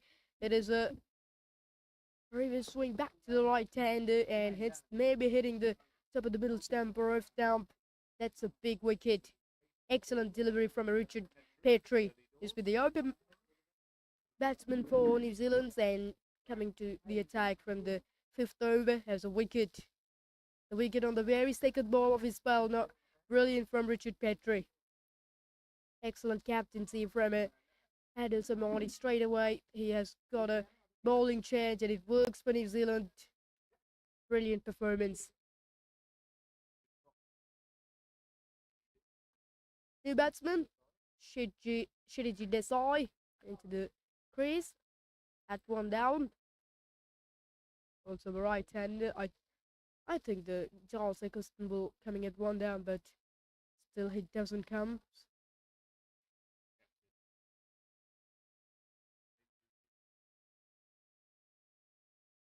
Now the 2 slips maybe for head, is it? No, second slip is removed. Now 147 runs far away from England. There's no any sort of a question about the required run rate for England. It is just about 3.61. This is good start from the England.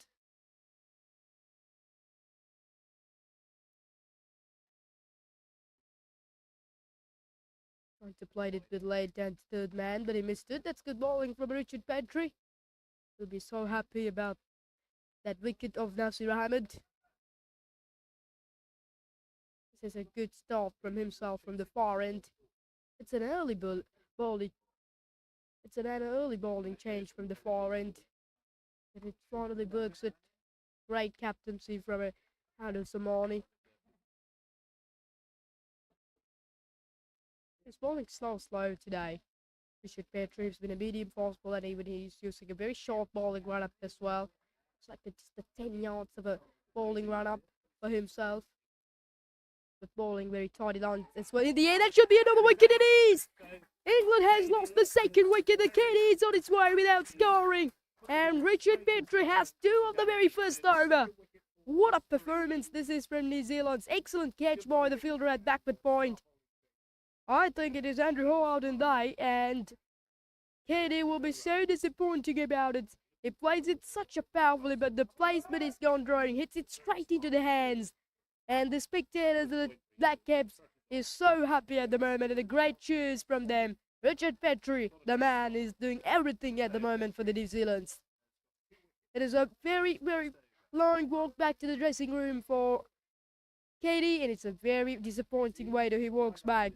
26 for 2 from England. This is excellent knock from New Zealand. This is the start what exactly they needed. Getting 2-3 wickets inside the first 9 overs, and that's what exactly they need. 2 wickets in 1 over for Richard Petrie. This is a big moment. Excellent fielding by the backward point fielder. Very good catch by Simon Murphy. I told you there was a Andrew Hall, but correction, it is Simon Murphy at backward point. Take a really good catch, and 26 for 2 now from England, struggling as well. 2 wickets in the over. The second wicket partnership is just 0 between those two. Roy Smith makes his way into the centre, coming at 2 down. A good performance from himself. 4 matches, 172 runs, the great average for him, and striking almost 100 runs as well. 100.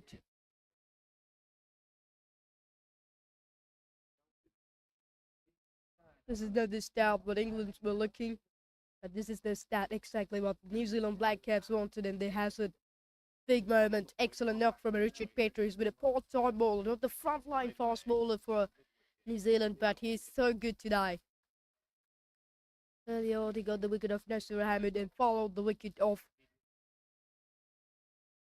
KD, and Roy Smith on strike. Oh, that's a beautifully bowled. Little bit of a swing into the right hand. It's a maiden over from himself, and a 2 wickets. What a remarkable over. His end. 26 for 2 from England.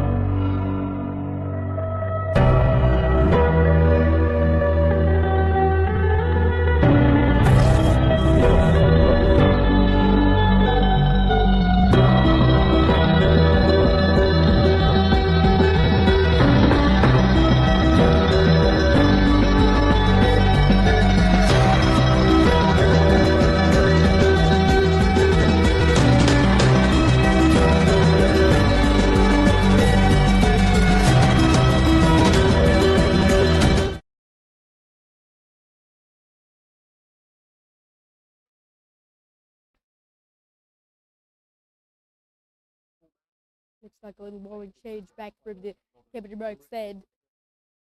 Who will be that?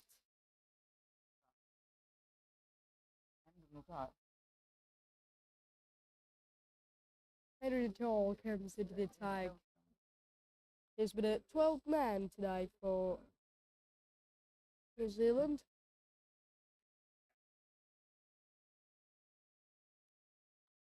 Richard Crawford, one of the said batters, still in the centre as well. 22 from around the ball. 26 for 2 England. The last over has been absolutely remarkable one for New Zealand as well. 2 wickets in 1 over. Brilliant performance that is by Richard Petrie. The one Nazir Ahmed was LBW and followed the Katie's wicket. And the Liffey take a really good catch at backward point. Here we go, Andrew Toll, the left-hand orthodox bowler into the attack. A little bit of a check drive and a little push to it. Extra cover by Richard Trotman. And no one out in the leg side boundary as well. We had plenty of gaps around the leg side, but now Logan is still playing on the leg. Playing for Richard Trotman. Middle of up in the 30 out. That's a beautifully bowled as well. Slow in the air from a Andrew Toll. This is what exactly did by the 2 left-hand orthodox bowlers of England. The Zulfi Belt has bowled 9 overs for England as a left-arm orthodox bowler, and also Luke Jarvis bowled 9 overs spell.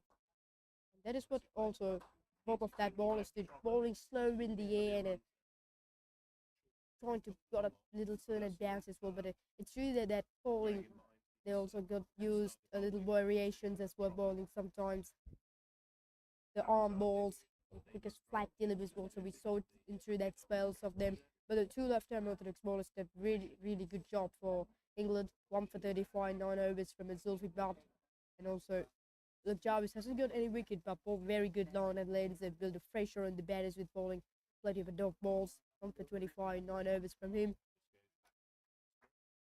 And also the New Zealand using 2 frontline left-arm orthodox bowlers today, and that's what exactly England also did. Used 2 left-arm orthodox bowlers. Michelle Dubby will be coming later on to the attack for England batters.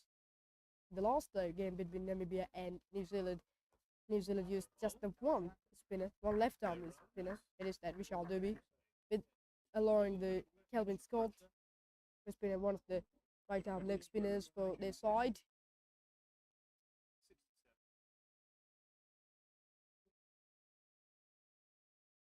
Charles Eccleston will be coming in next for England. David Snellgrove to come. Liam Hickey, wicket-keeper. This is good bowling. This is a really good over from Andrew Dutal. Just the 1 run over 27 for 2 from the England after 6 overs.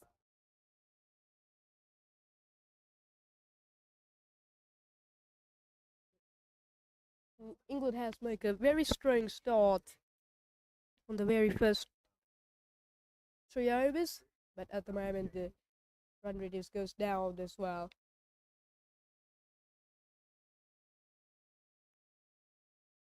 This is absolutely good bowling indeed.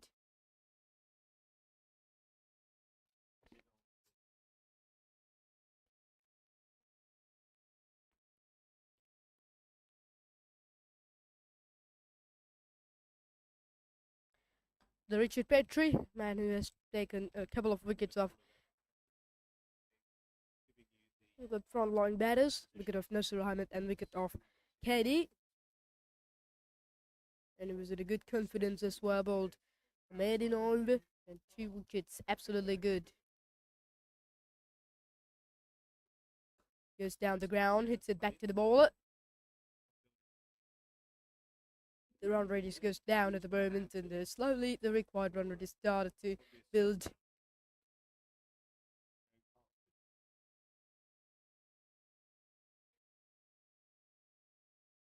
Should Pedro with some medium fast bowling. That's good line. That's very good line from him.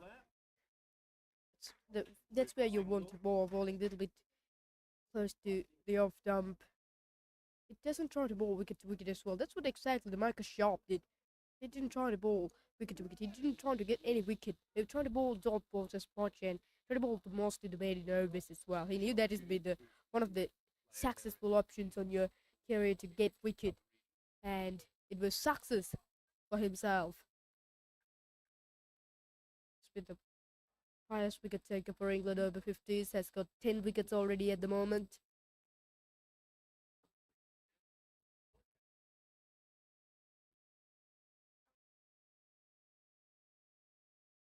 Ali Buhari with the most wickets in the tournament. He's from the Wales Over-50s, picked up 4 wickets in 5 innings. He picked up 2 wickets against the Australia, and he picked up 3 wickets against the Pakistan, 4 wickets against the Canada, and 3 wickets against South Africa, and 2 wickets against the India already. Let's have a little look about the other matches in today. This is not only the match we had 5 more matches. Oh, brilliant fielding that is from Adil Somani at mid-off. Well, at the over, it's 28 for 2 from England. Let's talking about the other matches in the next over.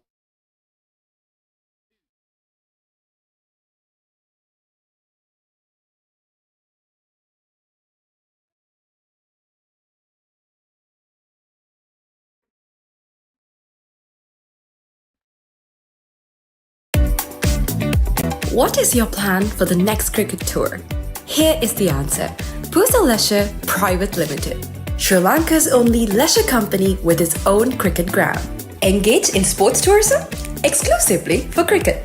Contact details. Pujitha 077 7421 842.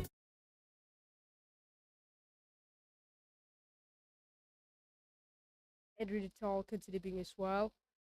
Well, South Africa playing against Pakistan today, and it is South Africa batting first, got 155 runs and rolled out, and Pakistan at the moment 12 without lost after 3 overs. And Canada playing against the Australia at NCC grounds at Colombo. Canada batting first is out for 155. That was the Sibley score. That's a beautiful shot from Andrew Totman. Wow, shot of the afternoon. Such a quality shot. Excellent bat swing. You get the ball up and place it nicely. Good shot. Excellent power of the bottom hand. Beautifully played. The fielder at extra cover, but has to give it a little effort, but he can't stop it. Beautiful shot. He's not stopping, scoring boundaries still. This is so good. This time he bowled slow in the air and hit him about the bowler, because he played 1 over against the Andrew Natal and easily picked up that boundary. Such a quality shot. Timing looks good, and give it a good bat swing onto it by himself. Beautifully played. But still, mid-off is up in the 30-yard. On the long gone. Plays it too late and beats the fielder at backward point. Should at least 2 for that. It's a little bit of a slow outfit, and even the bowler has the fielder at backward point. Give it a little fingertips on him. Well, Australia is at the moment 42 for 3 against the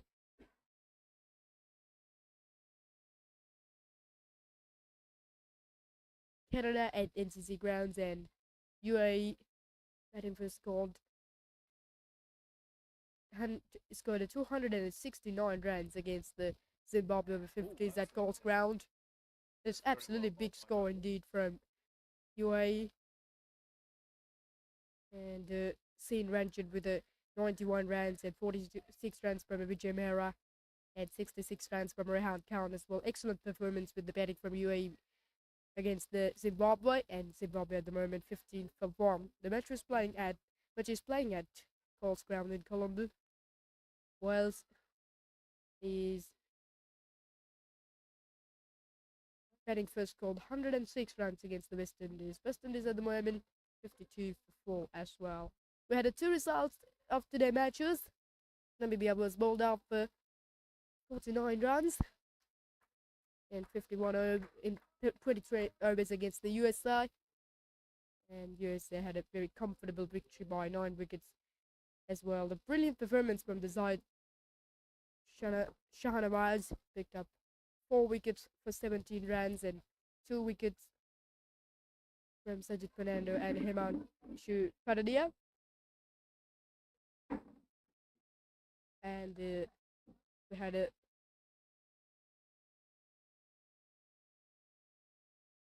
so the 8 overs gone, 34 for 2 from England.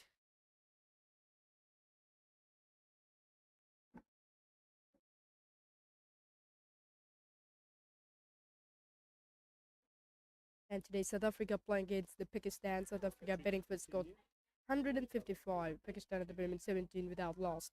Here we go, Richard Petrie. The 2 wickets for himself. He continues further. Bowling to Roy Smith.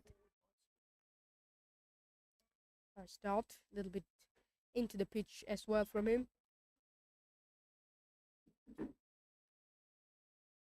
2 wickets for 1 run from a Richard Petrie. Continues the 3rd over. Was in a good confidence and was in a good momentum from himself. Slipped in place. Past the outside edge. Beautiful delivery from Richard Petrie. This is very disciplined for bowling from Richard Petrie as well. The first 2 openers first 2 open bowlers has been struggled to find their line and led. Simon Murphy bowled 2 overs, went for 12 runs without any wicket. Kelvin Scott none for 14 in 2 overs. But this guy, Richard Petrie, bowled so well, and also the Andrew Tall bowled well, none for 7. But Richard Trotman able to hit the boundary against the Andrew Tall in the previous over.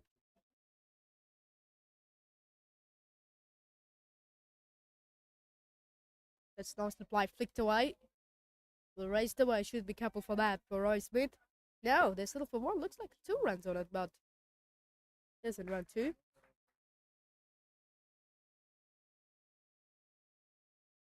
This is a good start for the both sides. The game looks like 50-50 now for the both sides. 35 for 2 from England. At one stage, New Zealand also 33 for 3. But the England's run rate at the moment just over 4 runs as well. Yeah, still required 138 runs to win this match. This is very good bowling from a Richard Petrie. Driven down the ground, beautiful shot from a Richard Trotman for 4. Isn't it? Is that gone for 4? No, it's not. It still doesn't go into the boundary. Because it's such a powerful Richard Trotman, but still the outfield is getting so slow. It's a very grassy outfield. It won't help ever for the batters. As you can see, the few England players is today playing football with the school players. That's a beautifully bowled. That should be a bye, I think. And yes, it is a bye.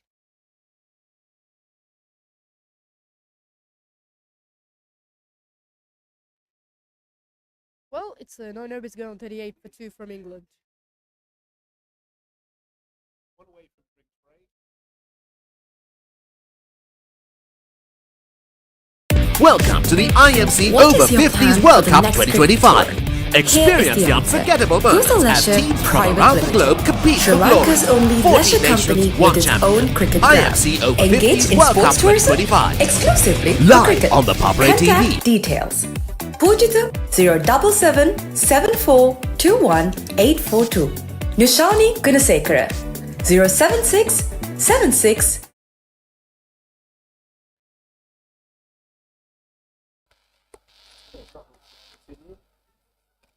Andrew Natal continuing as well.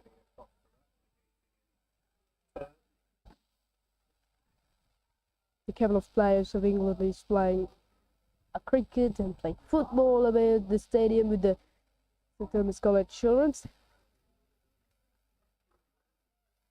Andrew Natal onto his 3rd over, so such a tidy bowler for hitting and bowled so well. The partnership is 12 from 26 between those two as well for the 3rd wicket.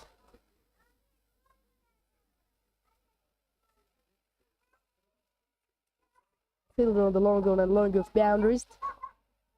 And super carry on the leg. 3 fielders on the boundaries as well. That's good bowling. Just a little bit back of a length from himself. Tidy bowling. Just the 7 runs of his first over as well.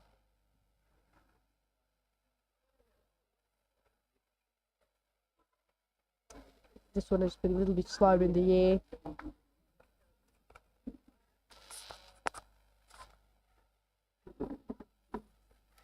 $135 runs away to the victory from England. England played their last match against Sri Lanka. at Coles ground. England has made an excellent success against the Sri Lankan Over-50s out there. Sri Lankan captain has won the toss, and he was decided to bat first rather than that. Not a good decision out there, because the Coles ground is so famous for batting second victories. So however, Sri Lanka batting first, bowled up 147 runs. It has been a remarkable bowling from England. The roaring grim has been a centurion for Sri Lanka after 6, and Saman John, the captain, out for 13. 16 runs from Shane Fernandez, 22 from Swanchi Bandanark. That was the top score for Sri Lanka. There you go, 10 overs gone. 38 for 2 from the England Over-50s after the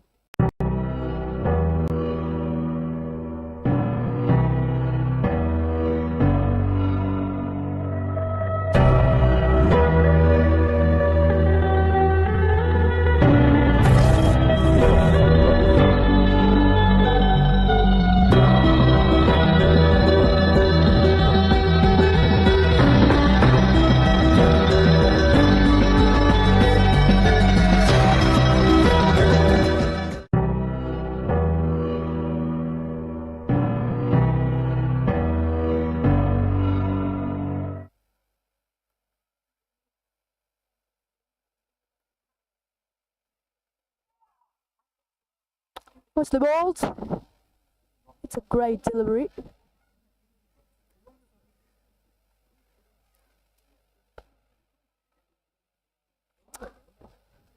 While talking about the Sri Lanka and New Zealand match, it's correction, Sri Lanka and England match at Coles ground. Roaring grabbed the centurion out for 6 as well. So happily Sri Lanka's got 147 for bowled out. That's a very firm drive, but a brilliant fielding dive by extra cover.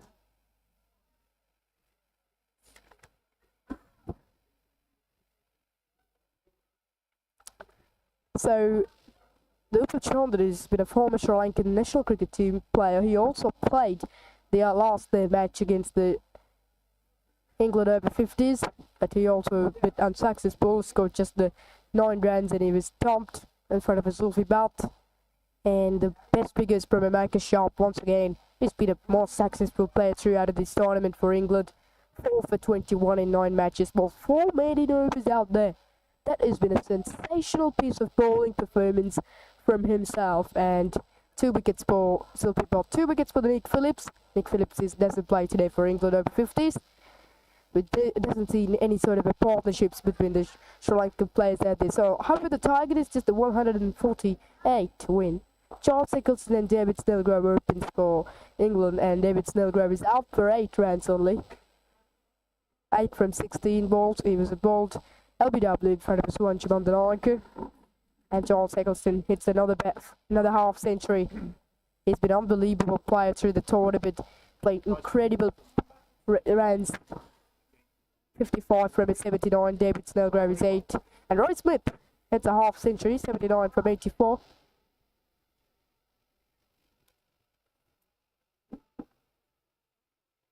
And only Swanchi Bandanark able to get any wickets for Sri Lanka. Quite a comfortable victory was that for England Over-50. That flicked away nicely. That should be raced away for 4. It's a quick outfield in that part of the ground. It's the first boundary of the game for Roy Smith. Beautiful shot that. That one is into the pads. Trying to bowl into the pads from Richard Petrie. He missed his length and easily picked up by Roy Smith to the boundary for 4. And it's 42 for 2 after 11 overs.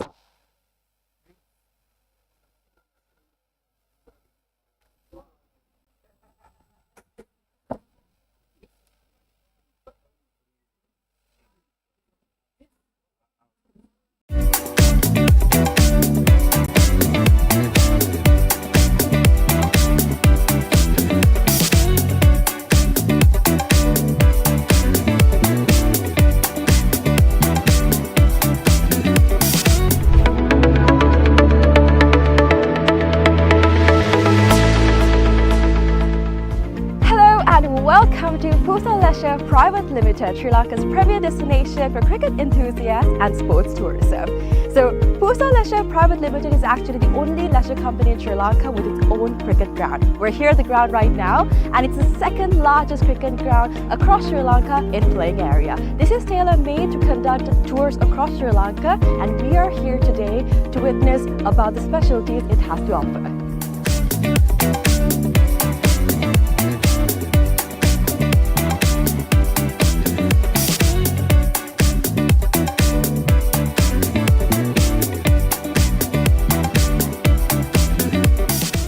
It's only natural for you to ask, what's so special about this ground? Well, let me list out a few reasons as to why it's special to cricket, right? So this is situated in a 30-acre land, meaning you have plenty of space to walk about, have a look and relax yourself. Second of all, this land is situated by so much of vegetation that the amount of wind that comes into this land is quite limited. So as you see, whenever we watch a cricket match, we've seen plenty of occasions where certain calls on cricket are interfered because of the wind. Now that issue will be limited in this ground due to the vegetation that surrounds this place, which is beneficial for anybody who comes to play cricket. Third of all, the lighting is just perfect, right? So it's well lit throughout the day, and the amount of sunlight that you get into this land is much more compared to any other cricket ground around, again because of the location it's situated in.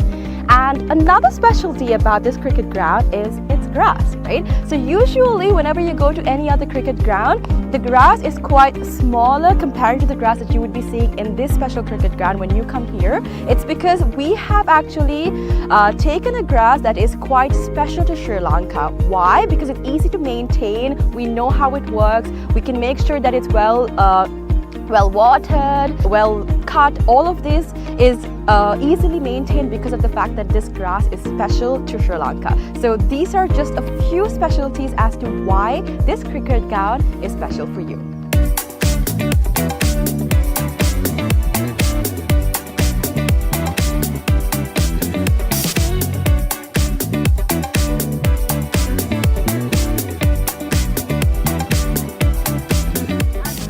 Alright, so let's talk about the pitch a little, right? So I'm here right now, and from the pitch to the ground, we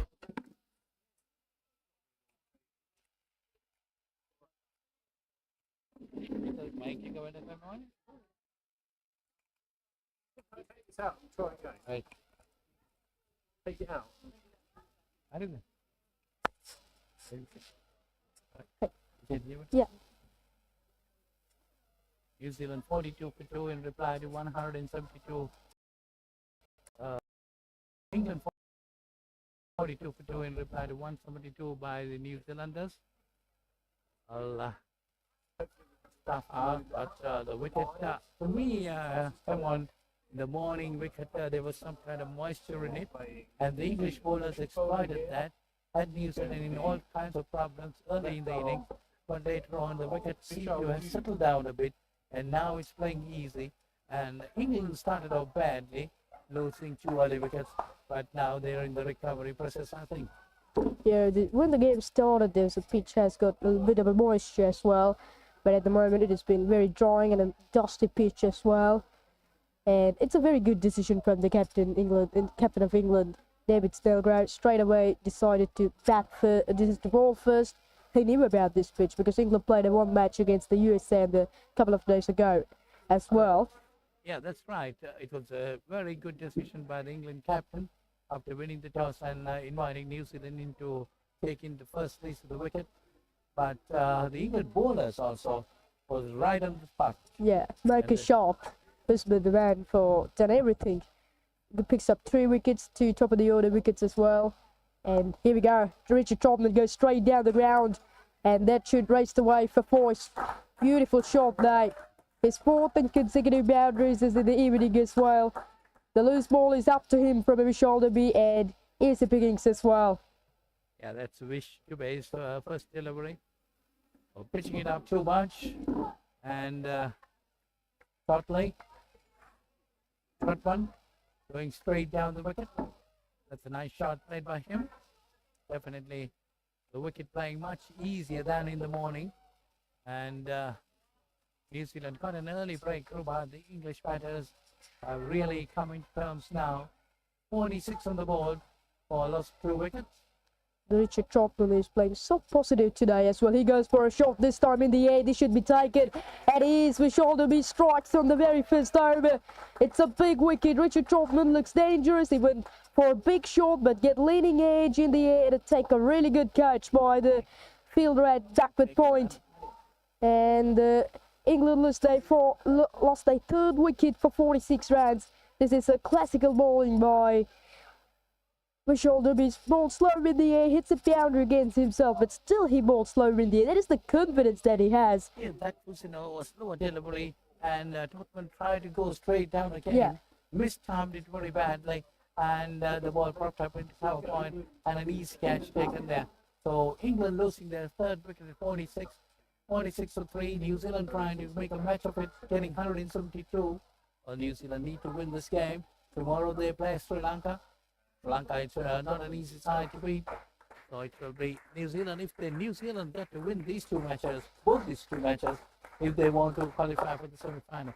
Because US today beat Namibia by 10 wickets. They got them all out for 42, and they got the required runs in a couple of overs, most probably 4 or 5 overs. That will increase their net run rate. So they're definitely looking there on top. So all what New Zealand got to do is to play and win these two games if they need to qualify for the semi-finals. Crucial battle between those two sides, those two countries to go to semi-finals. You're talking about the Namibia and USA match today. Namibia was bowled out for 49 runs, and toss also won by Namibia, but they decide to bat first, but out for 49. It is incredible, and a great figures there from the. Yeah, that game was played at MCA grounds. Normally, MCA wicket is also in the morning. You get a little bit of moisture in it. Yeah. And as you said, Namibia made a mistake of deciding to bat first, and New Zealand the USA making money of that decision in MCA grounds. Side Shahnawaz picked up 4 wickets for 17 runs for USA, and Sajid Fernando picked up 2.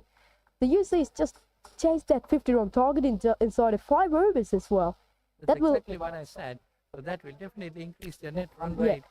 So they are well on top now, very much ahead of New Zealand in the run rate. So New Zealand, if they want to qualify for the semi-final, they need to win both these two games.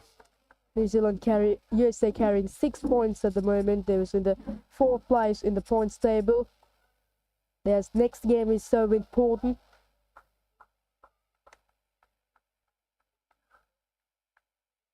Sri Lanka losing to England the other day.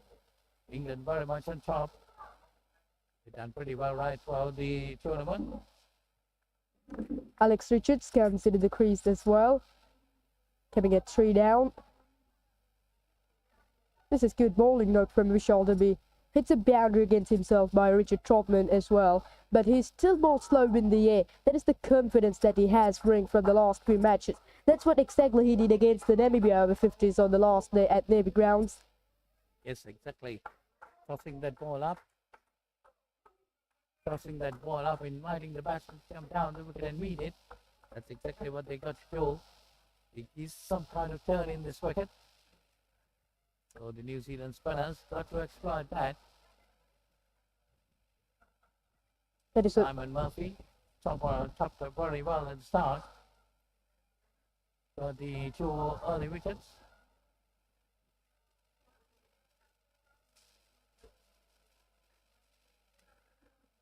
Oh, sorry, it's Richard Petrie who got 2 for 8 or 4 overs. He's been calling the ball now.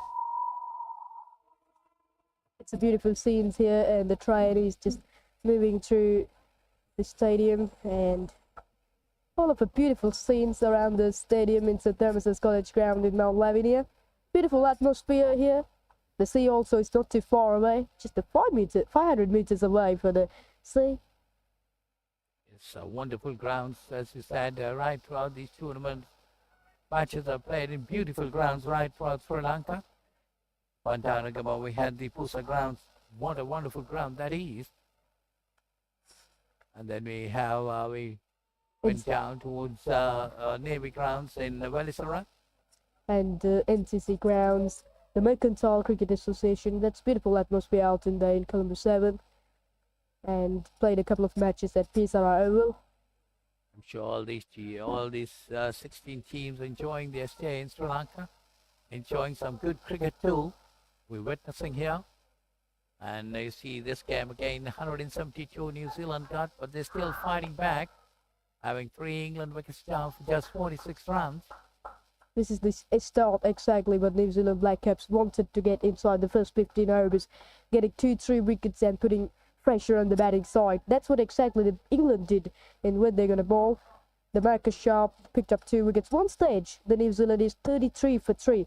We need to talk about that partnership between Mason Robinson and the Robbie Frew for that 4th wicket. It's a partnership of 69 runs, and that will bring a great confidence for their other players.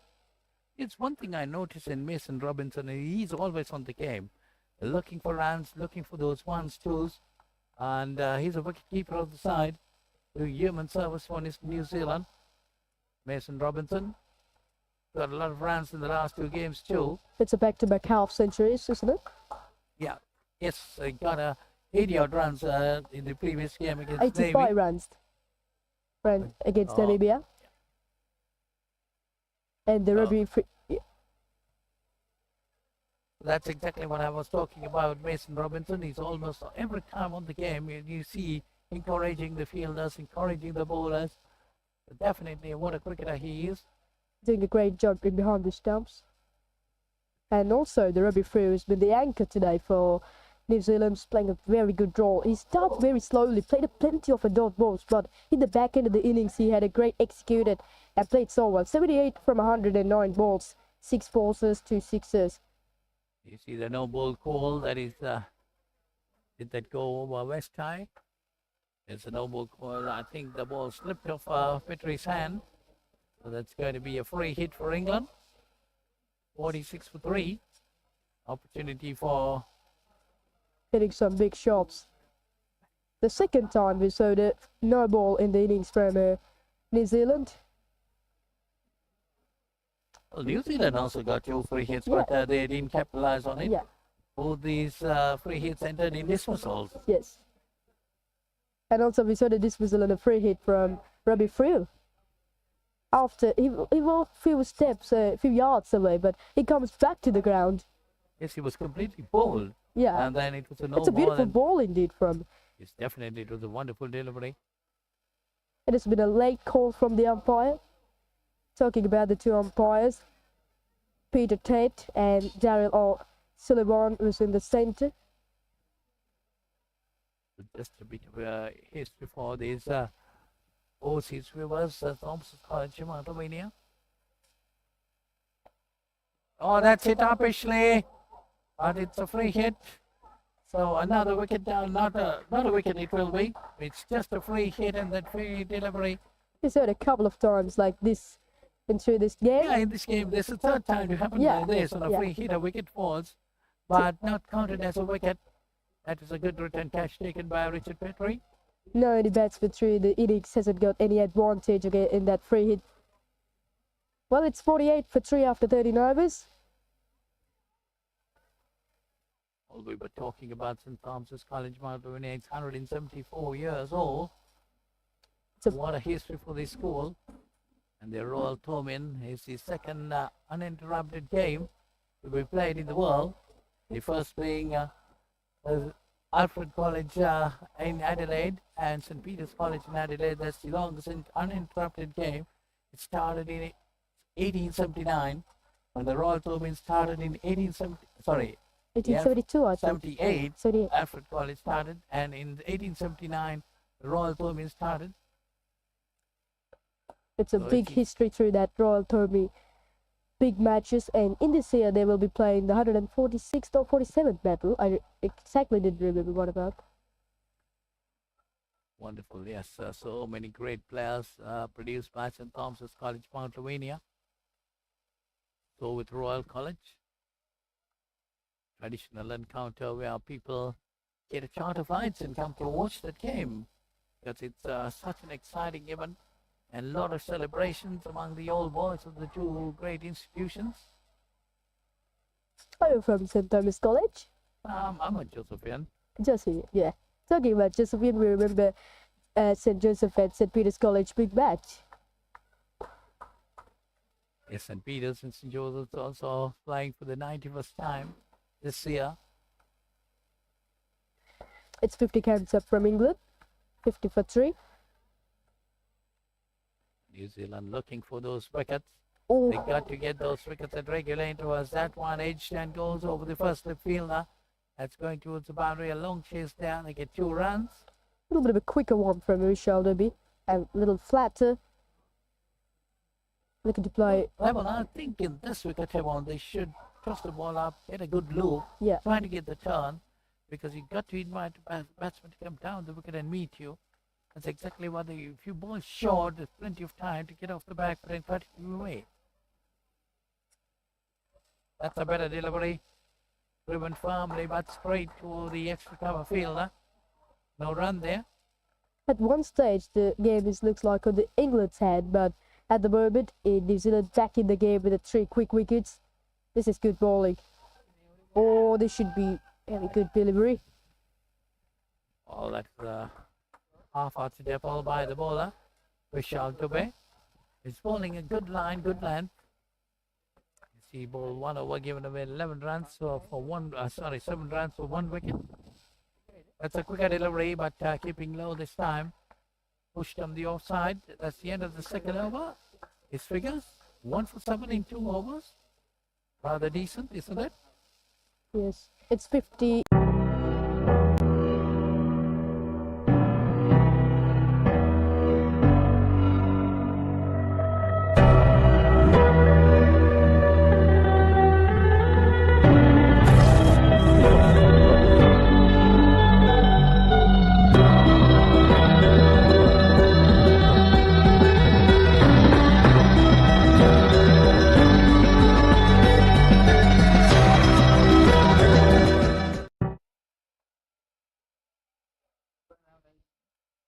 Damian Grant, who's been a medium fast bowler of the New Zealand. He bowled few overs against the Namibia on the last day, but still he doesn't bowl any overs for New Zealand.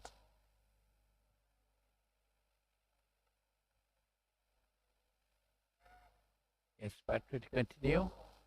Done a good job up to now. Ball 8 overs, so ball 5 overs. 2 for 10, his figures. He's done a decent job. Looking for another wicket. He That's picked up exactly what the New Zealanders want. He picked up the 2 open batters in the air. There should be a chance in it. Oh no, on the bounce. This should be a big moment in the game. If we had a dive in front, that should be a wicket. I thought someone started a bit late there. The catch. Doesn't control. Possible chance, but of course, as you said, yes, it's a difficult one. But these catches needed to be taken to win matches. Catches with matches. That's another good delivery, but this time driven firmly down, straight down. There is a fielder deep, long off. That's Dubey. Sends a return, just a single. This is a really good disciplined piece of bowling from the New Zealand bowlers as well. At what stage? The England is 24 without loss. At the moment, 54 for 3 after 14 and a half overs as well. At what stage? The run rate is just over 6 runs per over, but this time it is just below 4 runs per over as well. Yeah, I think England started off very firmly. They wanted to make an impression on the New Zealanders, but They had New a Zealanders good positive start, but at the moment they're going very slowly. New Zealand was very quick to strike on it. They got those wickets, 2 quick wickets, to pull England back, and from there onwards, England But Jaws, batting very sensibly, getting those singles and twos. but Joel Eccleston to become next, who's been a Centurion player for England, hits a century against the USA a couple of days ago at Davis's College ground. He's been absolutely good player, and he's been the 2nd most runs in the tournament. England very early to become next is very strong. So that's the end of that over. So it's 14 overs gone. It's 54 for 3.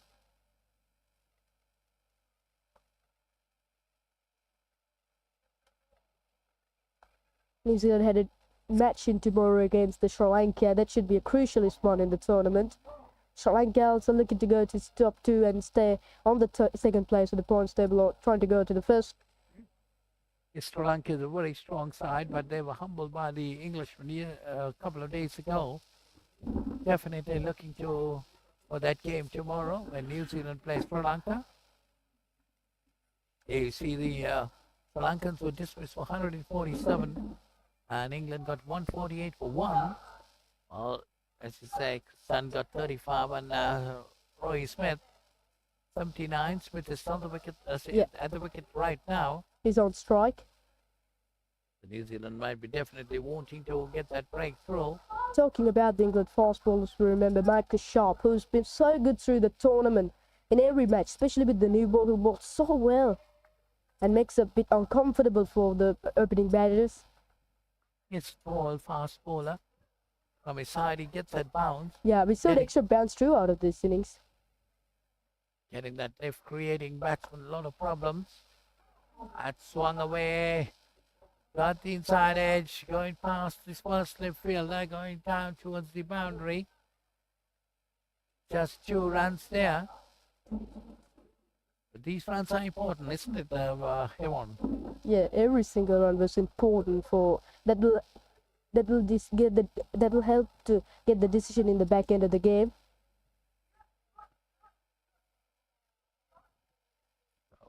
Shawl Dubey.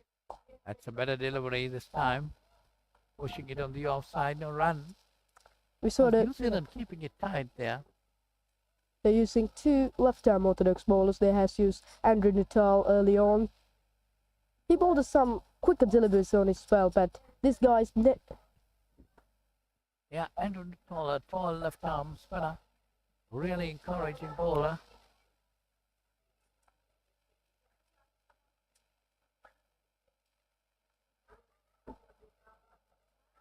You see 3 overs, none for 7, but he got a maiden.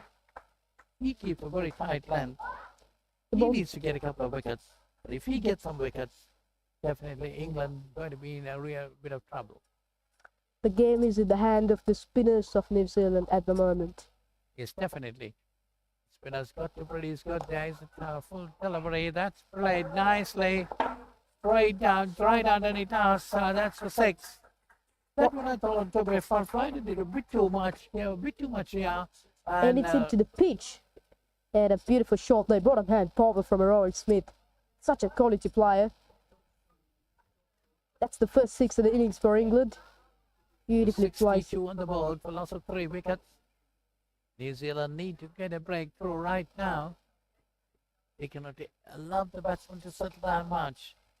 England will be looking for partnerships. Yeah. And New Zealand got to break those partnerships. That is what is needed. They got to get wickets at regular intervals and put a lot of pressure on the England batters. Cricket is a pressure game, no doubt.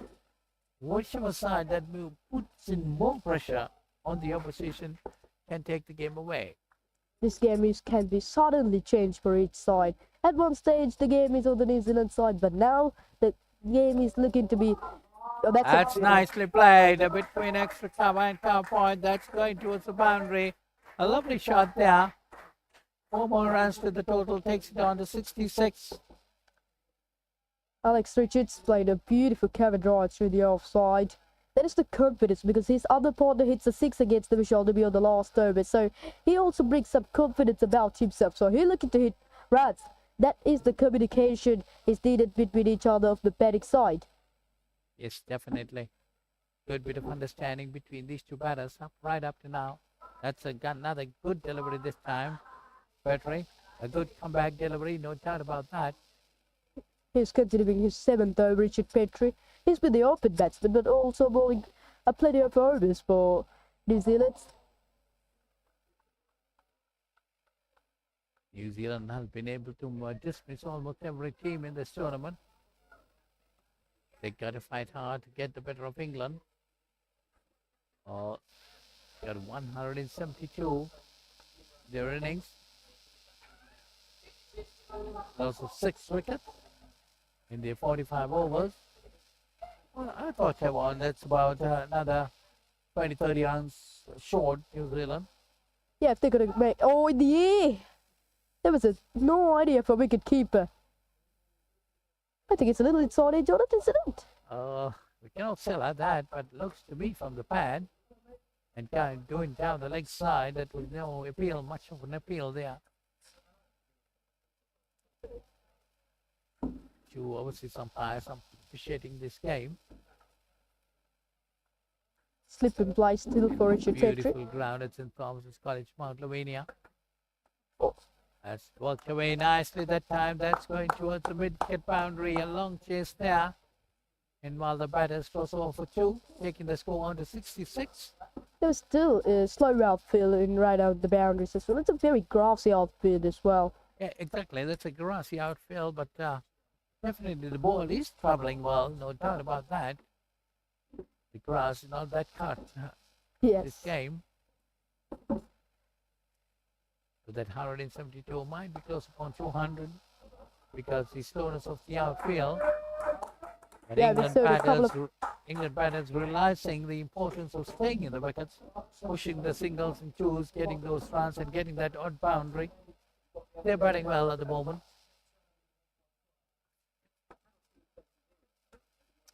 This is a quick partnership between these two batters. Partnership of a 23 from 34. Roy Smith played a 1-6 against the Vishal Debby in the last term, but still Vishal Debby is continuing from the committee box end. Yes, 24-run partnership between these two batters. They need to get the wickets. Yeah, talking about Vishal Debby, I saw in the last game he bowls. He hits a boundary against himself from the heavy batsman when he bowls flight the ball. But he's still bowling the flighter, and the next ball he has a wicket as well. Yes, Vishal Debby to continue. He's bowling his 4th over. One of the front line spinners of the New Zealand. That's a good delivery. Pushing it on the offside. New Zealand needs to get those wickets. They cannot allow the batsmen to develop into good partnerships. But the England, on the other hand, will be looking for those partnerships. Next to become Giles Eccleston, who's been so dangerous as well. The wicket of himself also very important for New Zealand. I don't know why he doesn't open for today, England. Usually he opened for England in the last 3 matches. That's a bit of misfill. And while the batters cross off for 2 runs, taking the score on to 71. Runs are coming quite easily now, Huon. The two batters should apply the pressure on the English batters. Yeah. Two batters is a bit set now in the centre, so they're reading the ball nicely as well. Look to sweep. That should be a big appeal, and maybe going down the leg side, I think. It's definitely down the leg side. Smith tried to sweep it away. Sorry, it's Richards trying to sweep it away. He knew there was a big gap in the leg side boundary on the mid-wicket playing. If you see that square leg and then right, it's open. So if he gets past that square leg fielder in that sweep shot, definitely it's going to be something close to 4. Only he wanted to beat the short square leg to reach the boundary. But hitting a sweep shot against the left arm orthodox bowler has been a challenge as well, because he turned the ball away of the right hander. That's the plan of New Zealand. Look at bowling tidy line and let's ask him to play the sweep shot. That's but he cannot pitch it outside the leg stump. He got to pitch it on the midland leg or middle stump. Take it away and try to work it on the slip. Yeah. That's exactly what he got to do. He has a slip given there. Yeah. That's a good plan from New Zealand. Roy Smith on strike. Bowling there at that time, but he got to be ball on a tight length. So there's another closing fielder being brought in. It's somewhat like a gully fielder. That's good. That's applying pressure. You see, once the fielder is brought in, the batsman is struggling there. That was a good delivery.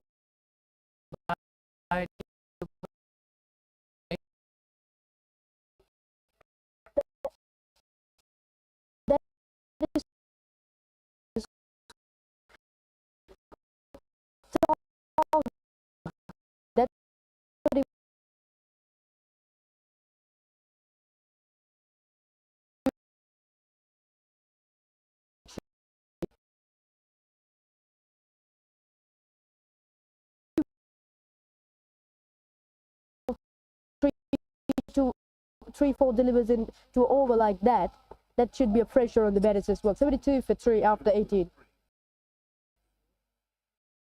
To the IMC Over-50s World Cup 2025. Unforgettable moments as teams from around the globe compete for glory. 14 nations, 1 champion. IMC Over-50s World Cup 2025.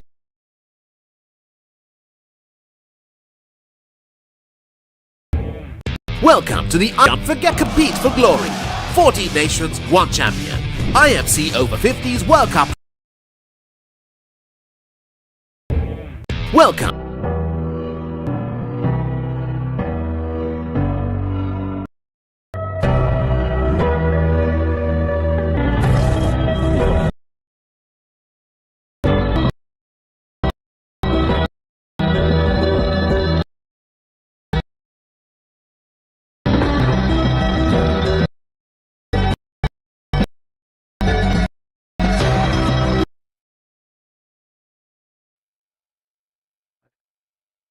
Far end. We are in the pavilion end. Come on, you've been part of the games. Really, really happy of doing it. Because some of the close games you must have done it. Games in India and Australia games at Papare, but it'll be a little bit a challenge between those.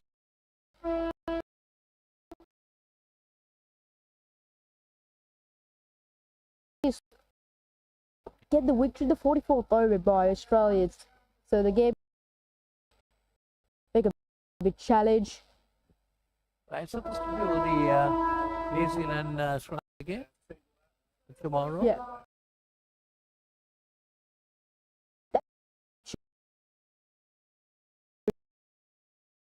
What actually? Are you doing the commentary for Or that? in?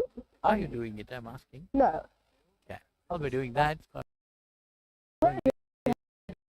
That match At the NCC grounds.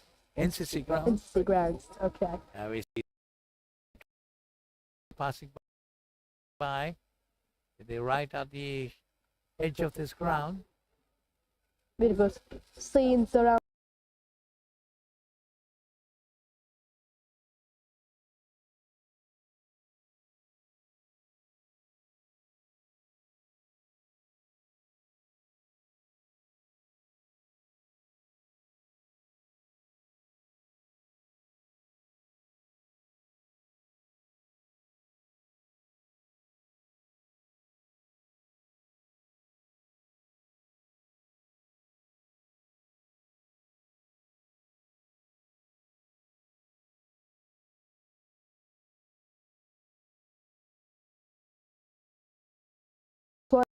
In St. Thomas's College ground, the toss is so important actually.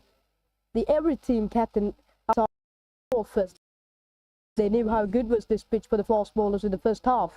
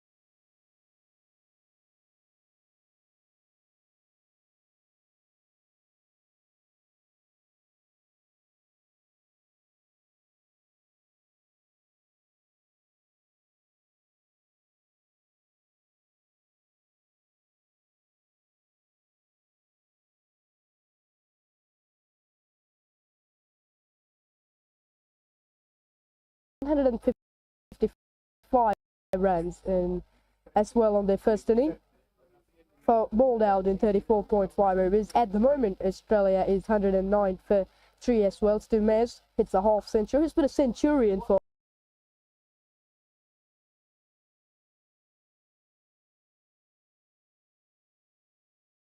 Australia against the Pakistan at NCC grounds. And today also he hits a half century. But these two, Anthony Barrington and Chris Holding, was out without scoring as well. But it's still, the Australia is front of that game. They did just the 47 runs to win. New Zealand, I thought they lost to USA. It was a terrible blow for them. They would have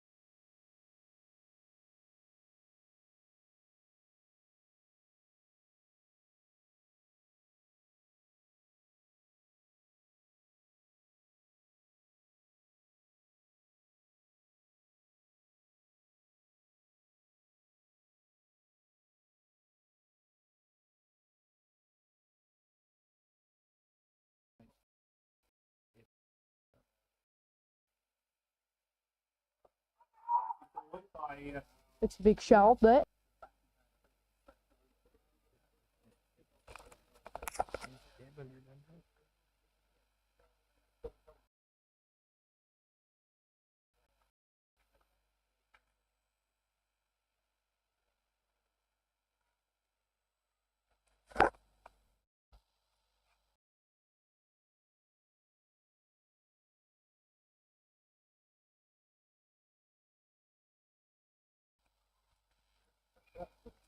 Single round the corner, to be 2 runs there.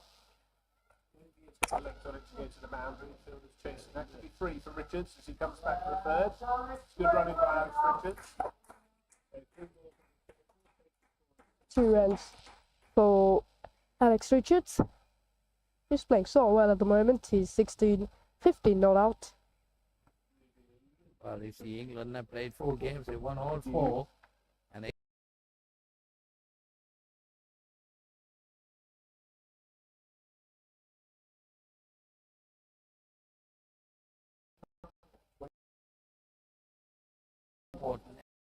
and Sri Lanka will be playing New Zealand.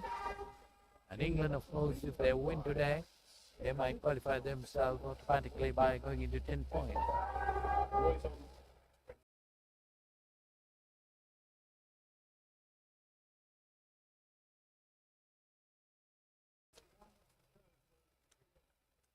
It's a good partnership between those two players at the moment.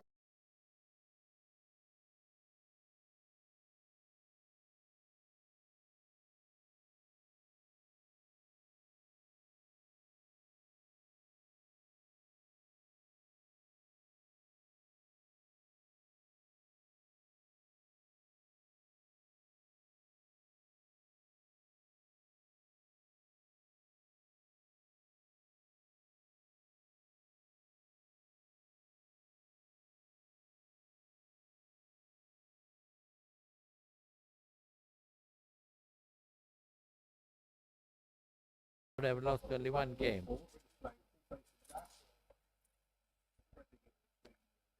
The net run rate will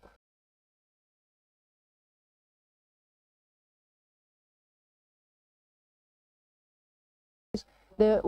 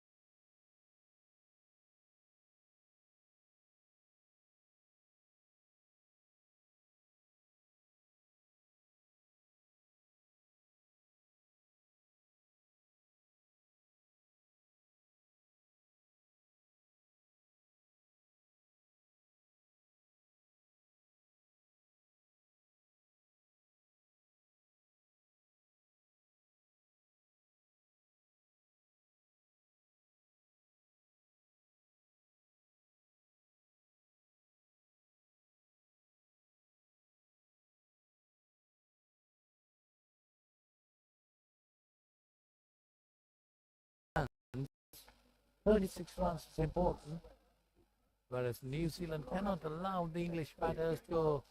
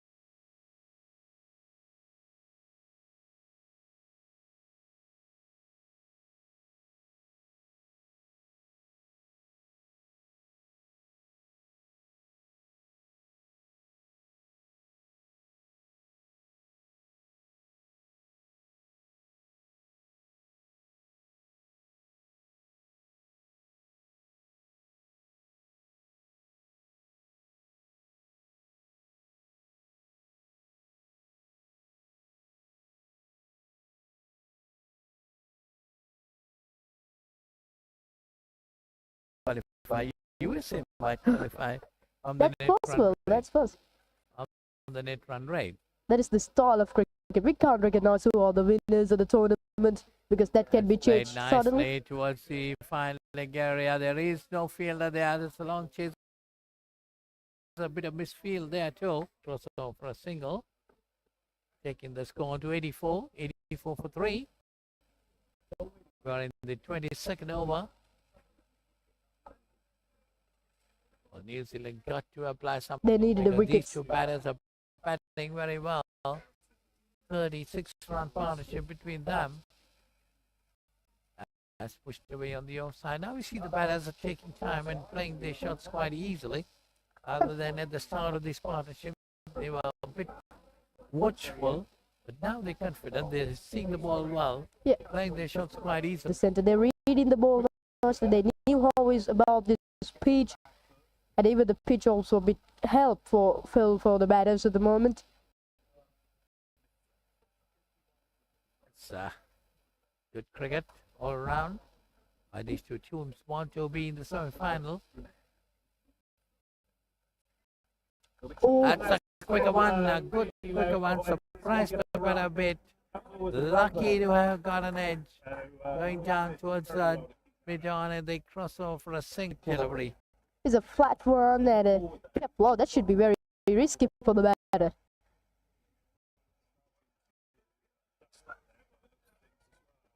This is good bowling. A lot of trains passing around this ground This one, because this is a very busy line going down towards Gaul, the southern way for the train service. this is going slowly.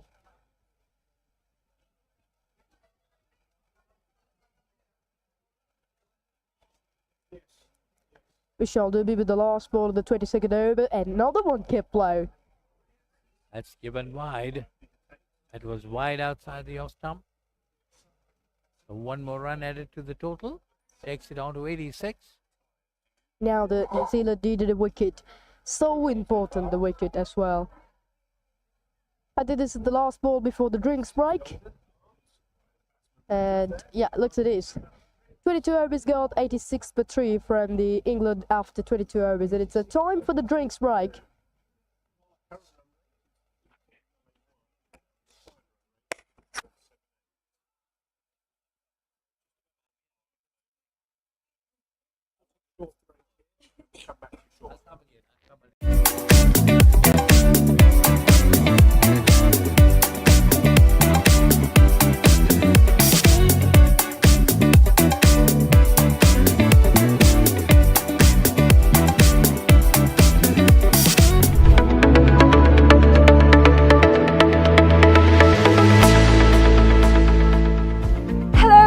Welcome to Pusa Leisure Private Limited, Sri Lanka's premier destination for cricket enthusiasts and sports tourism. So, Pusa Leisure Private Limited is actually the only leisure company in Sri Lanka with its own cricket ground. We're here at the ground right now, and it's the second largest cricket ground across Sri Lanka in playing area. This is tailor-made to conduct tours across Sri Lanka, and we are here today to witness about the specialties it has to offer.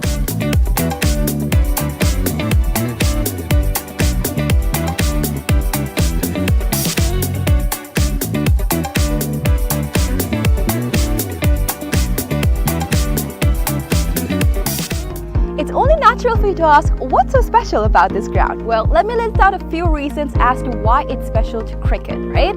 So this is situated in a 30-acre land, meaning you have plenty of space to walk about, have a look and relax yourself.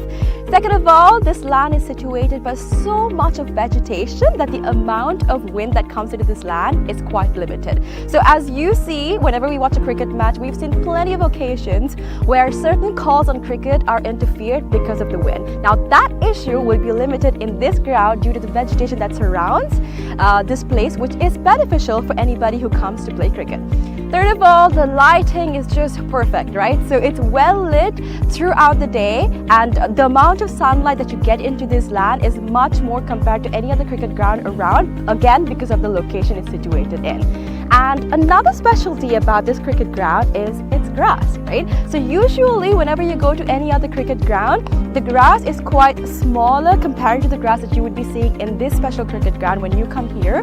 It's because we have actually taken a grass that is quite special to Sri Lanka. Why? Because it's easy to maintain, we know how it works, we can make sure that it's well watered, well cut. All of this is easily maintained because of the fact that this grass is special to Sri Lanka. So these are just a few specialties as to why this cricket ground is special for you.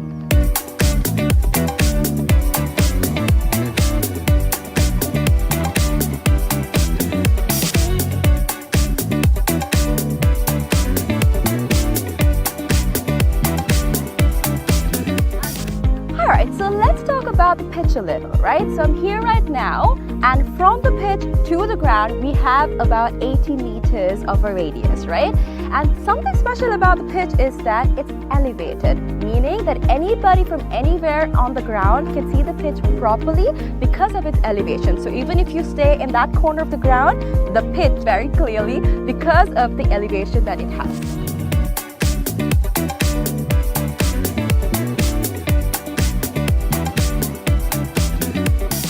Alright, so we have utilized certain methods to ensure that our ground is free of weeds, right? So our first method is recycling water. We have a natural source of water in our land, and we have taken the water from that into a handmade pond covered by polythene, and water from that is taken to our ground through sprinklers, and that is how we water our ground. And that water is later on taken back into our drain, which I'm standing over, and this leads straight up to the natural water supply that we have in this land. All right.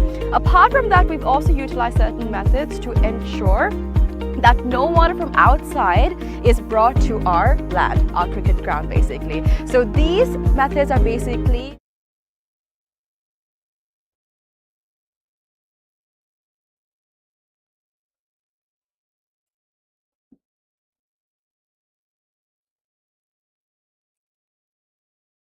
We are back after the drinks break. Paulinus joins alongside me with while ago. Now he's off. He's been a very busy man. The team coordinator of the New Zealand took a very hard working throughout of these terms. The support for New Zealand. He's been a member of the supporting staff in New Zealand. So welcome back to this game. We are here in St Thomas's College Ground in Mount Lavinia. England is 86 for 3. After 22.1 overs. We're talking about this partnership. This is good for the point of England, but if you're a fan of New Zealand, you must be disappointed about this as well. So wickets is so important at this stage. If you had a 2-3 wickets in the next 10 overs, certainly the New Zealand will be top of this game. It's a Damien Grant is bowling from the far end, none for 7 in 2.2 overs.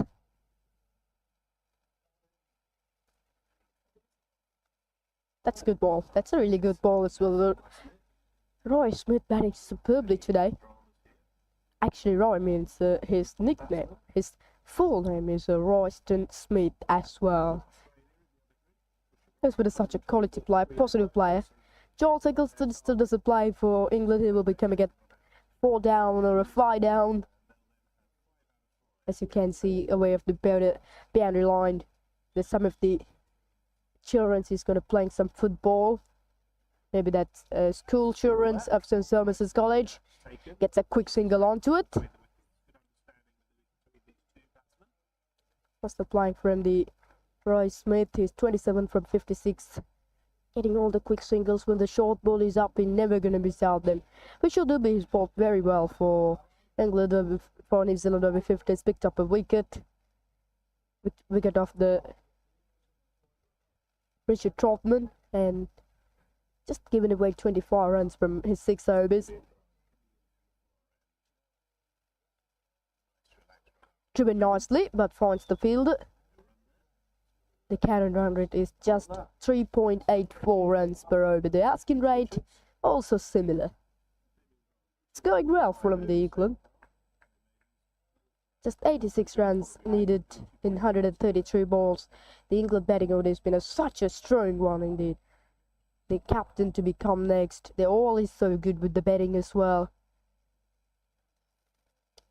Damian Grant. Oh, that's a beautifully bowled. Maybe hit the tie of Alex Richards. He's 17 from 30. End of the over, 23 gone, 87 for 3 from England.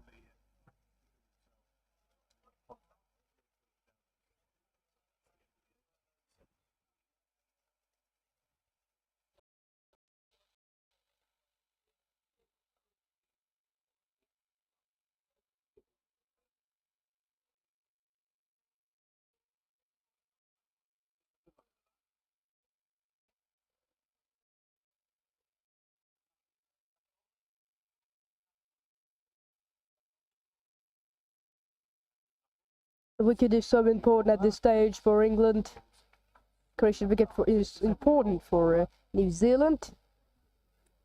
Last 5-10 overs has been exceptionally good for England. Went on 15 runs of the last 5 overs. Partnership is looks so good.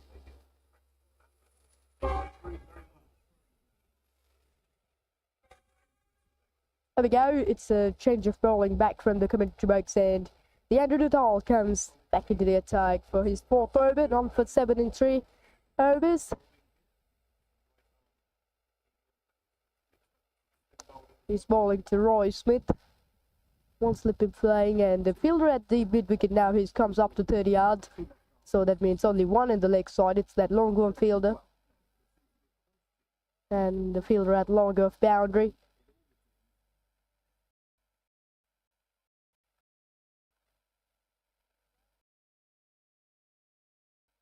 Oh, trying to play on the back foot. Plays it so far. Yeah, he will get free for that. That is so good running actually. England is knew how important, how valuable with every single run. It's 90 on the board. The Alex Richards is on strike, 17 from 31. He's playing anchor role at the moment for England. Reading the ball is quite nice. That's a beautiful ball. It's a big shot from the wicket-keeper. I think it's a Mason Robinson behind the stumps. He's so confident. 2 umpires in the centre. Darlow Sullivan and Peter Tate.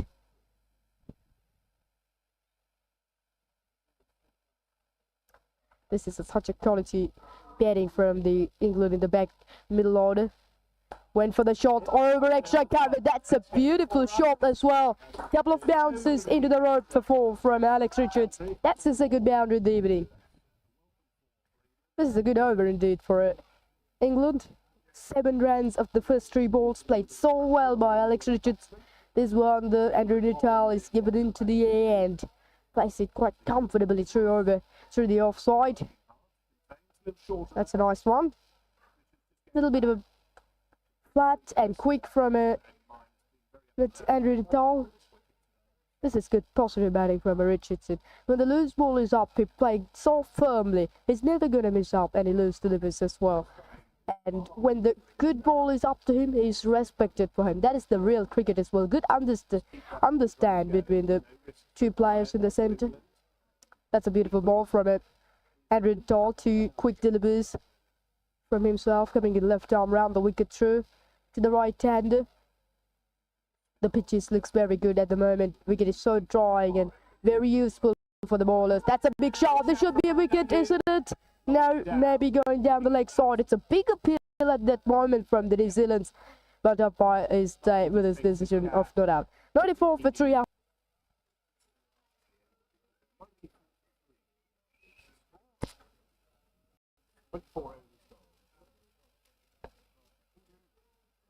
Still in the game here. Follow on Zealand.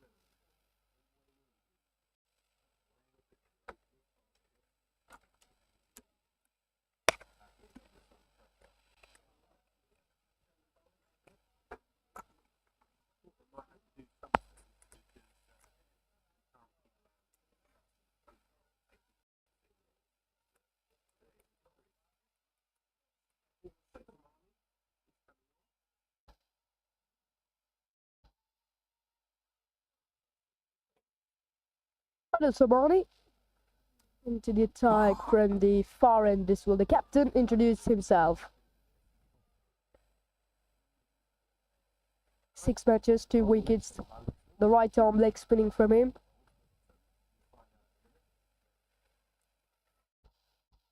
On the long off and sweeper cover and 2, 3, no, it is 2 fielders on the leg side boundary. Squalling at mid wicket. Royce Smith in strike.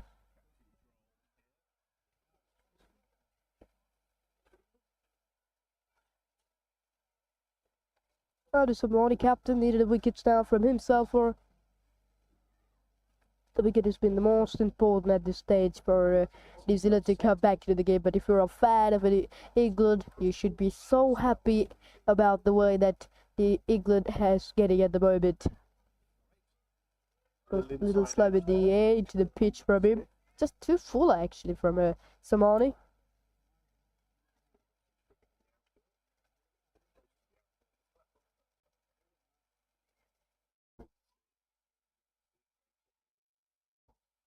Midon is up. Played on the back foot nicely. It should be a single.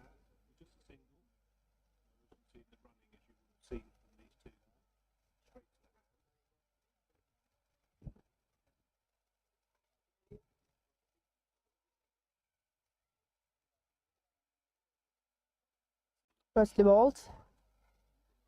Yeah, it is a little short ball, but he doesn't play it. Looks like a little loose one from Adil Salman.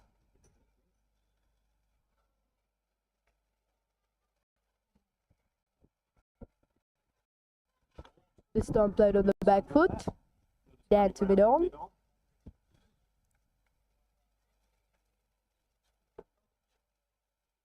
Alex Richardson on 22 and Roy Smith is 31 as well. As I can see some fielding practice session for young players of the St. Thomas's College. Coach giving the practices. Little ground field practice session out there.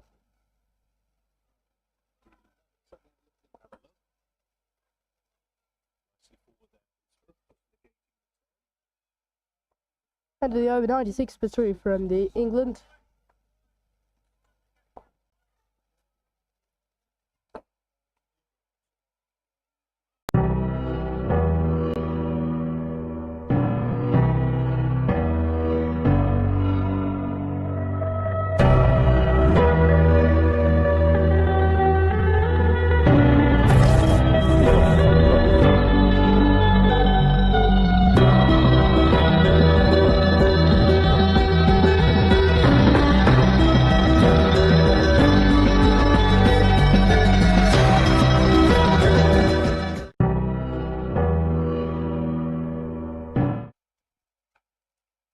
Andrew Natal continues.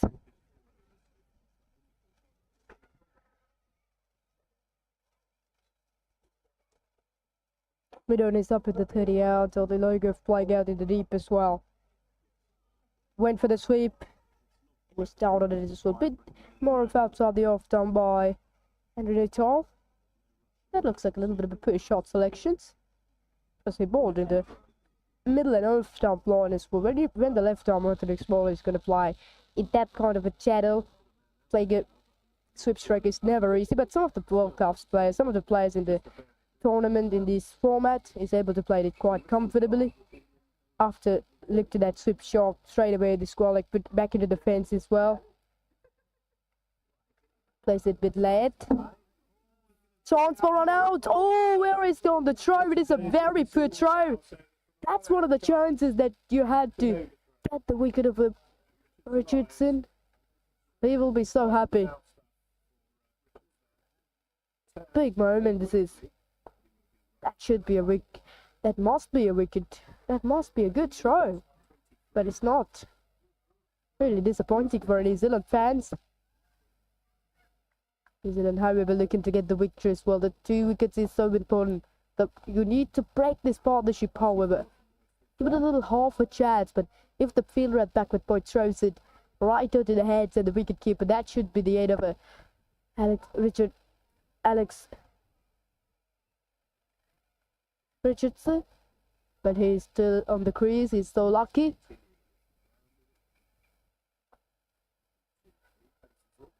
Played on the back foot. Finds the fielder at extra cover. But it makes some room, then go up to the offside by Roy Smith.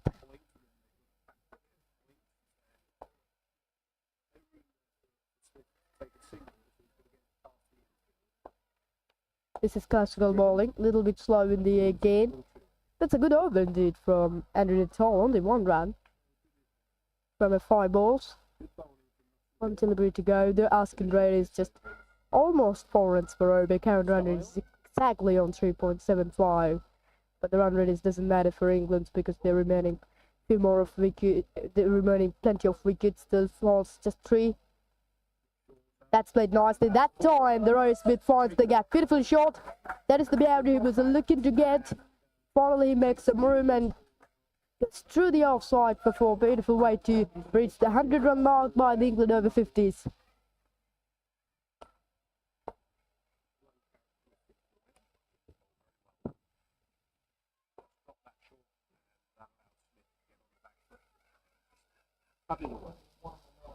So, end of the over, 101 for 3, 26 overs. Roy Smith is currently on 35 or 65, and Alex Richards 23 on 40. Well, that is Somani. Now, you won't see them. Arnold Somani continues, captain from the far end. Alex Richards on strike. 2 fielders on the leg side, Papare, 2 in the offside. Wait for the sweep, and that sweep very nice. It's a quick outfield. Will raced away, but it won't get to the road. It's a really grassy outfield, so that will be a bit looser. 3 runs. England will run 3 for that. The runs that coming in through the last 5 overs for England. Went on 21 of the last 5 overs. This is good batting. New Zealand need to be ball more tight, line and length as well. This time ball a bit more of outside the off stump from Adil Somani. It's a beautiful catching practice session going through here for the young players of St Thomas's College. That's driven nicely. Maybe a little fingertips on it. However, trying to stop on it. England wants to, but it doesn't get to. Looks like he hurt about himself, Adil Somani. This looks like under a painful situation. I think a physio need to be go out there. Hopefully we hope he's okay at the moment. Is it? No, still he looks under a very crucial situation out there. However, the Roy Smith who is hit that such a hard. I think the physio must be coming to the centre now.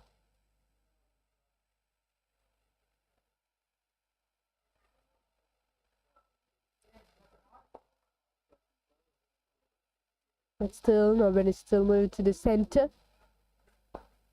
Little break out in the centre at the moment.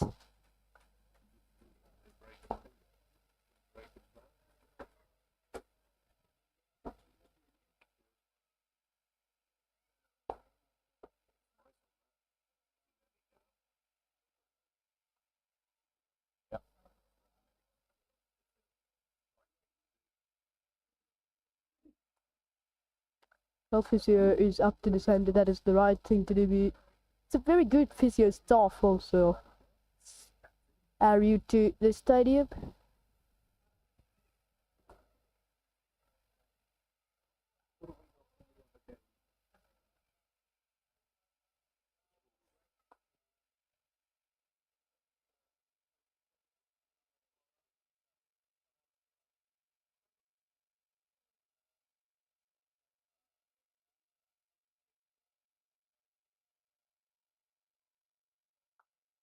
Let's have a little move to the other matches of the tournament. We had finished all the one match early on between USA and Namibia. USA had quite a comprehensive victory out there. And UAE has playing against Zimbabwe. And UAE scored 269 runs.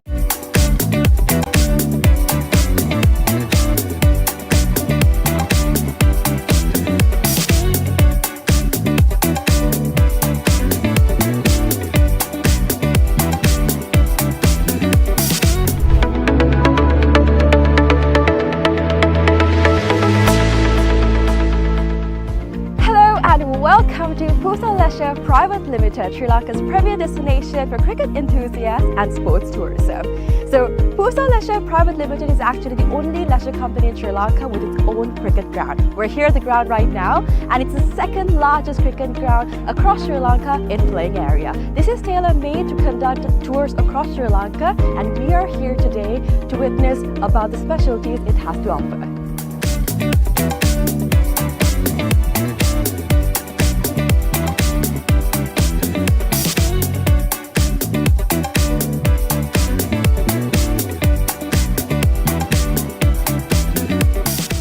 It's only natural for you to ask, what's so special about this ground? Well, let me list out a few reasons as to why it's special to cricket, right?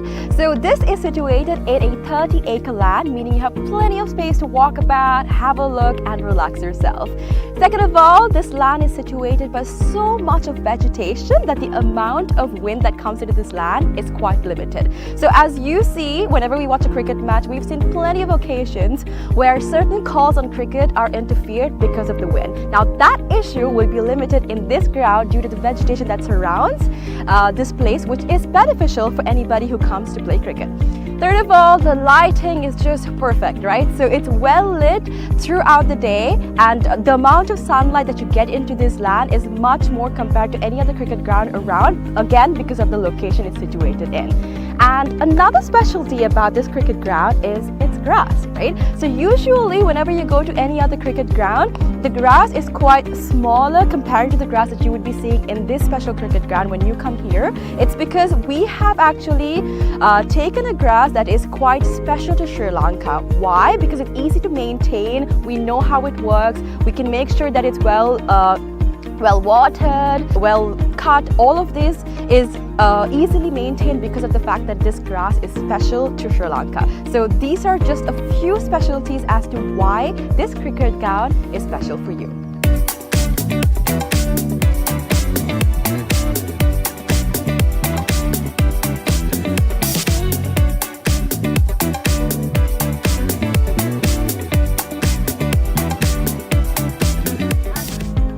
So let's talk about the pitch a little, right? So I'm here right now, and from the pitch to the ground, we have about 80 meters of a radius, right? And something special about the pitch is that it's elevated, meaning that anybody from anywhere on the ground can see the pitch properly because of its elevation. So even if you stay in that corner of the ground, the pitch very clearly because of the elevation that it has.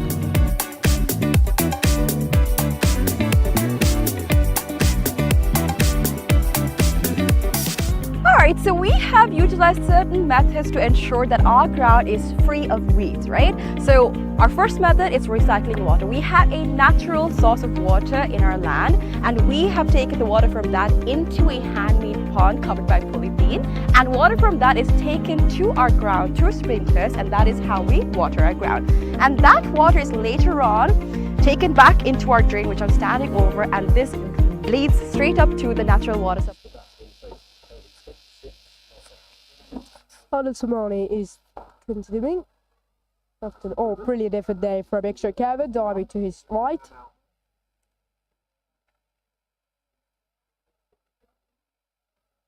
It is Damian Grant at short extra cover.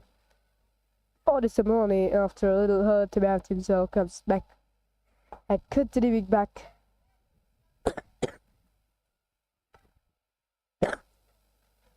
This is good bowling day. It's a little bit slow with the air from the captain. He's bowling his second over in the game.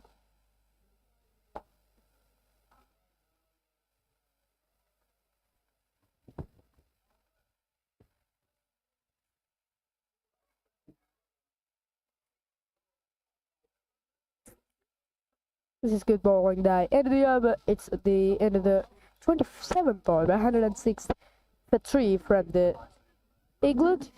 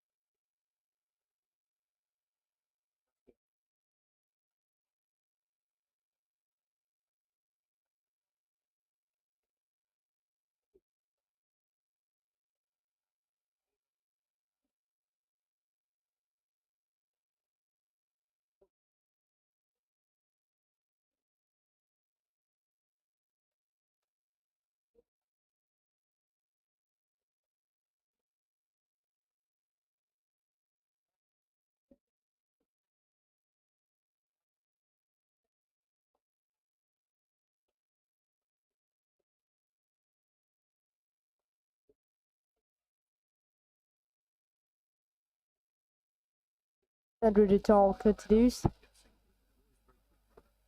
Alex Richards on strike, playing a long time in the centre. He's not out 27. Roy Smith is 36 at the moment. 67 runs away for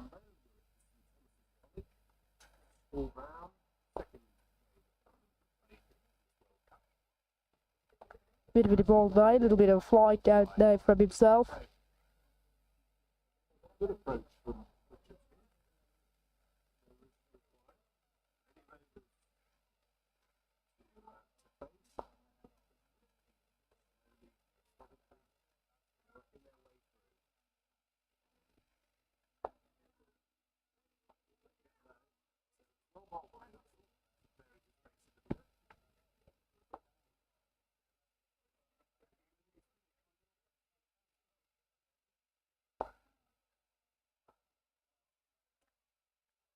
Middle is up in the 30-yard circle for Alex Richards. Henry Tall looking for a wicket as well. He hasn't got still anything from himself. This doesn't play the last match for England, for New Zealand against Namibia.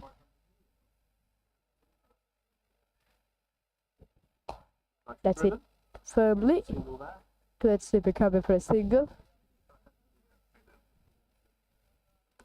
Royce with his 37 with that single.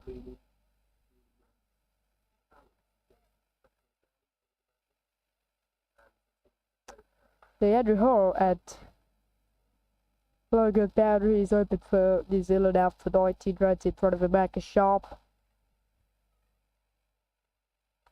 He also doesn't play the previous match for New Zealand.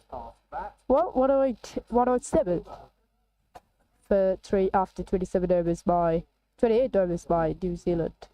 Correction, England.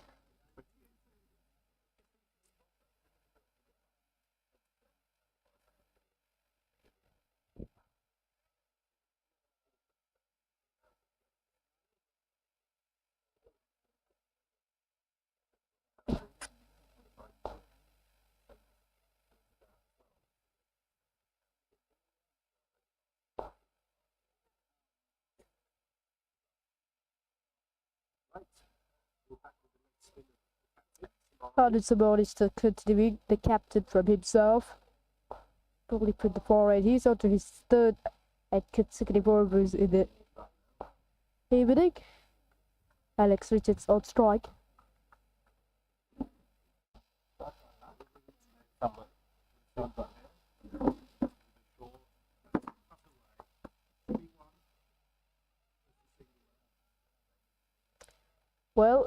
the team coordinator of the New Zealand, and the Polynus who joins alongside me to commentate the next few moments. Hello, Polynus. Good evening. Everyone. Well, England seems to be taking control of the game. 108 for 3 at the moment. That one short and cut away nicely. That's going towards the extra cover boundary. There is a sweeper cover fielder coming around. Runs a return. 2 more runs added. Take the score to 110. 110 for 3. Well, this partnership is so good between those two. When you remove from the commentary breaks, it is 41 run partnership. Now it's 64 run partnership. England is just front of this game. Here exactly, New Zealand, as I said earlier, so many times we're talking about New Zealand getting wickets. They got to get wickets. They got to put the pressure on. If they want to win this game, they got to get wickets at regular intervals. Well, if you allow England to bat 45 overs, they're definitely going to take this game away. So New Zealand got to fight hard. They got to get those wickets, put the pressure on England. That's an appeal for an LPW. That could have been close, but Papare unmoved with that.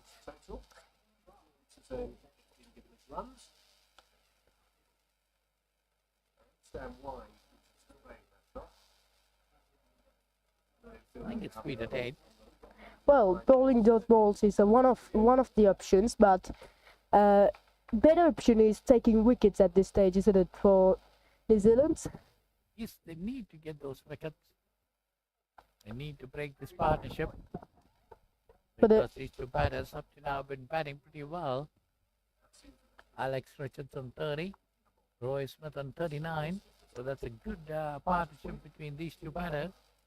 But talking about the England bowlers, they bowled plenty of dot balls and build the pressure at the batting side. That was the plan what they used when they got bowling in the first half of this game. But at this stage, the New Zealand also looking to bowl dot balls, few dot balls. I mean, a 20-25 dot balls in a period will be a good for New Zealand. And then the pressure completely on the batters, so they're looking to release that pressure with scoring boundaries. So there is you had opportunities to get the wickets. Yeah, you see, come on, 29 overs gone. So that's 16 overs remaining, and they need just 60 runs. That's less than 4 runs per over. So they definitely, earlier we were talking about 4+ runs per over. Now they brought it down to less than 3 per over. So that means they're definitely taking command of this game. But unless New Zealand break this partnership, get a couple of wickets, and put the pressure back on the England camp, definitely this game is going England's way. Yeah, a couple of wickets is just enough to do that for New Zealand. And New Zealand is not very far behind in this game. Still 3 point, maybe 3.9, 3.8 must be the required run rate. But when you get a couple of wickets, the new two batters come in, get themselves in. It's not easy to bat there. They're going to get themselves in.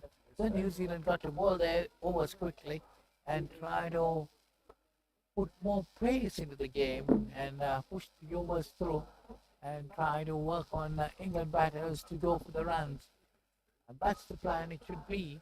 Yeah, every batsman is getting quite a bit time to set in the centre actually. So they're trying to play a few dot balls after that's how they set. That's how these two also set in the centre. And also one of the best players in England, George Eggleston, who also started very slowly on the first 2-3 matches for England. After he goes using his experience and hit harder for each bowler. So the start doesn't need to give it for the batters. Yeah, that's it up actually. That's going towards the long on boundary. That's it over the top of the mid-on fielder. That's gone to the boundary for 4. So they're taking the score to 116. All New Zealand need to get a couple of wickets.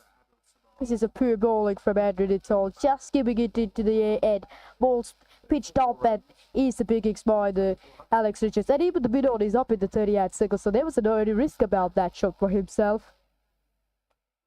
He plays that sweep nicely, finds the fielder on the leg side boundary, which ought to be out there. Well, there you see with that boundary, you see the mid-on fielder dropping down into the long on position. Well, he should have been down there because he's tossing that ball up, inviting the batsman to hit over the top. Well, he should have been down at the very first delivery itself.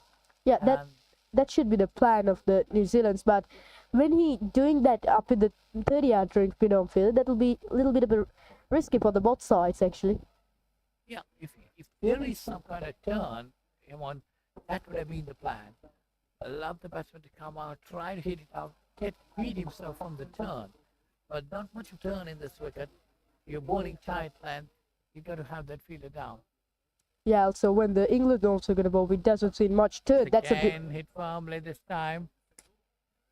Just there is a deep fielder. That's a single again.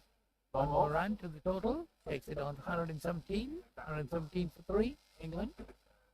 They are in command at the moment. 118 for 3. What's happened out there?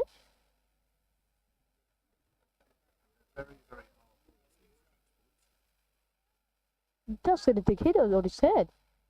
Well, he tried to stop that. He can't put that hand half out of depot. Looks like he's off. He got it back. Looks like he's off in the field. As you can see, the pain of the Andrew Natal. He's off. He's off in the field.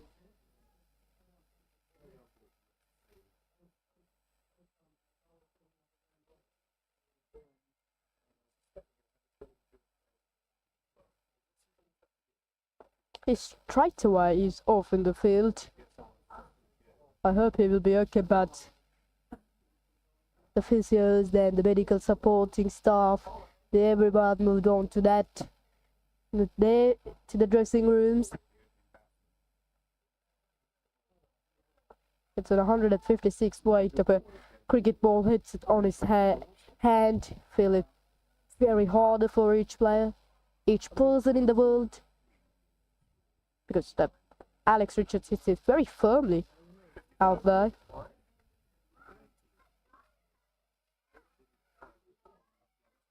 That's good bowling. One of the successful bowlers today is that Richard Petrie, who's picked up 2 wickets at the top of the order.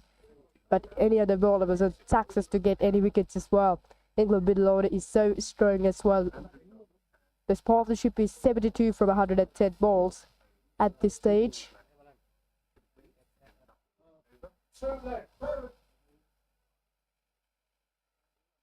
2 more syllables to go of this over for New Zealand. Andrew Hall comes into the attack to complete the next 2 balls of the over. Kelly is the substitute fielder for New Zealand because the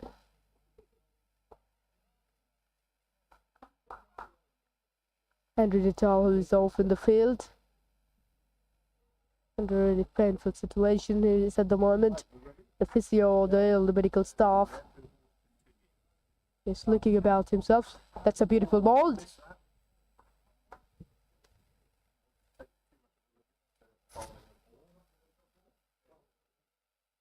As you can see, the medical staff is getting a first aid box and moving towards the dressing rooms of New Zealand to see how about the player, how about the Andrew Natal. There we go, 30 overs gone, 118 for 3. England over 50s at the moment.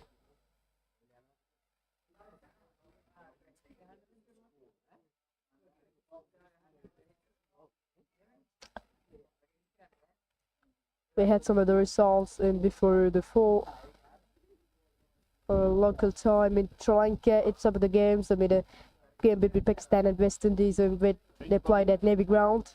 The game was finished before 4 o'clock, but now it is past 4 o'clock still.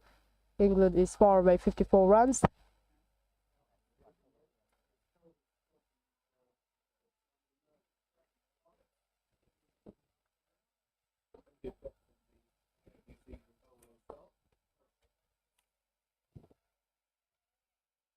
Craig Foster into the attack from the far end.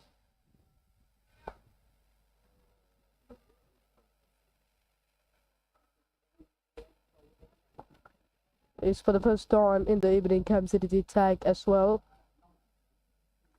Now the New Zealand is using a plenty of bowling options as well because they're looking to break this partnership as well. They knew how strong with these batters.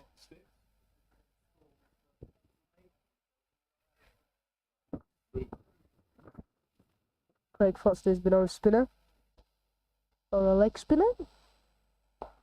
Looks like a leg spinning. Wait for the swip shot. That's a big appeal. And up goes the finger. There is the breakthrough for the New Zealand. This should be the turning point of this match. Big moment. The Alex Richards went for the sweep. It is a 2 straight. And the New Zealand Black Caps and the supporting staff will be so happy. Excellent knock from the Craig Foster. He strikes on the very first ball of his spell. And England lose their 4th. Alex Richards on his way for 36. And the Craig Foster, the man for occasion. He's done the damage for England Over-50s. It's a big work. Him back to the dressing rooms for Alex Richards. But he will be happy about his job. And 119 for 4. New Zealand has a quick one now.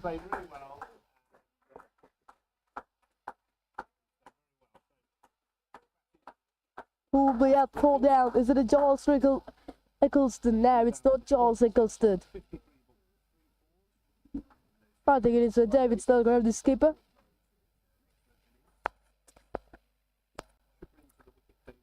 Well done from Craig Foster. His stats with a wicket.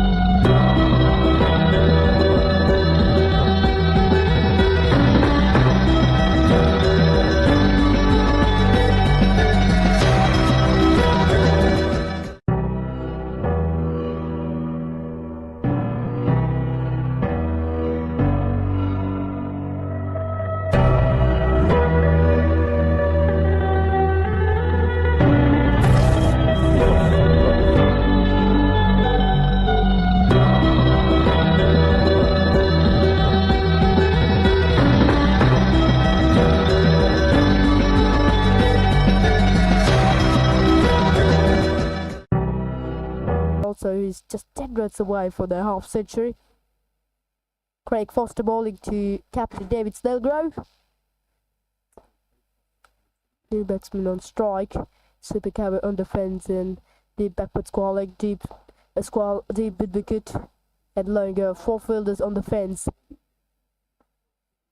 The power play through is started with a wicket from New Zealand. Played upish. Wants the fielder. David Snellgrove is a good player, number of performance, 73 runs in 6 matches. The average of a 24.5, that means it's almost 25. Played on the back foot. Will get a quick single to off the mark by David Snellgrove. It's 120 on the board.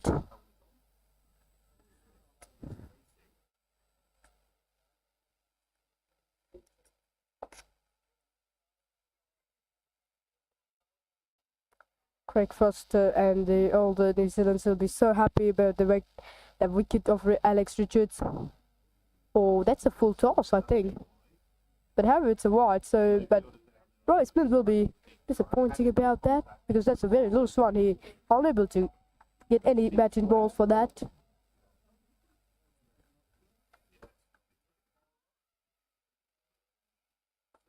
Slipped away. Down to it's the deep scoring for a single from it. Right, Smith, that it's good running. They were on 2 for that as well. This is good running. Running between the wickets is so good between those England players in through the tournament. David Snellgrove, the captain, will be happy about it. Happy as a captain. At this stage also England just in front.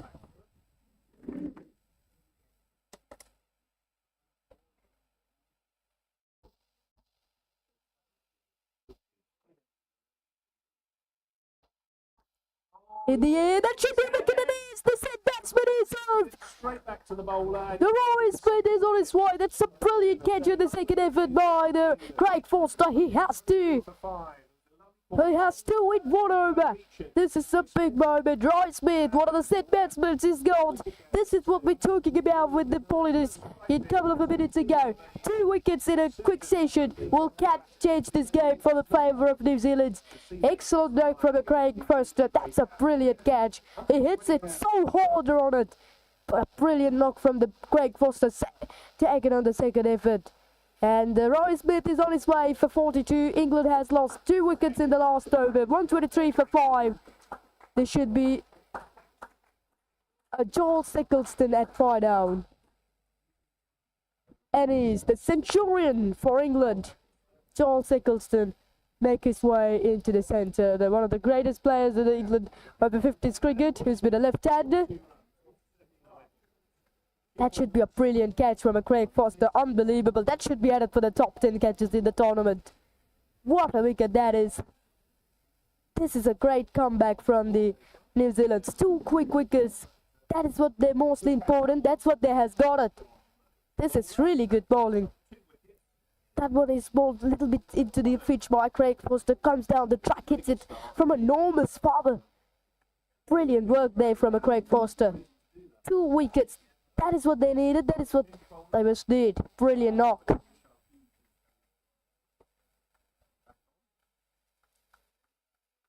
Here we go. I think Vishal Dubey will be bowling from the far commentary box, and it is. He has got the wicket of Richard Trotman.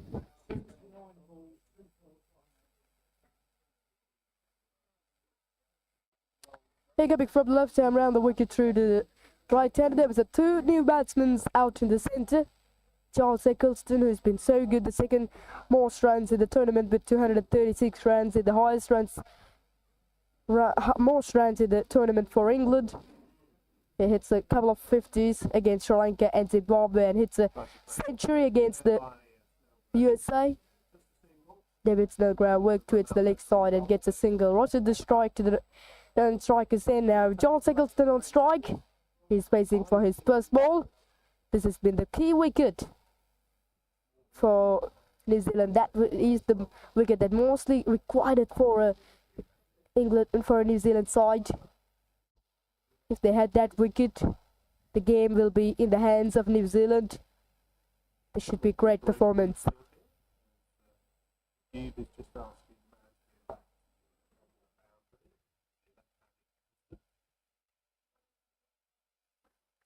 Vishal will be coming now round the wicket to the, coming over the wicket to the left-hander. New Zealand's one of the plans is getting this wicket. No, he's been a very, very dangerous player. He shows what he can do as a player.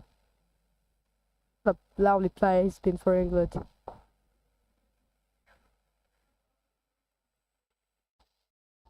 Slip in place for Charles Eccleston. Bit of his up and low go on, David wicket, and yeah, low go on, David wicket on the fence. Sweeping cover also. Played there for Charles Eccleston. Vishal Dubey continuing, the left-arm orthodox bowler. He bowled everything slow in the air to the right-handers, but does he going to bowl also to, does he going to bowl that kind of deliveries also to left-hander? Or does he go to ball quick and a flat deliveries for left-hander?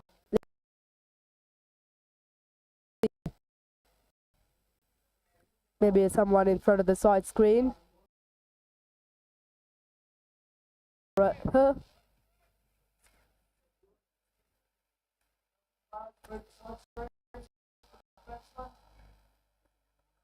Guys, side screen. Out.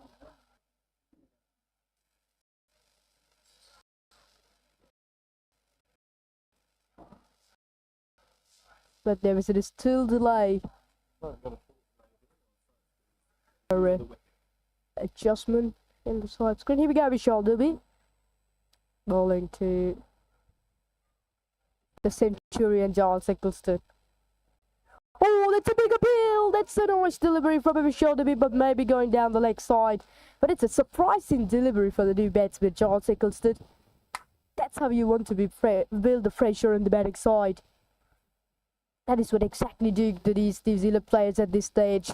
This is good bowling. Played on the back foot will find the fielder at mid-off. Always New Zealand looking to get this wicket of Charles Eccleston.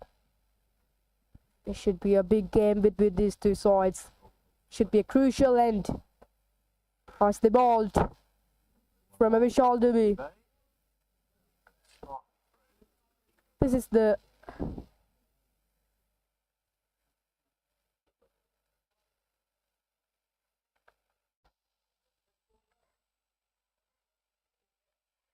seventh over for Vishal Dubey in the evening. Ball one slow into the air, and Charles Eccleston worked that towards the long on for a single to get things off the mark. Looking for two, but however he doesn't get two as well. It's a little bit of a break for that the school children's the fielding practice session will be over now. This is one of their home grounds. I think it's a short break for themselves. It's a long fielding practice session indeed for the intermediate players, intermediate young players.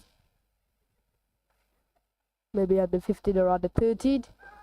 They want a quick single, but finds the fielder at square leg. 125 for 5 after 32 overs. It's a very good over from Vishal Dubey. I think Craig Foster will be continuing. He will be the good confidence as well. This is what exactly the Richard Petrie did on his very first over. Picked up 2 wickets. Picked up the wicket of Akedi and Nasir Ahmed. And at the moment, Craig Foster also did the same thing. But these two wickets is so important.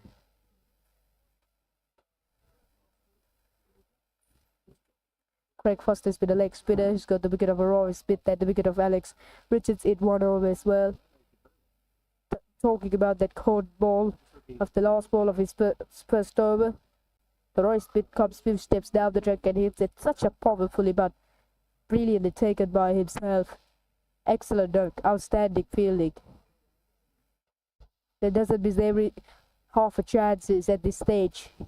They knew how it poured with everything at this stage for New Zealand Black Caps.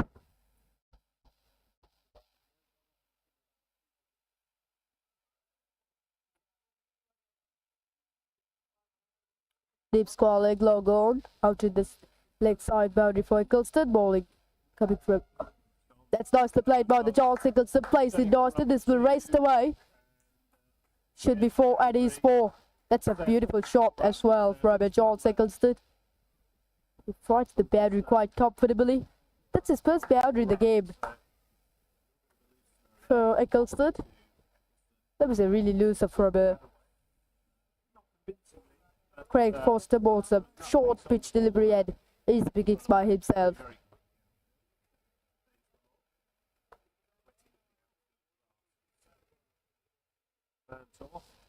Another loose one. This should be a wide down the leg side. The Charles Eccleston's jersey number is 4. When we're talking about the jersey number 4, we remember Suresh Raina from India. He's been a left-handed batsman, played plenty of international level matches. That's a beautiful shot from Charles Eccleston. This time through the front of square on the wicket for a single. And number 4, it is Alex Carey also using the number 4 on his shirt. He's an Australian cricketer playing all 3 formats. That too has been one of the remarkable names in number 4. And I think Brian Lara also used the number 4, but I doesn't remember exactly on it. That's a full toss. But just a single though. And New Zealand need to be more tidy at this stage. Need to be more that dot balls and try to build more pressure if they want to win against England. That's good bowling. just a little bit into the pitch. It looks like it's a back of the hand delivery from a Craig Foster. Go. This is what exactly I told you. It's the finish. I've had a short fielding practice session for these children in St. Thomas's College, and they are back with the fielding session.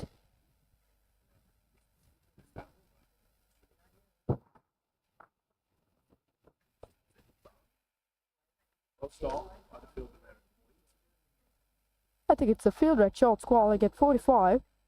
Now he puts back to the boundary. No one at the wicket. Craig Foster bowling a full toss, juicy full toss there for Eccleston. Just a single. 133 runs on the board. For loss of 5 wickets after 33 overs as well, and it's a time for the drinks.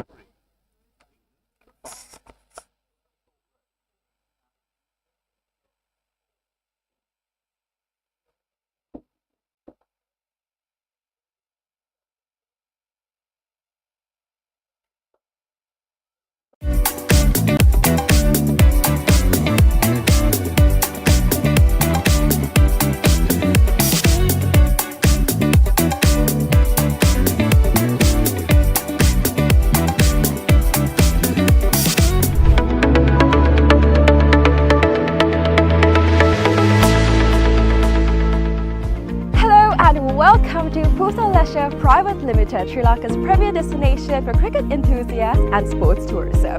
So, Pusa Leisure Private Limited is actually the only leisure company in Sri Lanka with its own cricket ground. We're here at the ground right now, and it's the second largest cricket ground across Sri Lanka in playing area. This is tailor-made to conduct tours across Sri Lanka, and we are here today to witness about the specialties it has to offer.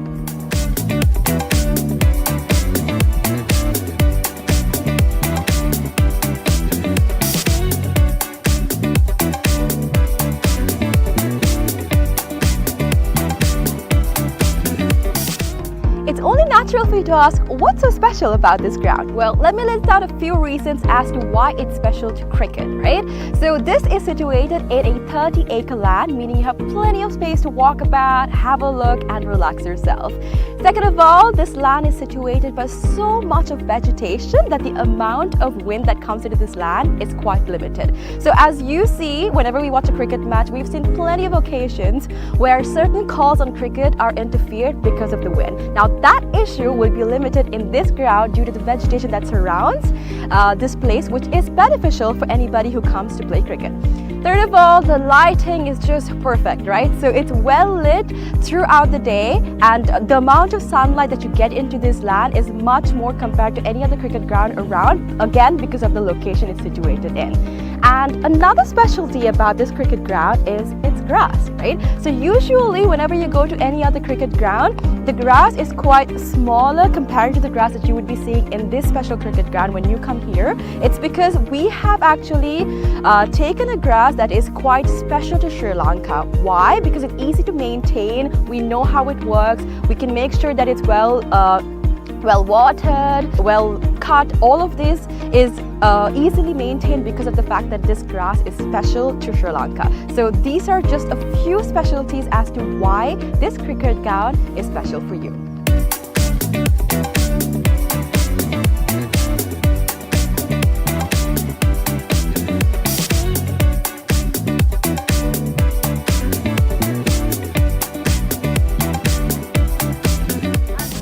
Alright, so let's talk about the pitch a little, right? So I'm here right now, and from the pitch to the ground, we have about 80 meters of a radius, right? And something special about the pitch is that it's elevated, meaning that anybody from anywhere on the ground can see the pitch properly because of its elevation. So even if you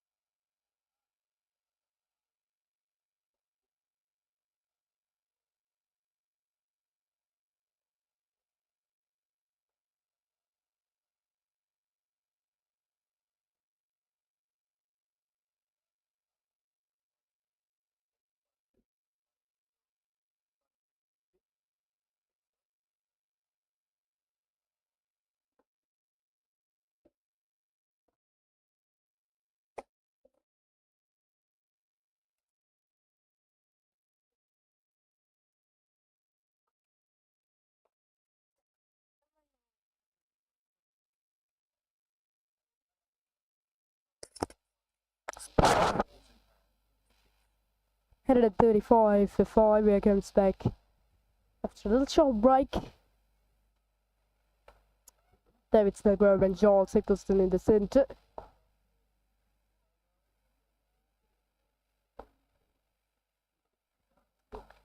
Charles Eccleston is on 9. From 17 as well. The Craig Foster's. No, Kelvin Scott got to be. There's a beautiful celebration. You can see how much dust out of the pitch as well. It is so drying at this stage. But when the game started, much more of a moisture out there. That's an out ball. That should be a wicket. That's a big appeal. No. Maybe a little inside edge or a miss in the leg stamp. That's a beautiful ball from him. Great delivery to end the over. It's 135 for 5 after 35 overs.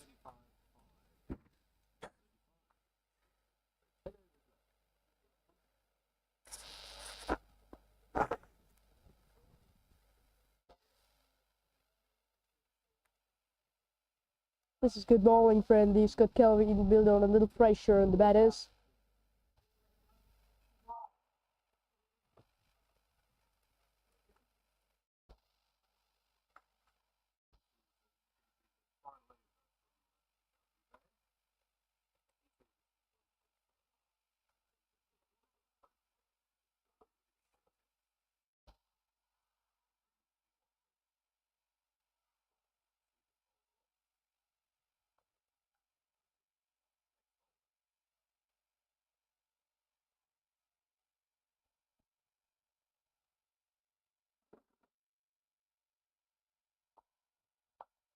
Charles Eccleston strike and Shivam Dibby is onto the attack. I think it's his last over.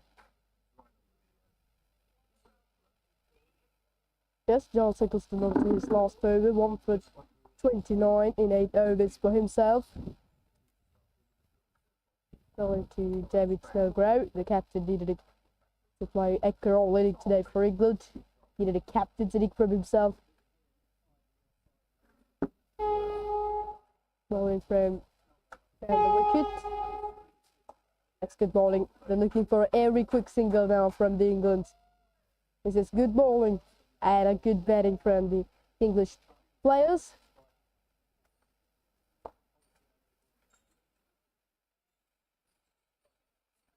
It's a quick rain. It's a quick train. He's going very fastly into St. David's College ground.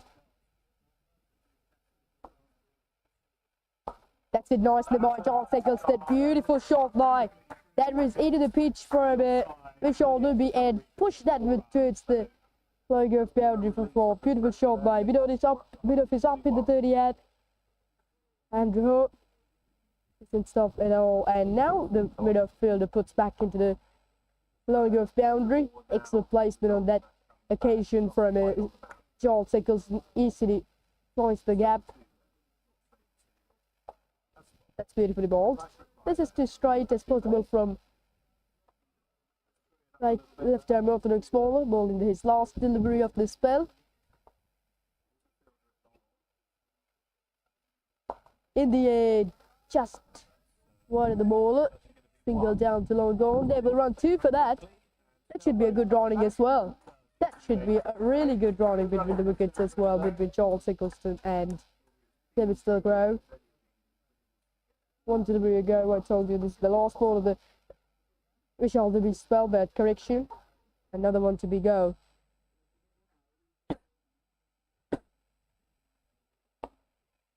This time, Charles Eccleston goes down to its sleeper cover. They bought 2, but it doesn't get all. Well, 6 overs, 7 runs of the last over, and Vishal Dubey is complete his spell. 1 wicket for 36 runs and 144 for 5 from England after 36 overs as well. Well, that 29 runs away to the victory.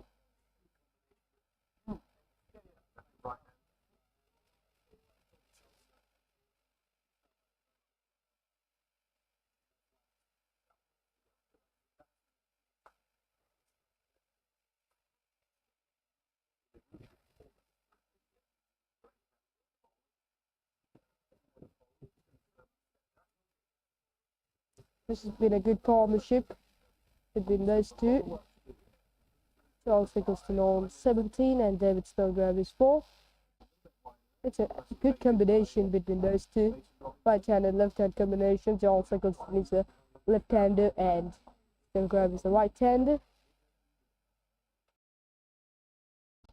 Kelvin Scott continuing. He's on to his 4th over of the game.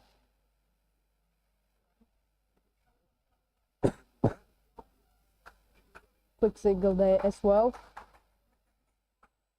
Time at the moment is 4:30 or o'clock in St. Thomas's College Ground in Mount Lavinia.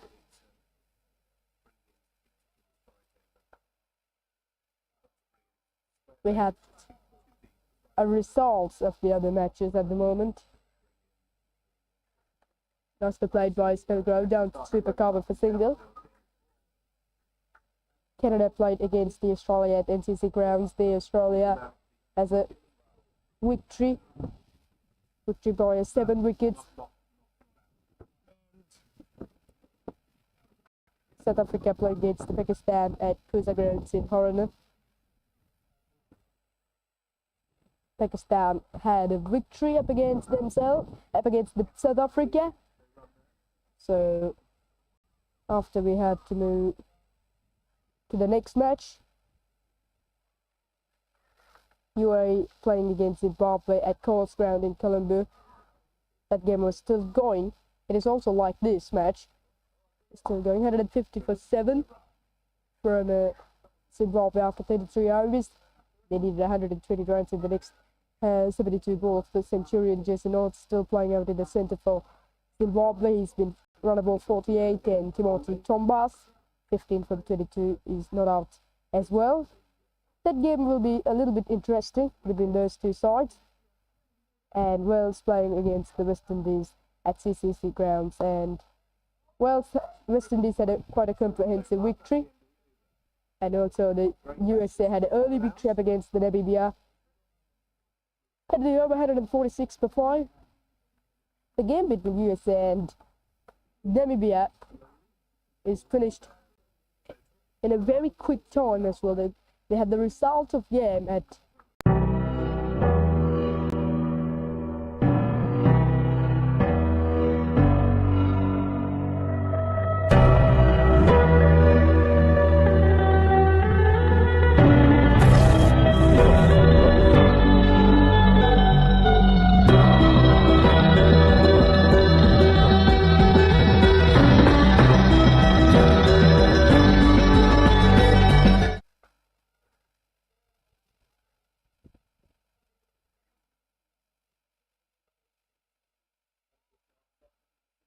the game between USA and Namibia has been finished on a very quick time at just 12:30 or o'clock.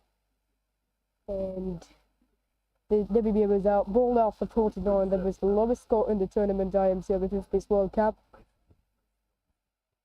And the USA has chased out that 50-run target quite comfortably inside first 5 overs. Just the 1 wicket they lost it. It's a victory of 9 wickets for USA.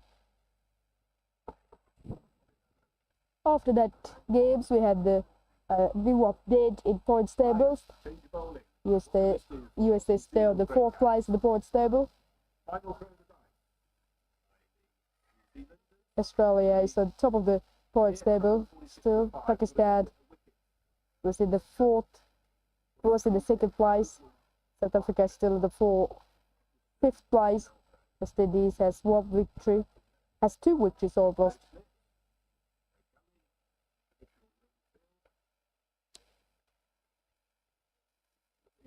Damien Grant continuing from the coming box end, comes into the attack for his 2nd spell, and he coming from the church offence actually. He won first couple of overs from the. That's nicely played by the David Spellgrove. Down towards the backward square leg. Should be a couple for that. And Damien Grant bowled 2 overs from the far end, but he decided to come from the commentary box end to bowl his next over. None for 9. He started with none for 8 in 3 overs. The asking run rate It's just 3.19 at the moment. England going almost 4 runs per over. That's a beautiful ball. A little bit of a back of the length. Simon Murphy also the frontline fast bowler of the New Zealand, but he's still bowled just the 2 overs actually. If we had a few more overs, it would be more exciting for New Zealand. Just 2 runs away for 150 run mark.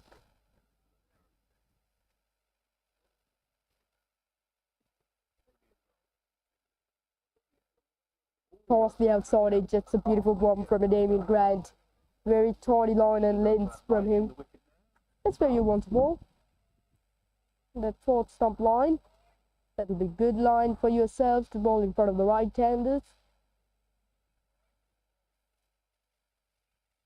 New Zealand is 108.72 runs scored on the first 45 overs, and excellent inning we saw from Robbie Frew, who hits the 72 runs. That cuts nicely down to its sweeper cover for a single. Robbie Frew has been the anchor for New Zealand on the first half of this game, 33 of round 6.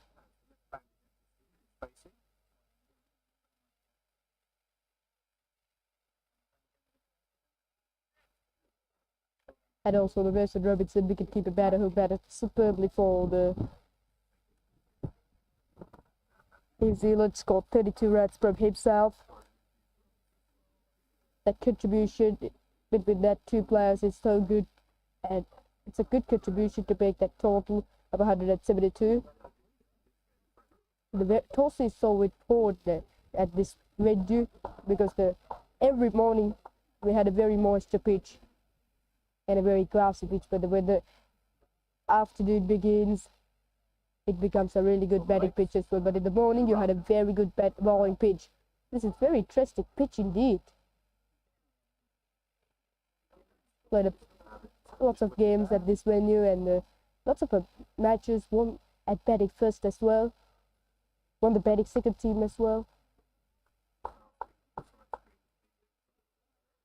There was something going still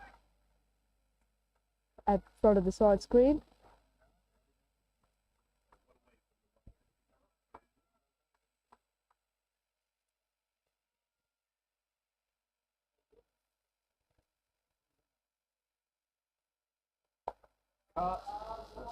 Was the played by Charles Eccleston. That should race the way for a couple of runs.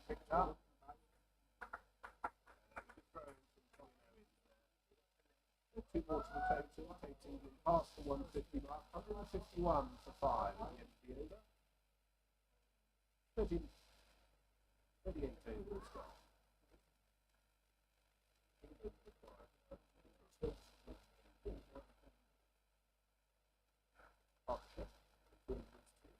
Already has played 4 matches at this venue. Then you had 2 victories on batting first and 1 victory at batting second as well. But mostly this is a very good pitch for the bowling in the first half. But when the evening and when the ball afternoon begins, this should be a really good pitch for batters. Well, I think it's Kelvin Scott will be continuing from the far end. He's been knocked for 17 in 4 overs. They're going to get any wickets. 150 comes up with that last. Oh, that's a big shout. Well done from Mason Robinson behind the stabs. Excellent move towards his left side. Quick work behind the stabs. If you're a wicket keeper, you need to do any work, any glove work. 0.0 seconds as well.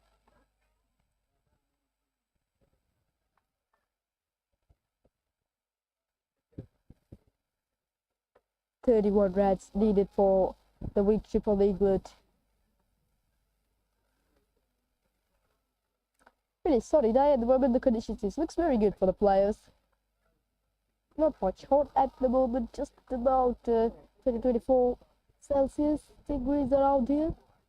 But it's a very wind around the stadium as well. That will help a lot for the bowlers to swing as much, especially for the fast bowlers.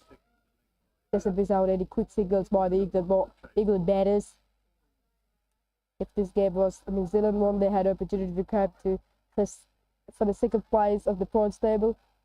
If they lost today's match, the next game is so important. The next game they had against the Sri Lanka Over-50s at CC Grounds in Colombo 7. If that game New Zealand won, the points will be level between Sri Lanka and New Zealand. And also the next game of USA also very important. If the USA won that, they also level the points as well. So if the New Zealand lost today, they won tomorrow match, and if the USA also won their next match, the points will be level between those three sides. So then you had to move for the net run right. That's a beautiful shot from a Joel Eccleston. Down towards the long go for a single. That's good running. They're all two for that. This is absolutely great running with the wickets. Good cheers from the teammates of the England. So if you had a good net run rate just over 2 and rather than 2, that'll make very good picture in the next matches. Scott Kelvin from around the wicket to the attack. There was a chance for run out, but it's a very good running.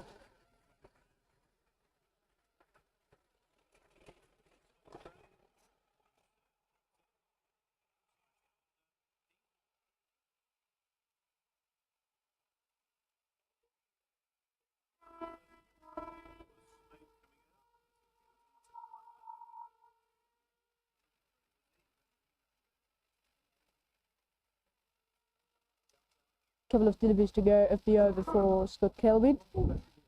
Correction, one more in the over. That's nicely played.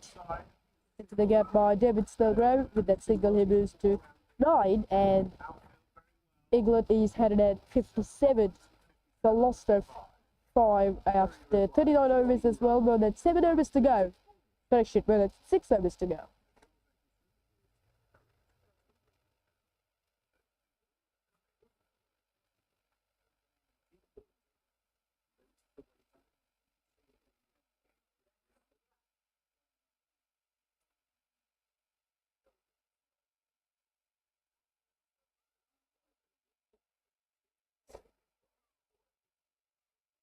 It is a David Grant continuing from the commentary box stand. He's on to his 5th over, down for 13, looking for wickets. Wicket keeper at the moment up to the steps, Mason Robinson. Talking about the wicket keepers, Lillian Hickey, the wicket keeper of the England, have remarkable job, and especially with the glove rigs, so good today from himself. His wicket keeping up to the steps against each fast bowler. It's never easier. Some of the bowlers is bowling sometimes close to 150, 120 kilometers per hour, but it's just the ball very well. He had a very good, quick movements into the left side and the right side, and he charged the ball well. Some of the extra bounce deliveries also had already with the England bowling spells, but he did a very good job today. That's a beautiful shot from David Stilgrove. But no problem, fielder in the deep. This is good partnership between those two. The Joel Eccleston kept it 5 down, scoring so well. He's been such a good player in the middle order for England, but usually he starts better in the top of the order for England in the first 3 matches. He scored a century and scored a couple of 50s as well. But today the England team management decided to pull him a few steps back and kept it 5 down. But he's very good with the performance, similar performance. Nicely played by Joel Eccleston. Some of the shots that he played very beautifully as well. And especially the drive. Drive is with the most important things in one in cricket. The drive and defend. These are the most important shots when you play cricket. He's played the drive superbly as well. Very beautiful to look at his drive.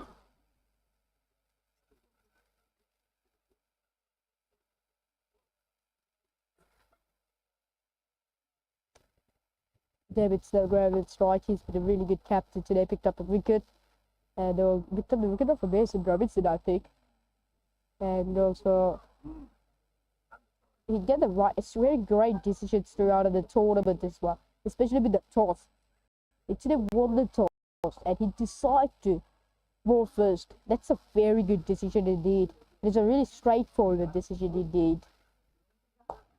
As the play finds the fielder.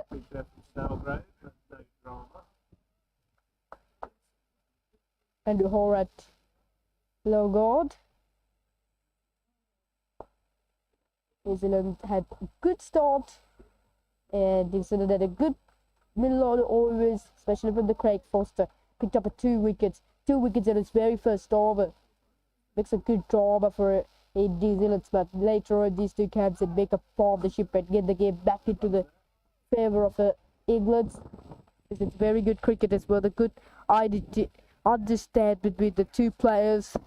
John Singleton, that I understand is doing the most important when the batters is going to play in the centre.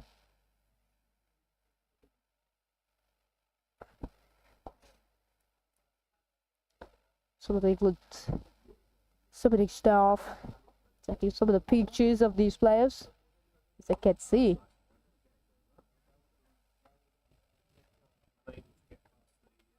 Headed at 59 for 5, 40 overs gone. So England needed 14 runs to the victory from the next 5 overs as well. They had one more wicket. That should be a good comeback from that will be a good comeback from the New Zealand.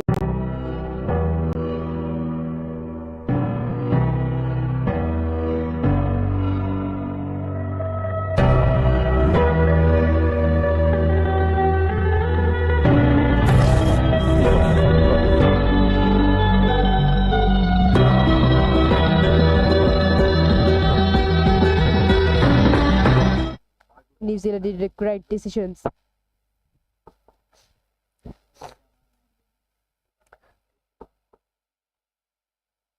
That's a beautiful ball. That is good. That is very good from Scott Kelvin. You must be ball dot balls at this stage and build the pressure at the batting side. That should be your plan. This is very good from Scott Kelvin. That's a nice ball. But you can't give it any single at this stage. But it's impossible.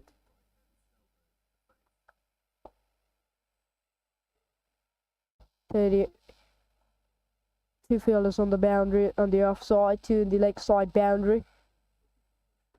Long on and deep mid wicket.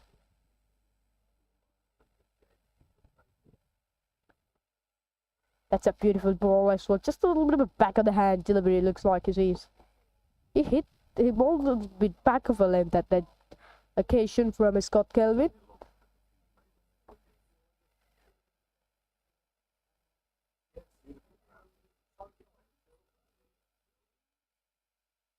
That's the ball. Every dot ball is so important at this stage for New Zealand. If they can break ball minimally 4 dot balls into the over, that should be a very good point for New Zealand. Scott Kelvin. Here we go. Finds the fielder at extra cover. This is good bowling. This is very good. This is what they need to do in these last 5 overs. Bowling under these situations is never easy. It's a bit of a challenge for each bowler. Left spinner or a fast bowler. If you are bowling in the death overs, that is a big challenge. This is good bowling. Just a single on it. And end of the over, only 2 runs on it.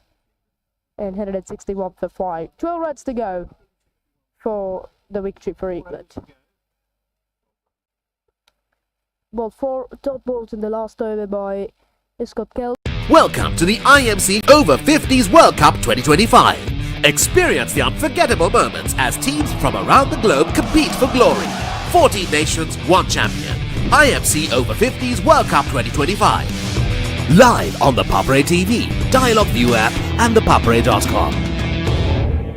Welcome.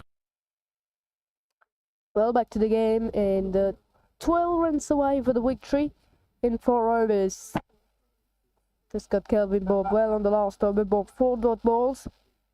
And Damien Grant continuing to get this at the moment from the commentary box end.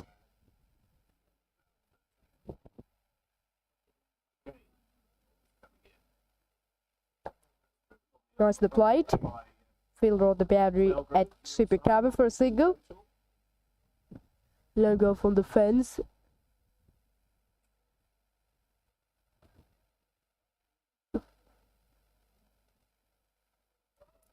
Logan and Longo of both fielders is on the rope.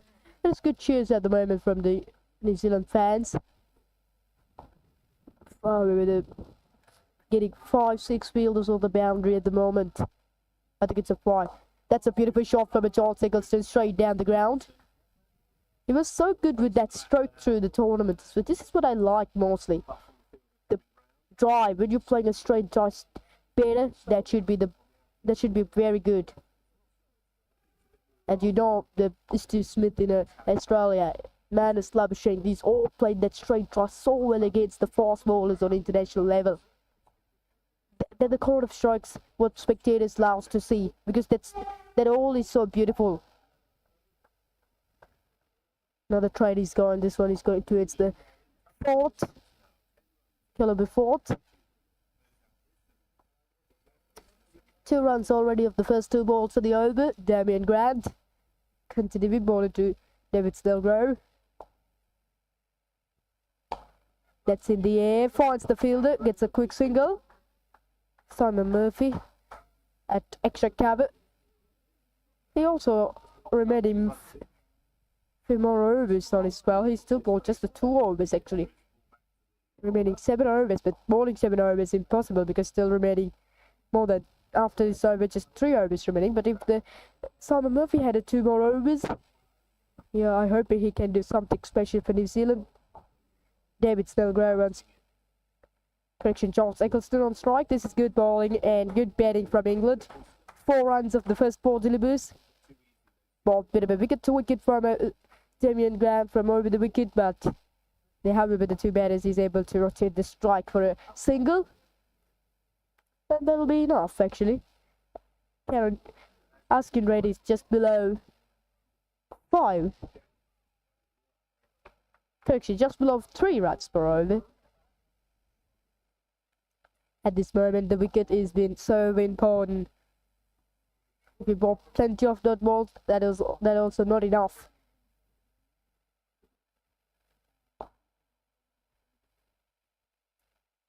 Damien Grant bowling to Snellgrove. Red work that one towards the mid wicket, but fielder in there.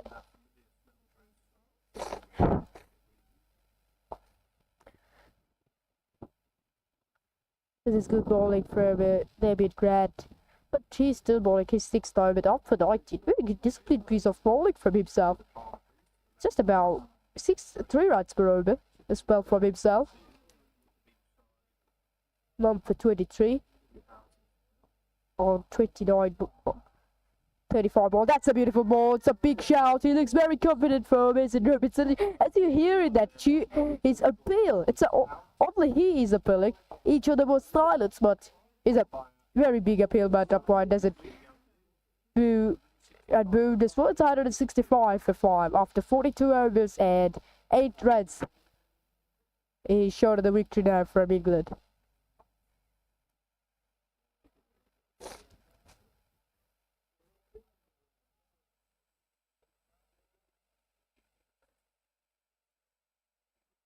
Really good glove working by Mason Robinson behind the stabs.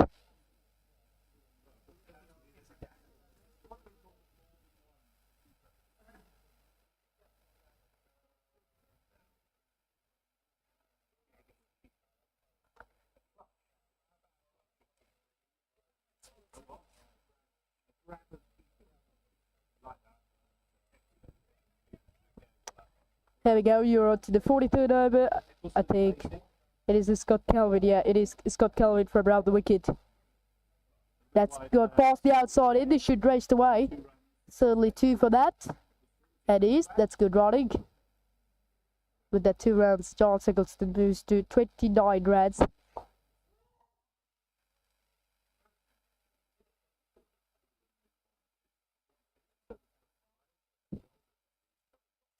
Coming around the wicket as well, Scott Kelvin picked up 3 wickets on the last match against the WB Over-50s. He bowled well in the first few overs, especially with the new ball who bowled really good for New Zealand, but today he is unable to get anything.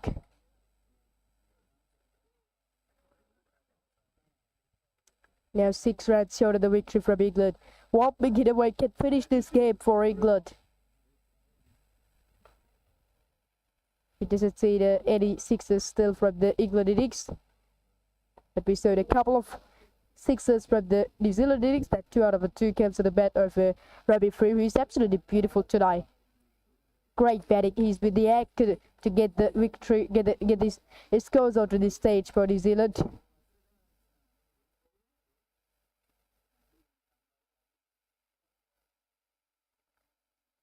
Nicely bowled. That's a beautiful ball. Kept low from Scott Kelvin. Beautiful tiny line and late. This is from Scott to that delivery. That's a beautiful one. The Robbie Free fielding at backward point rigid. Andrew Hall at the backward score leg. Simon Murphy at backward point. He went for the big shot, but wants the fielder. Extra cover. He wasn't looking to go for a boundary at this Burbot Charles Eggleston, but he hits a ground shot that finds the fielder at extra cover.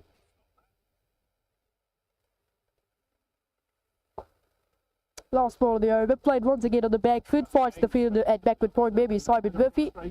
Yes, it is Simon Murphy at backward point. And the England 167 for 5. After 43 overs, they did 6 runs to the victory from 2 overs.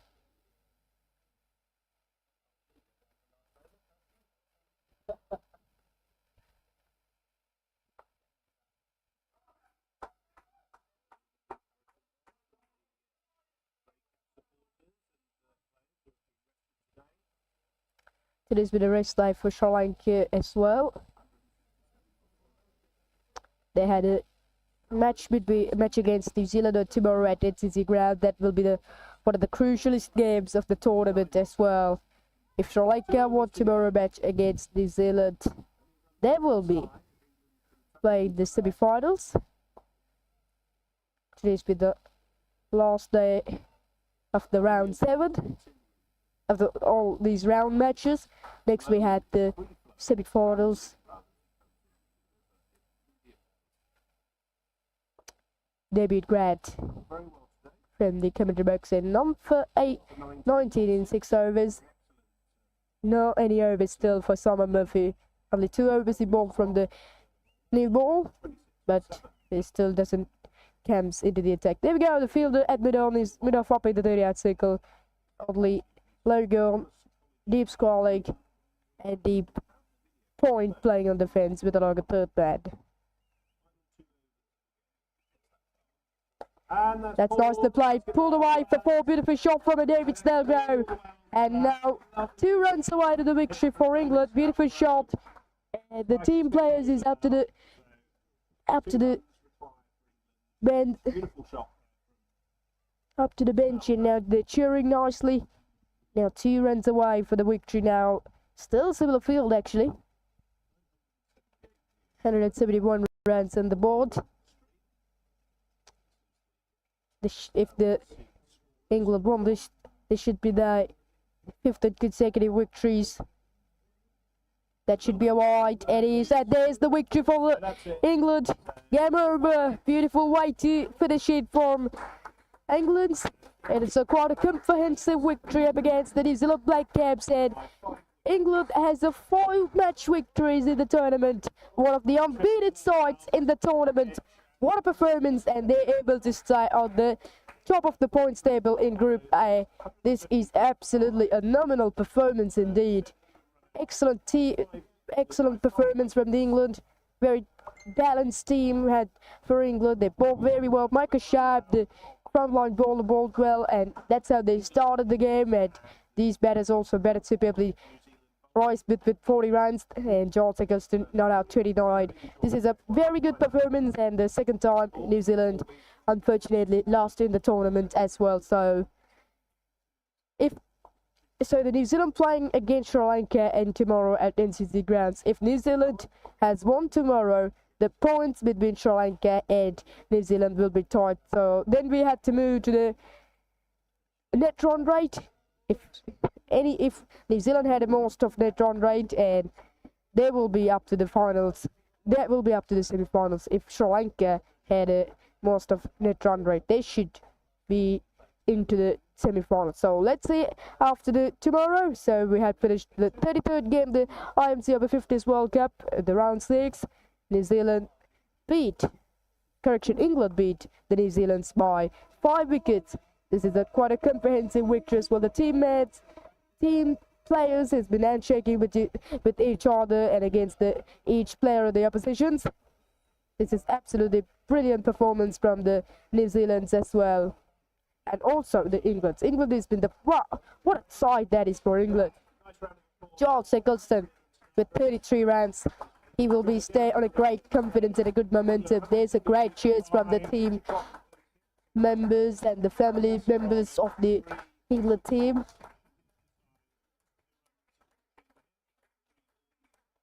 Well, we have finished the 33rd game. England has won by 5 wickets, so we will come back with the round 7 and that last round of the IMC Over-50s World Cup on tomorrow. So enjoy the IMC Over-50s World Cup, and thank you and good evening, good night for everybody.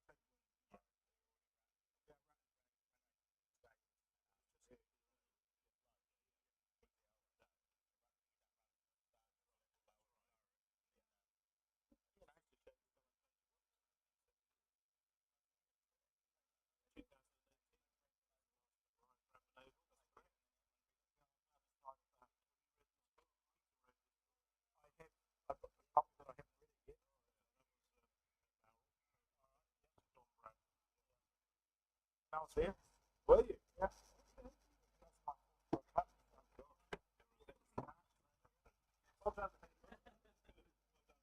Excellent. 14. Well, You did really well. really, really well. Yeah, he's been doing it longer than I have. Yes, he has. I've only been commentating for 2 years. Thank you very much. Thank you, Alan. Cheers. Chris. When you were at school,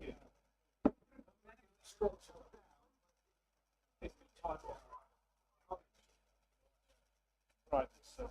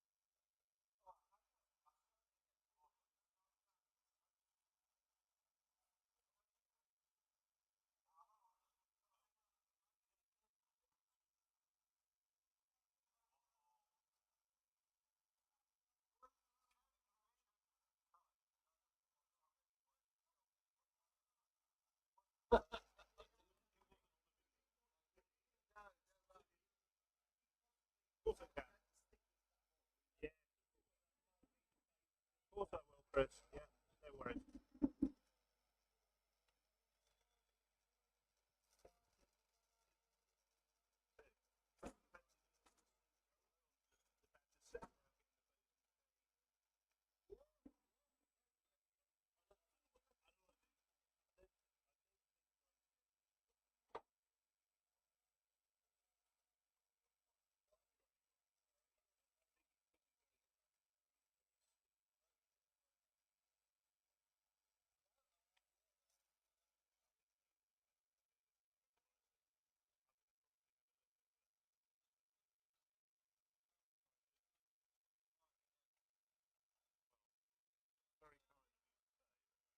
I'm hoping that won't need to listen to me.